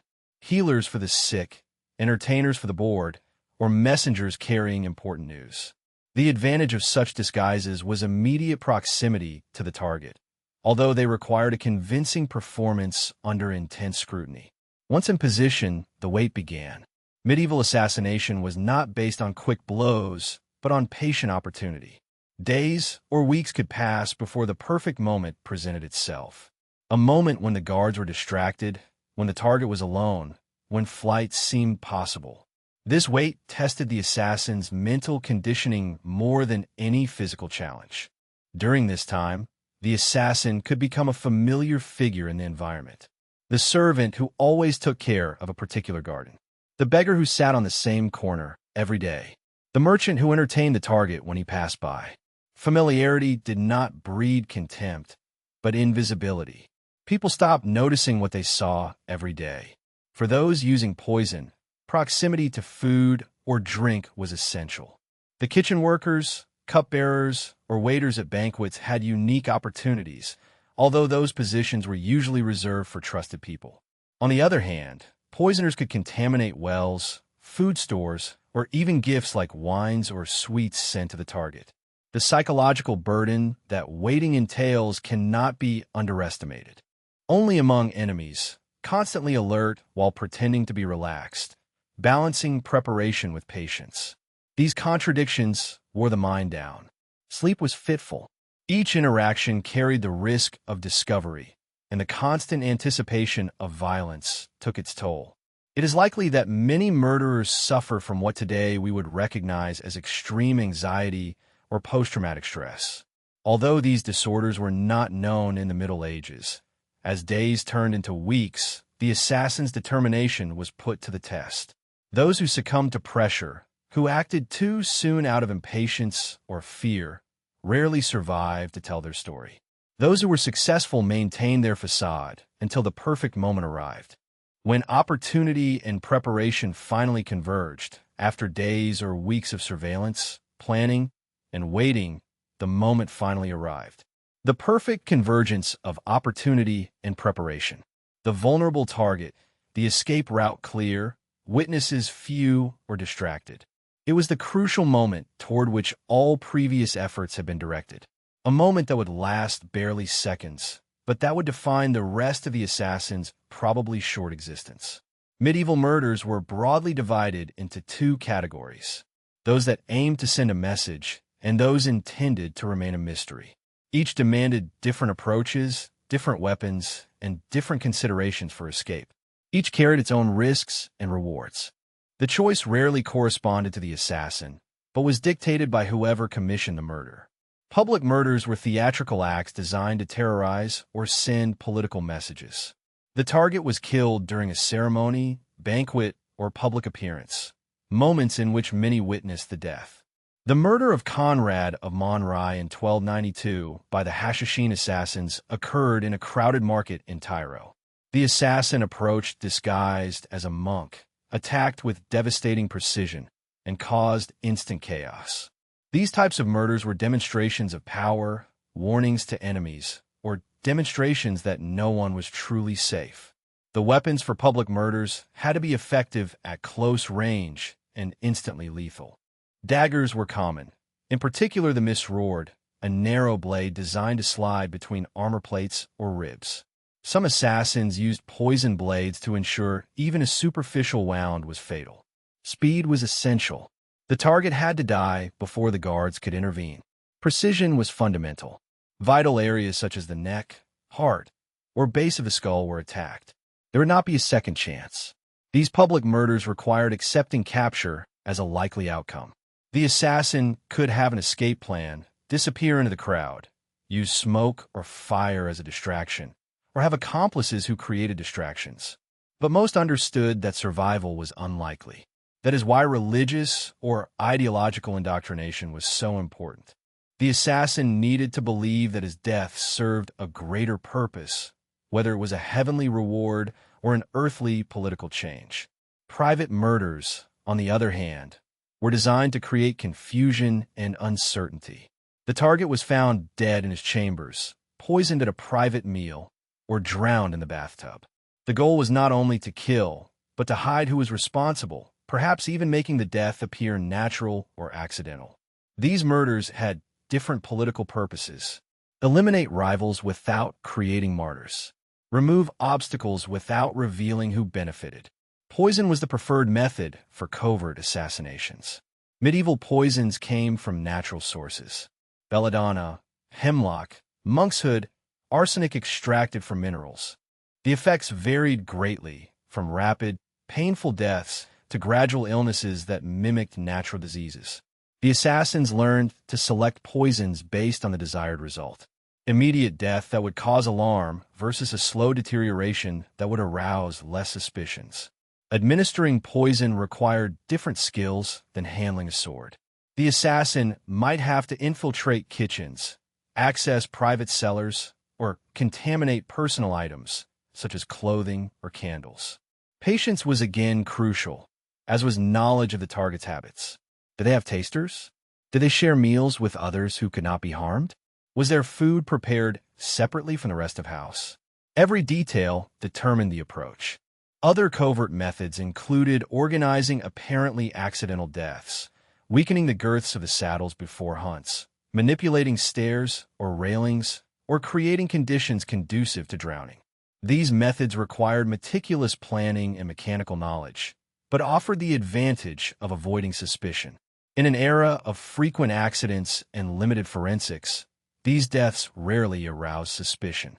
The moment of assassination was surprisingly undramatic in successful assassinations. A quick stab, a poison cup passed without ceremony, a target abandoned in a compromised environment. The effectiveness did not lie in elaborate combats or dramatic confrontations, but in the sudden application of lethal force without warning. The target had little time to understand what was happening, much less defend himself. The best assassinations were those in which the target never saw the assassin or realized they were under attack until it was too late. For those who used knives, the attack had to be decisive and precise.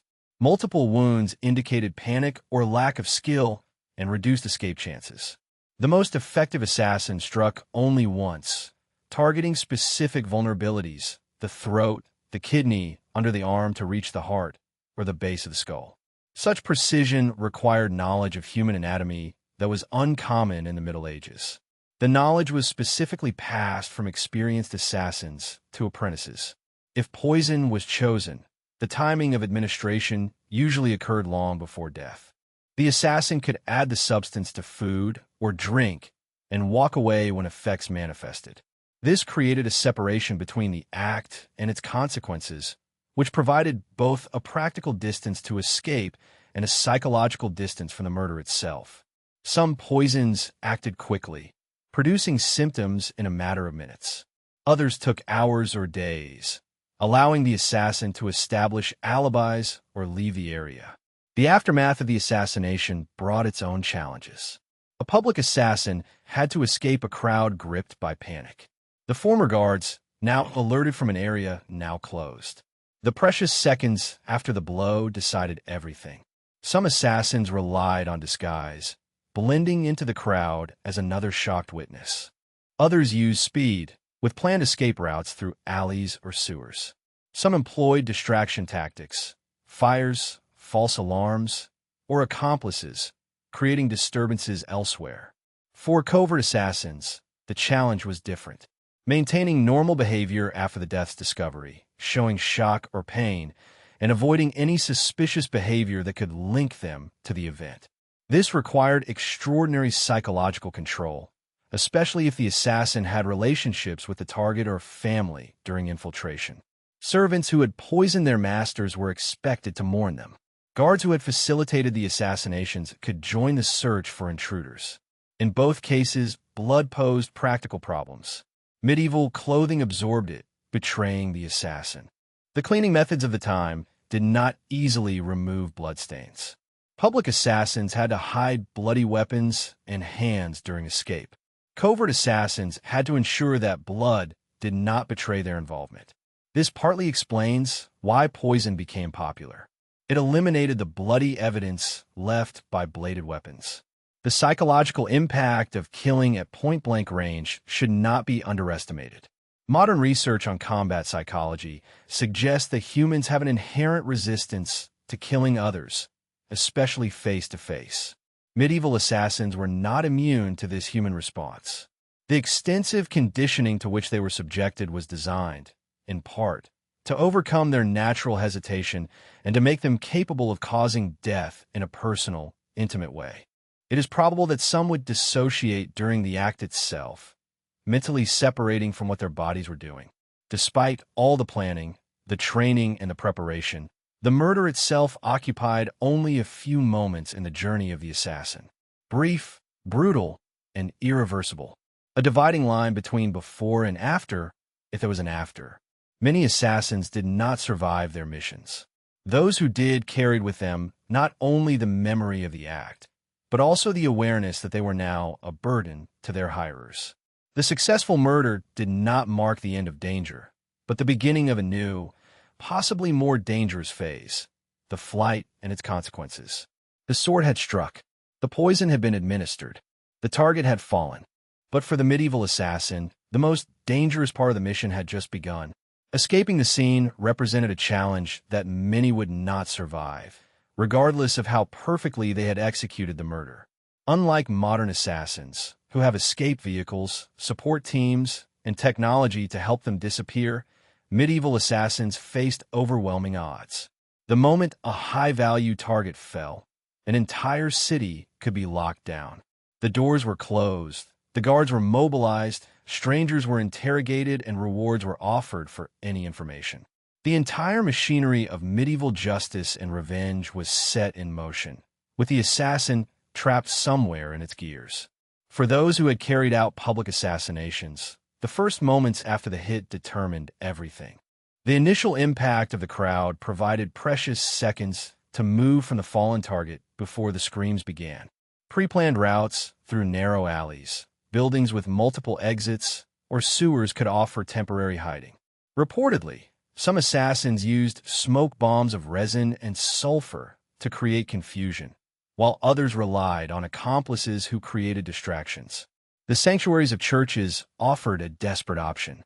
Medieval law recognized the right of asylum, whereby fugitives could claim protection within church walls. Although this could prevent immediate execution, it often led to permanent exile or eventual capture when hunger forced the assassin out. Few churches risked their reputation to protect known assassins for long, especially those who had attacked powerful figures. Waterways offered escape opportunities in coastal or riverside cities. Prearranged boats could take the assassins away from immediate pursuit. The assassin could disguise himself as a fisherman, merchant, or pilgrim, blending in with river traffic before the guards organized searches. Venice, with its network of canals and access to the sea, was especially difficult for authorities trying to contain fugitive assassins. For assassins who had poisoned their targets, the flight took different forms.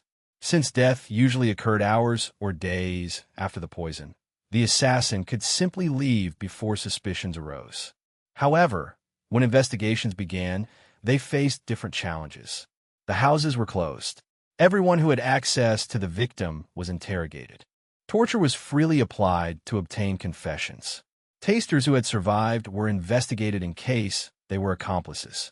Medieval justice operated with evidentiary criteria, that would seem worrying today. Mere suspicion could lead to interrogation under torture. Proximity to the victim could constitute sufficient reason for accusation. Foreigners, or those without powerful protectors, became convenient scapegoats. In this environment, even assassins who had escaped the crime scene were often pursued, identified by informants seeking rewards, or betrayed by accomplices under duress. If captured, assassins faced execution methods specifically designed to maximize suffering and serve as a public warning.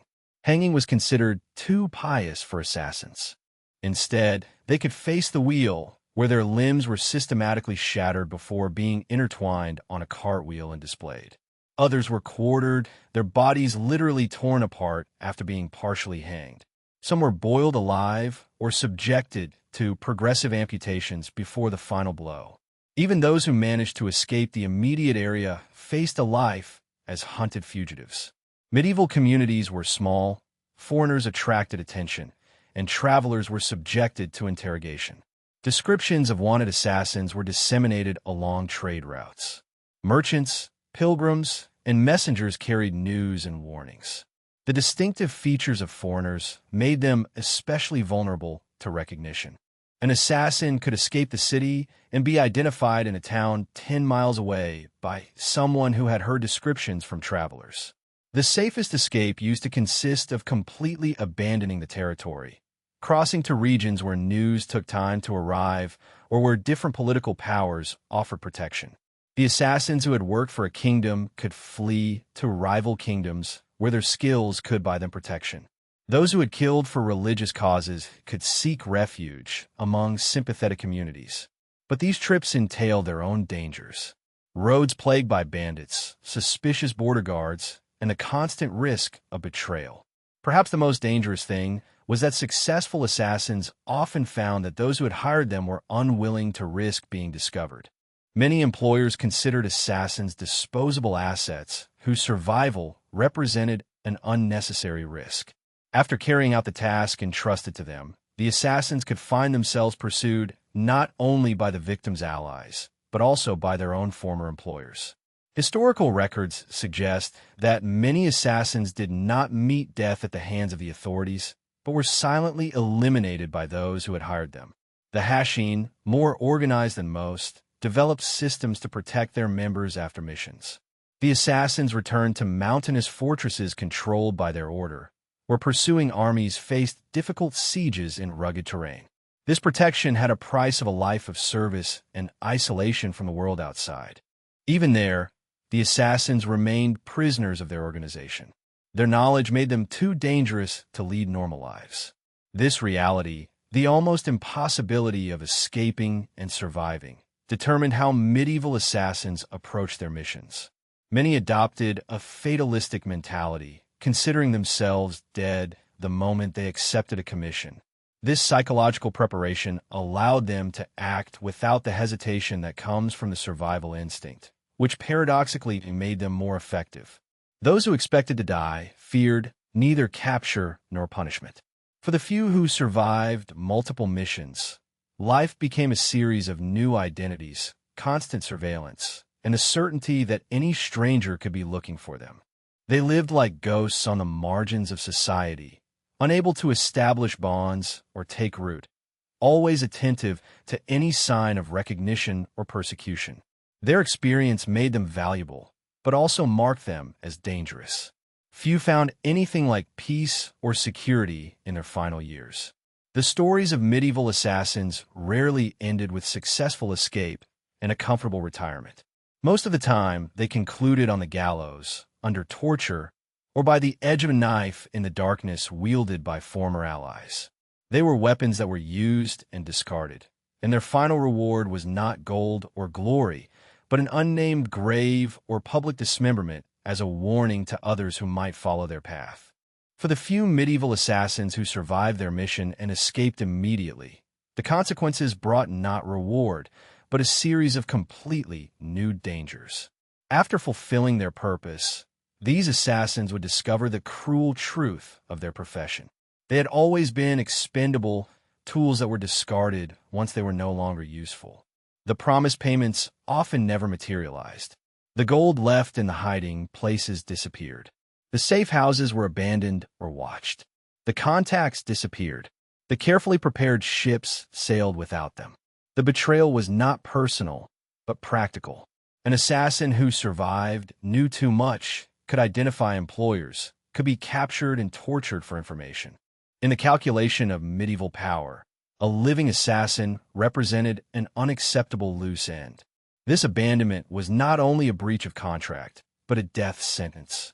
Without the promised resources and protection, the assassins found themselves abandoned in hostile territory, pursued by authorities and with no possibility of escape. Some were silently eliminated by the same people who had hired them, stabbed in their resting places, or poisoned in meals intended to celebrate their success. Others were abandoned to the mercy of city guards or the vengeful allies of the victim. Those who somehow managed to escape, both their former employers and their enemies, faced a life of perpetual flight. Medieval society offered few places to hide in the long run. The communities were small and close-knit. Strangers attracted attention and were watched. An assassin could change appearance, adopt new identities, learn new trades, but constant surveillance wore down both body and mind. Many succumbed to psychological stress and turned to alcohol or other substances that dulled their awareness and eventually led them to make mistakes and be captured. Some assassins tried to use their knowledge to protect themselves, threatening to expose those who had hired them if pursued. This rarely ended well. The medieval powers did not respond to blackmail with submission, but with overwhelming force. An assassin foolish enough to utter such threats could find entire families or communities punished for their actions, as an example of what happened to those who betrayed powerful patrons. For assassins with political motivations, such as the Hashin, the consequences were somewhat different.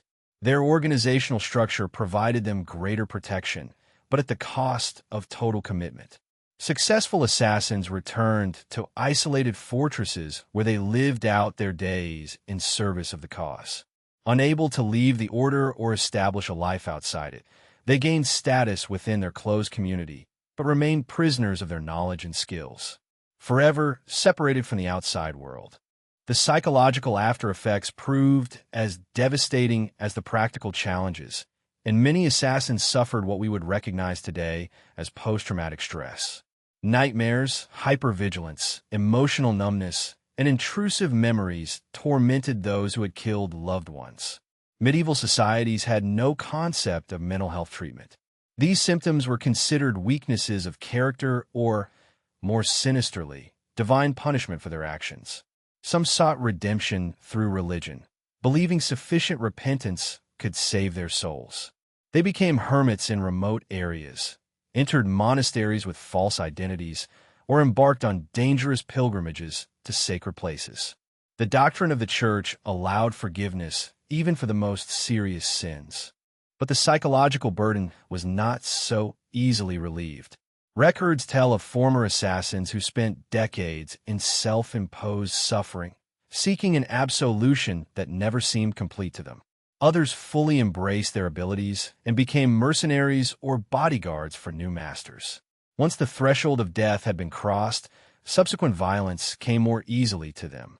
Often, these individuals died violently.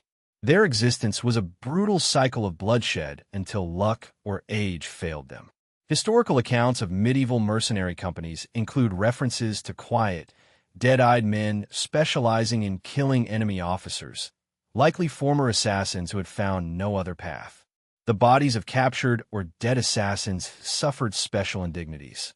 While common criminals could be executed and buried, assassins were often quartered and their remains displayed at city gates or crossroads as a warning.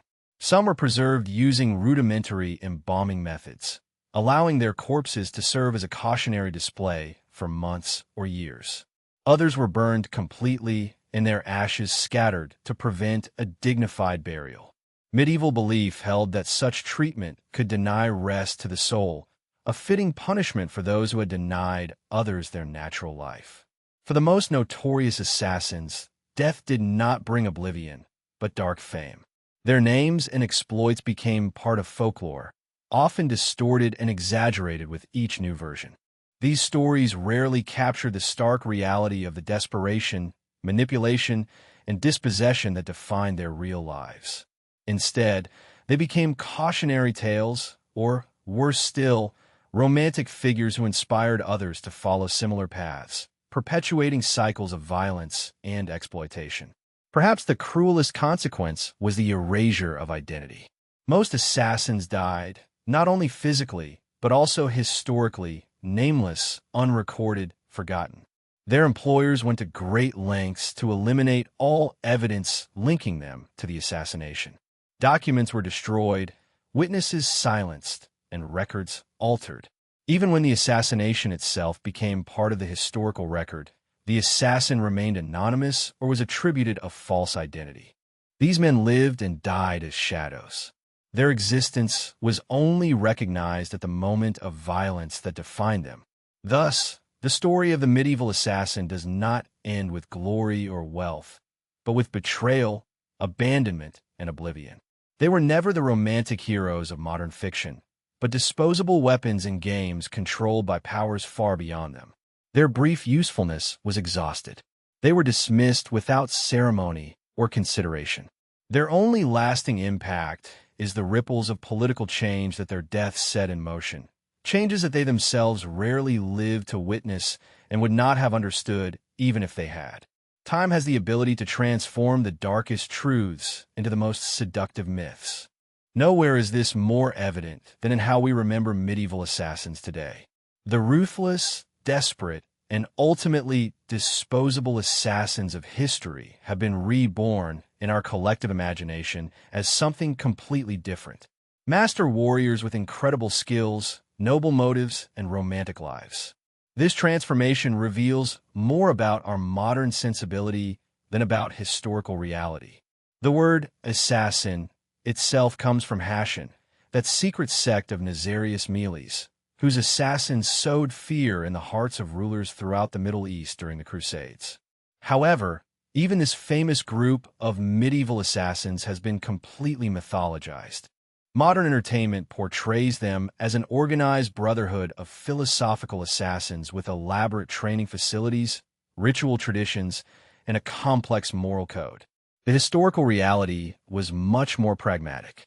Religious devotees willing to die for their cause using simple disguises and direct methods instead of acrobatics or exotic weapons.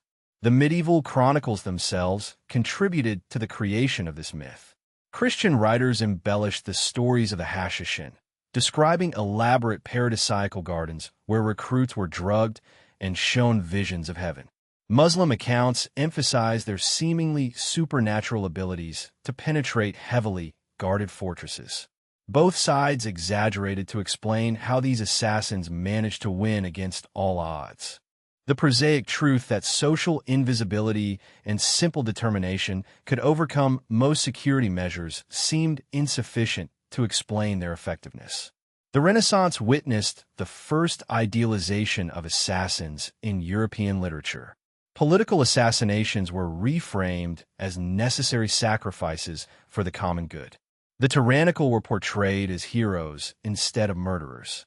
The writings of Machiavelli on the usefulness of selective assassination for political stability contributed to transforming the image of assassins, who went from being criminals to pragmatic tools of the art of governing. The assassin began his slow evolution from despised murderer to necessary shadow warrior. In the 19th century, Gothic literature adopted the assassin as a typical, mysterious, skilled, and exotic character. The Oriental fascination of the time painted assassins as masters of esoteric Oriental arts instead of desperate men with daggers. Thus, Walter Scott's novels starring assassins gave them tragic backgrounds and complex motivations. The disposable tools of medieval power were reinvented as melancholic antiheroes with their own moral codes. Modern entertainment has completed this transformation. Video games present assassins as protagonists with superhuman abilities, elaborate training systems, and secret societies with resources that rival those of nations. Movies portray them as martial arts masters with access to cutting-edge technology and global support networks.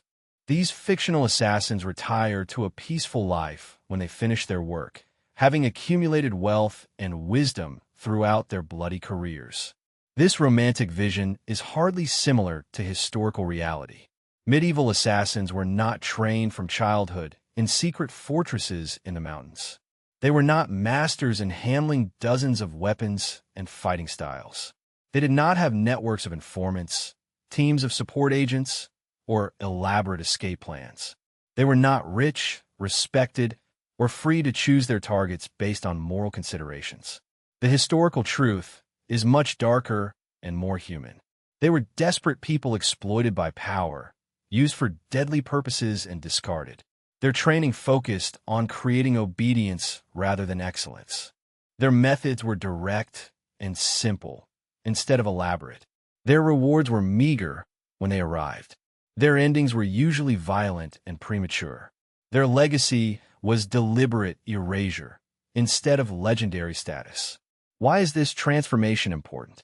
Because myths shape how we understand power and violence today. The idealized assassin reinforces the idea that expert violence can solve complex problems, that killing key people can change the course of history in predictable ways. It suggests that practitioners of such violence can maintain their psychological integrity. Morally complex individuals who maintain control over their destiny. Reality tells a different story. Medieval assassinations often produced unintended consequences, power vacuums that were filled by equally problematic successors, or martyrs whose deaths strengthened the causes they fought against. The assassins themselves were traumatized, manipulated, and ultimately destroyed by their participation in political violence. Far from being masters of their destiny, they were disposable pawns in games played by others. Perhaps more importantly, the mythification of assassins obscures the human cost of political violence. Real assassination was not a clean and skillful art, but a bloody and messy affair that destroyed not only the target, but also the assassin. Historical accounts do not describe elegant shadow warriors but shattered people who sold their humanity for promises that were rarely fulfilled, who died painfully and in solitude, and whose names were deliberately forgotten. The few medieval assassins whose names have survived in the historical records, Hassani Saba, who led the Hashashin, or Balthazaraj, who killed William the Taciturn, are not remembered for their skills or their successes, but for the political earthquakes that their actions caused. They were pebbles that triggered avalanches, and their personal destinies were insignificant compared to the changes they set in motion. Perhaps therein lies the only real parallel between the myth and the reality of the medieval assassin. Ultimately, both were defined not by who they were, but by what they did, by that single violent moment that connected them briefly, but permanently, with history. The difference is that our myths grant them an agency, a skill and a purpose that their historical counterparts never had. The reality of the medieval assassin remains a sobering counterpoint to our modern fascination with skilled and principled assassins. They were not teachers, but victims of their bloody trade. They were not heroes, but tools. They were not legends of their time, but footnotes deliberately forgotten. Their true legacy is not the romantic myth that we have created, but the hard lesson their lives and deaths offer. That those who exercise violence in the name of the powerful rarely escape its consequences, and that those who kill for others often die for them, too. Hello, guys. Tonight we will delve into the chaotic, wine-soaked halls of medieval royalty, but not as kings, knights, or nobles. No, you will be the jesters, the fools, those who could mock a monarch to his face, and perhaps live to see the next sunrise. Movies love to paint jesters as comical and extravagant characters. Hats, witty rhymes, maybe a solo looting or two. But the truth is that a jester's life was much more brutal. Imagine being a walking escape valve for royal egos. A badly told joke, and what you hear is not laughter, but the sound of shackles or something worse. So, before you settle in, take a second to like and subscribe, but only if you really enjoy the dark corners of history we explore here. And tell me in the comments where you see us from and at what time. I love to see how far the madness goes. All right, lights off, volume up. Let's begin tonight's strange and dangerous journey into the twisted world of a medieval jester. Imagine waking up every morning knowing that your only purpose in life is to be laughed at. Not with you, but at you. Welcome to the strange and often terrifying life of a medieval jester, where your entire existence revolves around one simple rule. Be funny, or die. You're not a person. You're a walking stress toy with jingle bells. The king has had a bad day. You better make him laugh. The queen is bored. Dance, jester. Dance. You exist solely to entertain others, which might seem like the life of a modern celebrity, but with one key difference. Failure meant more than bad reviews. You were chosen for this honor for one of three reasons. Either you were witty and quick with jokes, you were born with some physical oddity that people found funny, or you were simply desperate enough to accept the only available job. Congratulations on your career choice. What makes your position truly strange is the contradiction that characterizes it. You are invisible and, at the same time, constantly watched. When you're not acting, it's like you don't exist. No one asks you how your day went or what you think about politics. But the moment you enter the scene, all eyes follow your movements. All ears sharpen to hear your words, and all minds judge whether you deserve to stay there. The real irony, you exist for everyone's entertainment, except your own. Your jokes make others laugh out loud, while you calculate if that laughter has been genuine enough to eat tonight. Your ridiculous dances entertain the court while your feet bleed in those ridiculous pointed shoes. Your witty remarks make the nobles feel intelligent, while you carefully avoid saying anything that could cost you your head. Welcome to life as medieval entertainment. I hope you enjoy being the human joke. Nothing reveals your true status in court like banquet time. Imagine this. The great hall is full of nobles gorging on roasted meats and fine wines. The air smells of food, sweat, and desperation. This last one comes mainly from you. Mealtime is showtime, and you're the least respected in the room, even less than the bones thrown to the dogs. While the others sit and eat, you perform. You juggle apples between each course. You mock the nobles enough to make them laugh, but not enough to anger them. You tell obscene jokes that make the king laugh and the queen feign offense. And all this time you're starving because you don't eat until the entertainment is over, and sometimes not even then. Reading the king's mood becomes your most vital skill for survival. Is he in a good mood? Then maybe you can push that joke a little further. Is he frowning while drinking wine? Then maybe today is not the day to mock his new crown. A bad joke means no dinner. A joke too witty implying that the king is not as smart as you can mean a night in the dungeon. The drunker the nobles are, the more dangerous your job is. They laugh louder, but get angry faster. They throw food at you, if you're lucky. Sometimes they throw glasses, knives, or punches. And you are expected to accept it all with a smile because, well, that's what jesters do. Every laugh you provoke is like flipping a coin. Heads, you get approval and maybe some crumbs from the table. Tails, you get humiliation or something worse. And you flip that coin hundreds of times a day with your stomach rumbling and your dignity dwindling. The banquet ends. The nobles stagger to bed with full stomachs. And you pick at the food from your disguise and wonder if tomorrow's performance will be the last. They called it freedom of expression, the great privilege of the court jester. While everyone else had to measure their words carefully before royalty, you, supposedly, could speak truth to power. What they forgot to mention was the fine print. Freedom of expression until suddenly it violently stopped being so. Imagine this twisted agreement. The king sits on his throne surrounded by nobles who nod at his every word.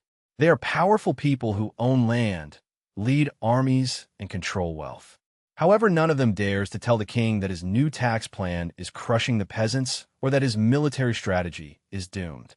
That dangerous task falls to you, the jester in your colorful suit.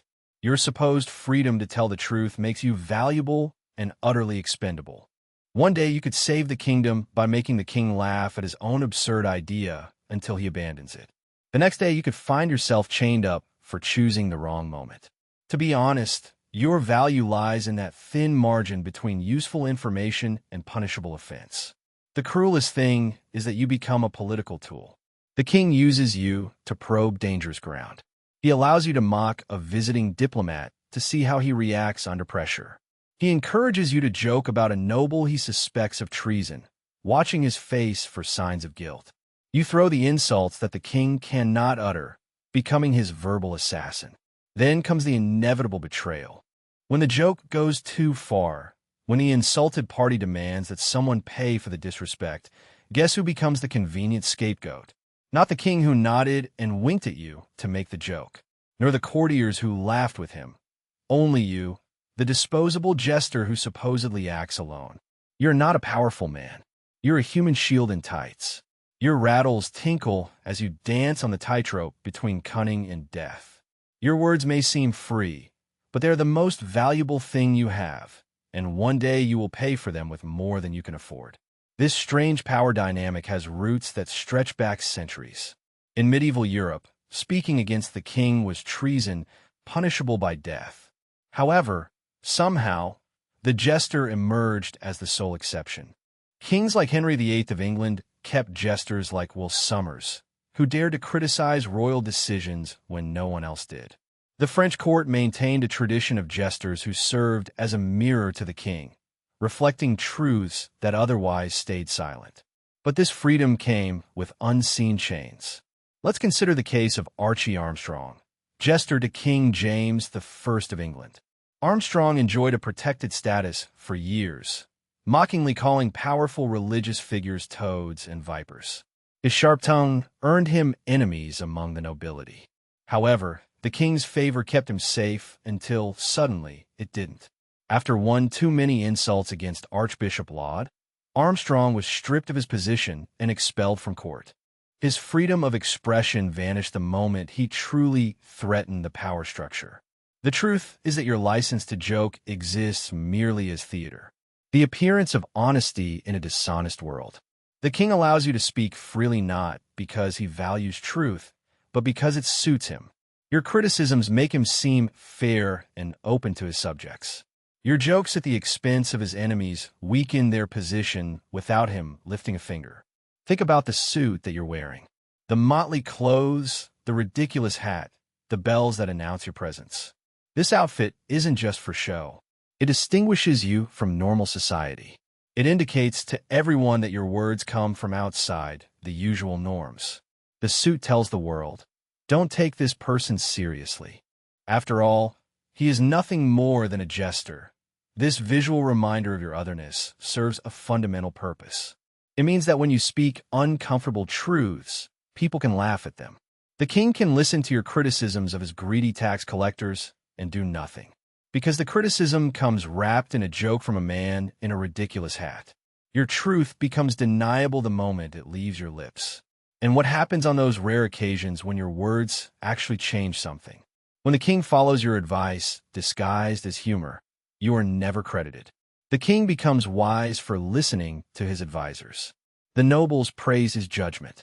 Meanwhile, you take a back seat, the invisible architect of change, until they need you to entertain again. Your position as a bearer of truth carries another deadly trap. You must somehow know what truths are acceptable and which will lead to ruin. The politics of the court shift mysteriously, with alliances changing overnight and yesterday's favorites becoming today's enemies.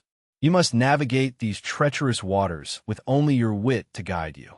Say something inappropriate about the queen's family, and you could insult a potential ally. Mock the wrong nobleman, and you could target someone the king secretly respects. Joke too soon about a military defeat, and you could reopen wounds that have not yet healed. There is no manual for this job. There are no clear limits. You learn by surviving, day after day. Some jesters thrived in this impossible position. Triblet, jester to King Francis I of France, once slapped the king on the butt. When the king threatened to execute him for this insult, Triblet supposedly replied that he deserved clemency for mistaking the king for the queen. The king, amused by this even greater insult, changed the death penalty to banishment. Not all jesters were so intelligent or had such luck. The true tragedy is that the more effective you are at speaking truth to power, the more dangerous your position becomes. The truly insightful jester makes powerful enemies simply by doing his job well. Those who tell comfortable lies can survive longer than those who tell uncomfortable truths. And so, the system corrupts even the only role that is supposed to exist outside its influence. You're not a powerful man. You are a human shield with gaps. Your bells jingle as you dance on a tightrope between cunning and death. Your words may seem free, but they're the most valuable thing you possess. And someday you will pay for them more than you can afford. All this talk about telling truth to power may sound noble. You might even start thinking of jesters as medieval heroes of freedom of expression. It's time to return to reality. Death was always just one bad joke away. History books rarely focus on jesters who suddenly disappeared from the court records. Those who made a joke at dinner and were never seen again. Those who went too far and discovered just how far their supposed immunity went. But these missing jesters were as much part of court life as the famous ones who lived to old age. Let's take the case of Klausner, a Saxon court jester from the early 16th century. When he mocked a powerful nobleman again, he was reportedly locked in a cell and forgotten. No trial, no public punishment, just disappeared. Or think of Jane Fool, one of the few female jesters who served Catherine Parr, Henry VIII's last wife. When she made a joke alluding to the decline of the king's health, she was quickly expelled from court and sent to live in poverty. Her crime? Telling an uncomfortable truth. Medieval courts were violent places where justice was dispensed quickly and often fatally. Even for nobles, punishment could be sudden and extreme. For a low-status jester, protections were even fewer. The supposed magical immunity of jesters existed only in the king's mind, and minds can change instantly. Smart jesters learned to read the atmosphere with uncanny precision. You had to perceive when the king's laughter was genuine and when it was growing anger. You had to detect the flush of rage on a duke's face before it became an order for your beating. You had to feel the change in mood when a political alliance shifted overnight, turning yesterday's acceptable target into today's protected favorite. A particularly dangerous moment was the transition between rulers. When one king died and a new one ascended to the throne, the court jester found himself on shaky ground. The new ruler could keep you as a link to the past, or he could see you as a reminder of his predecessor and get rid of you. Jesters who had mocked the new king when he was just a prince often saw their career end abruptly once.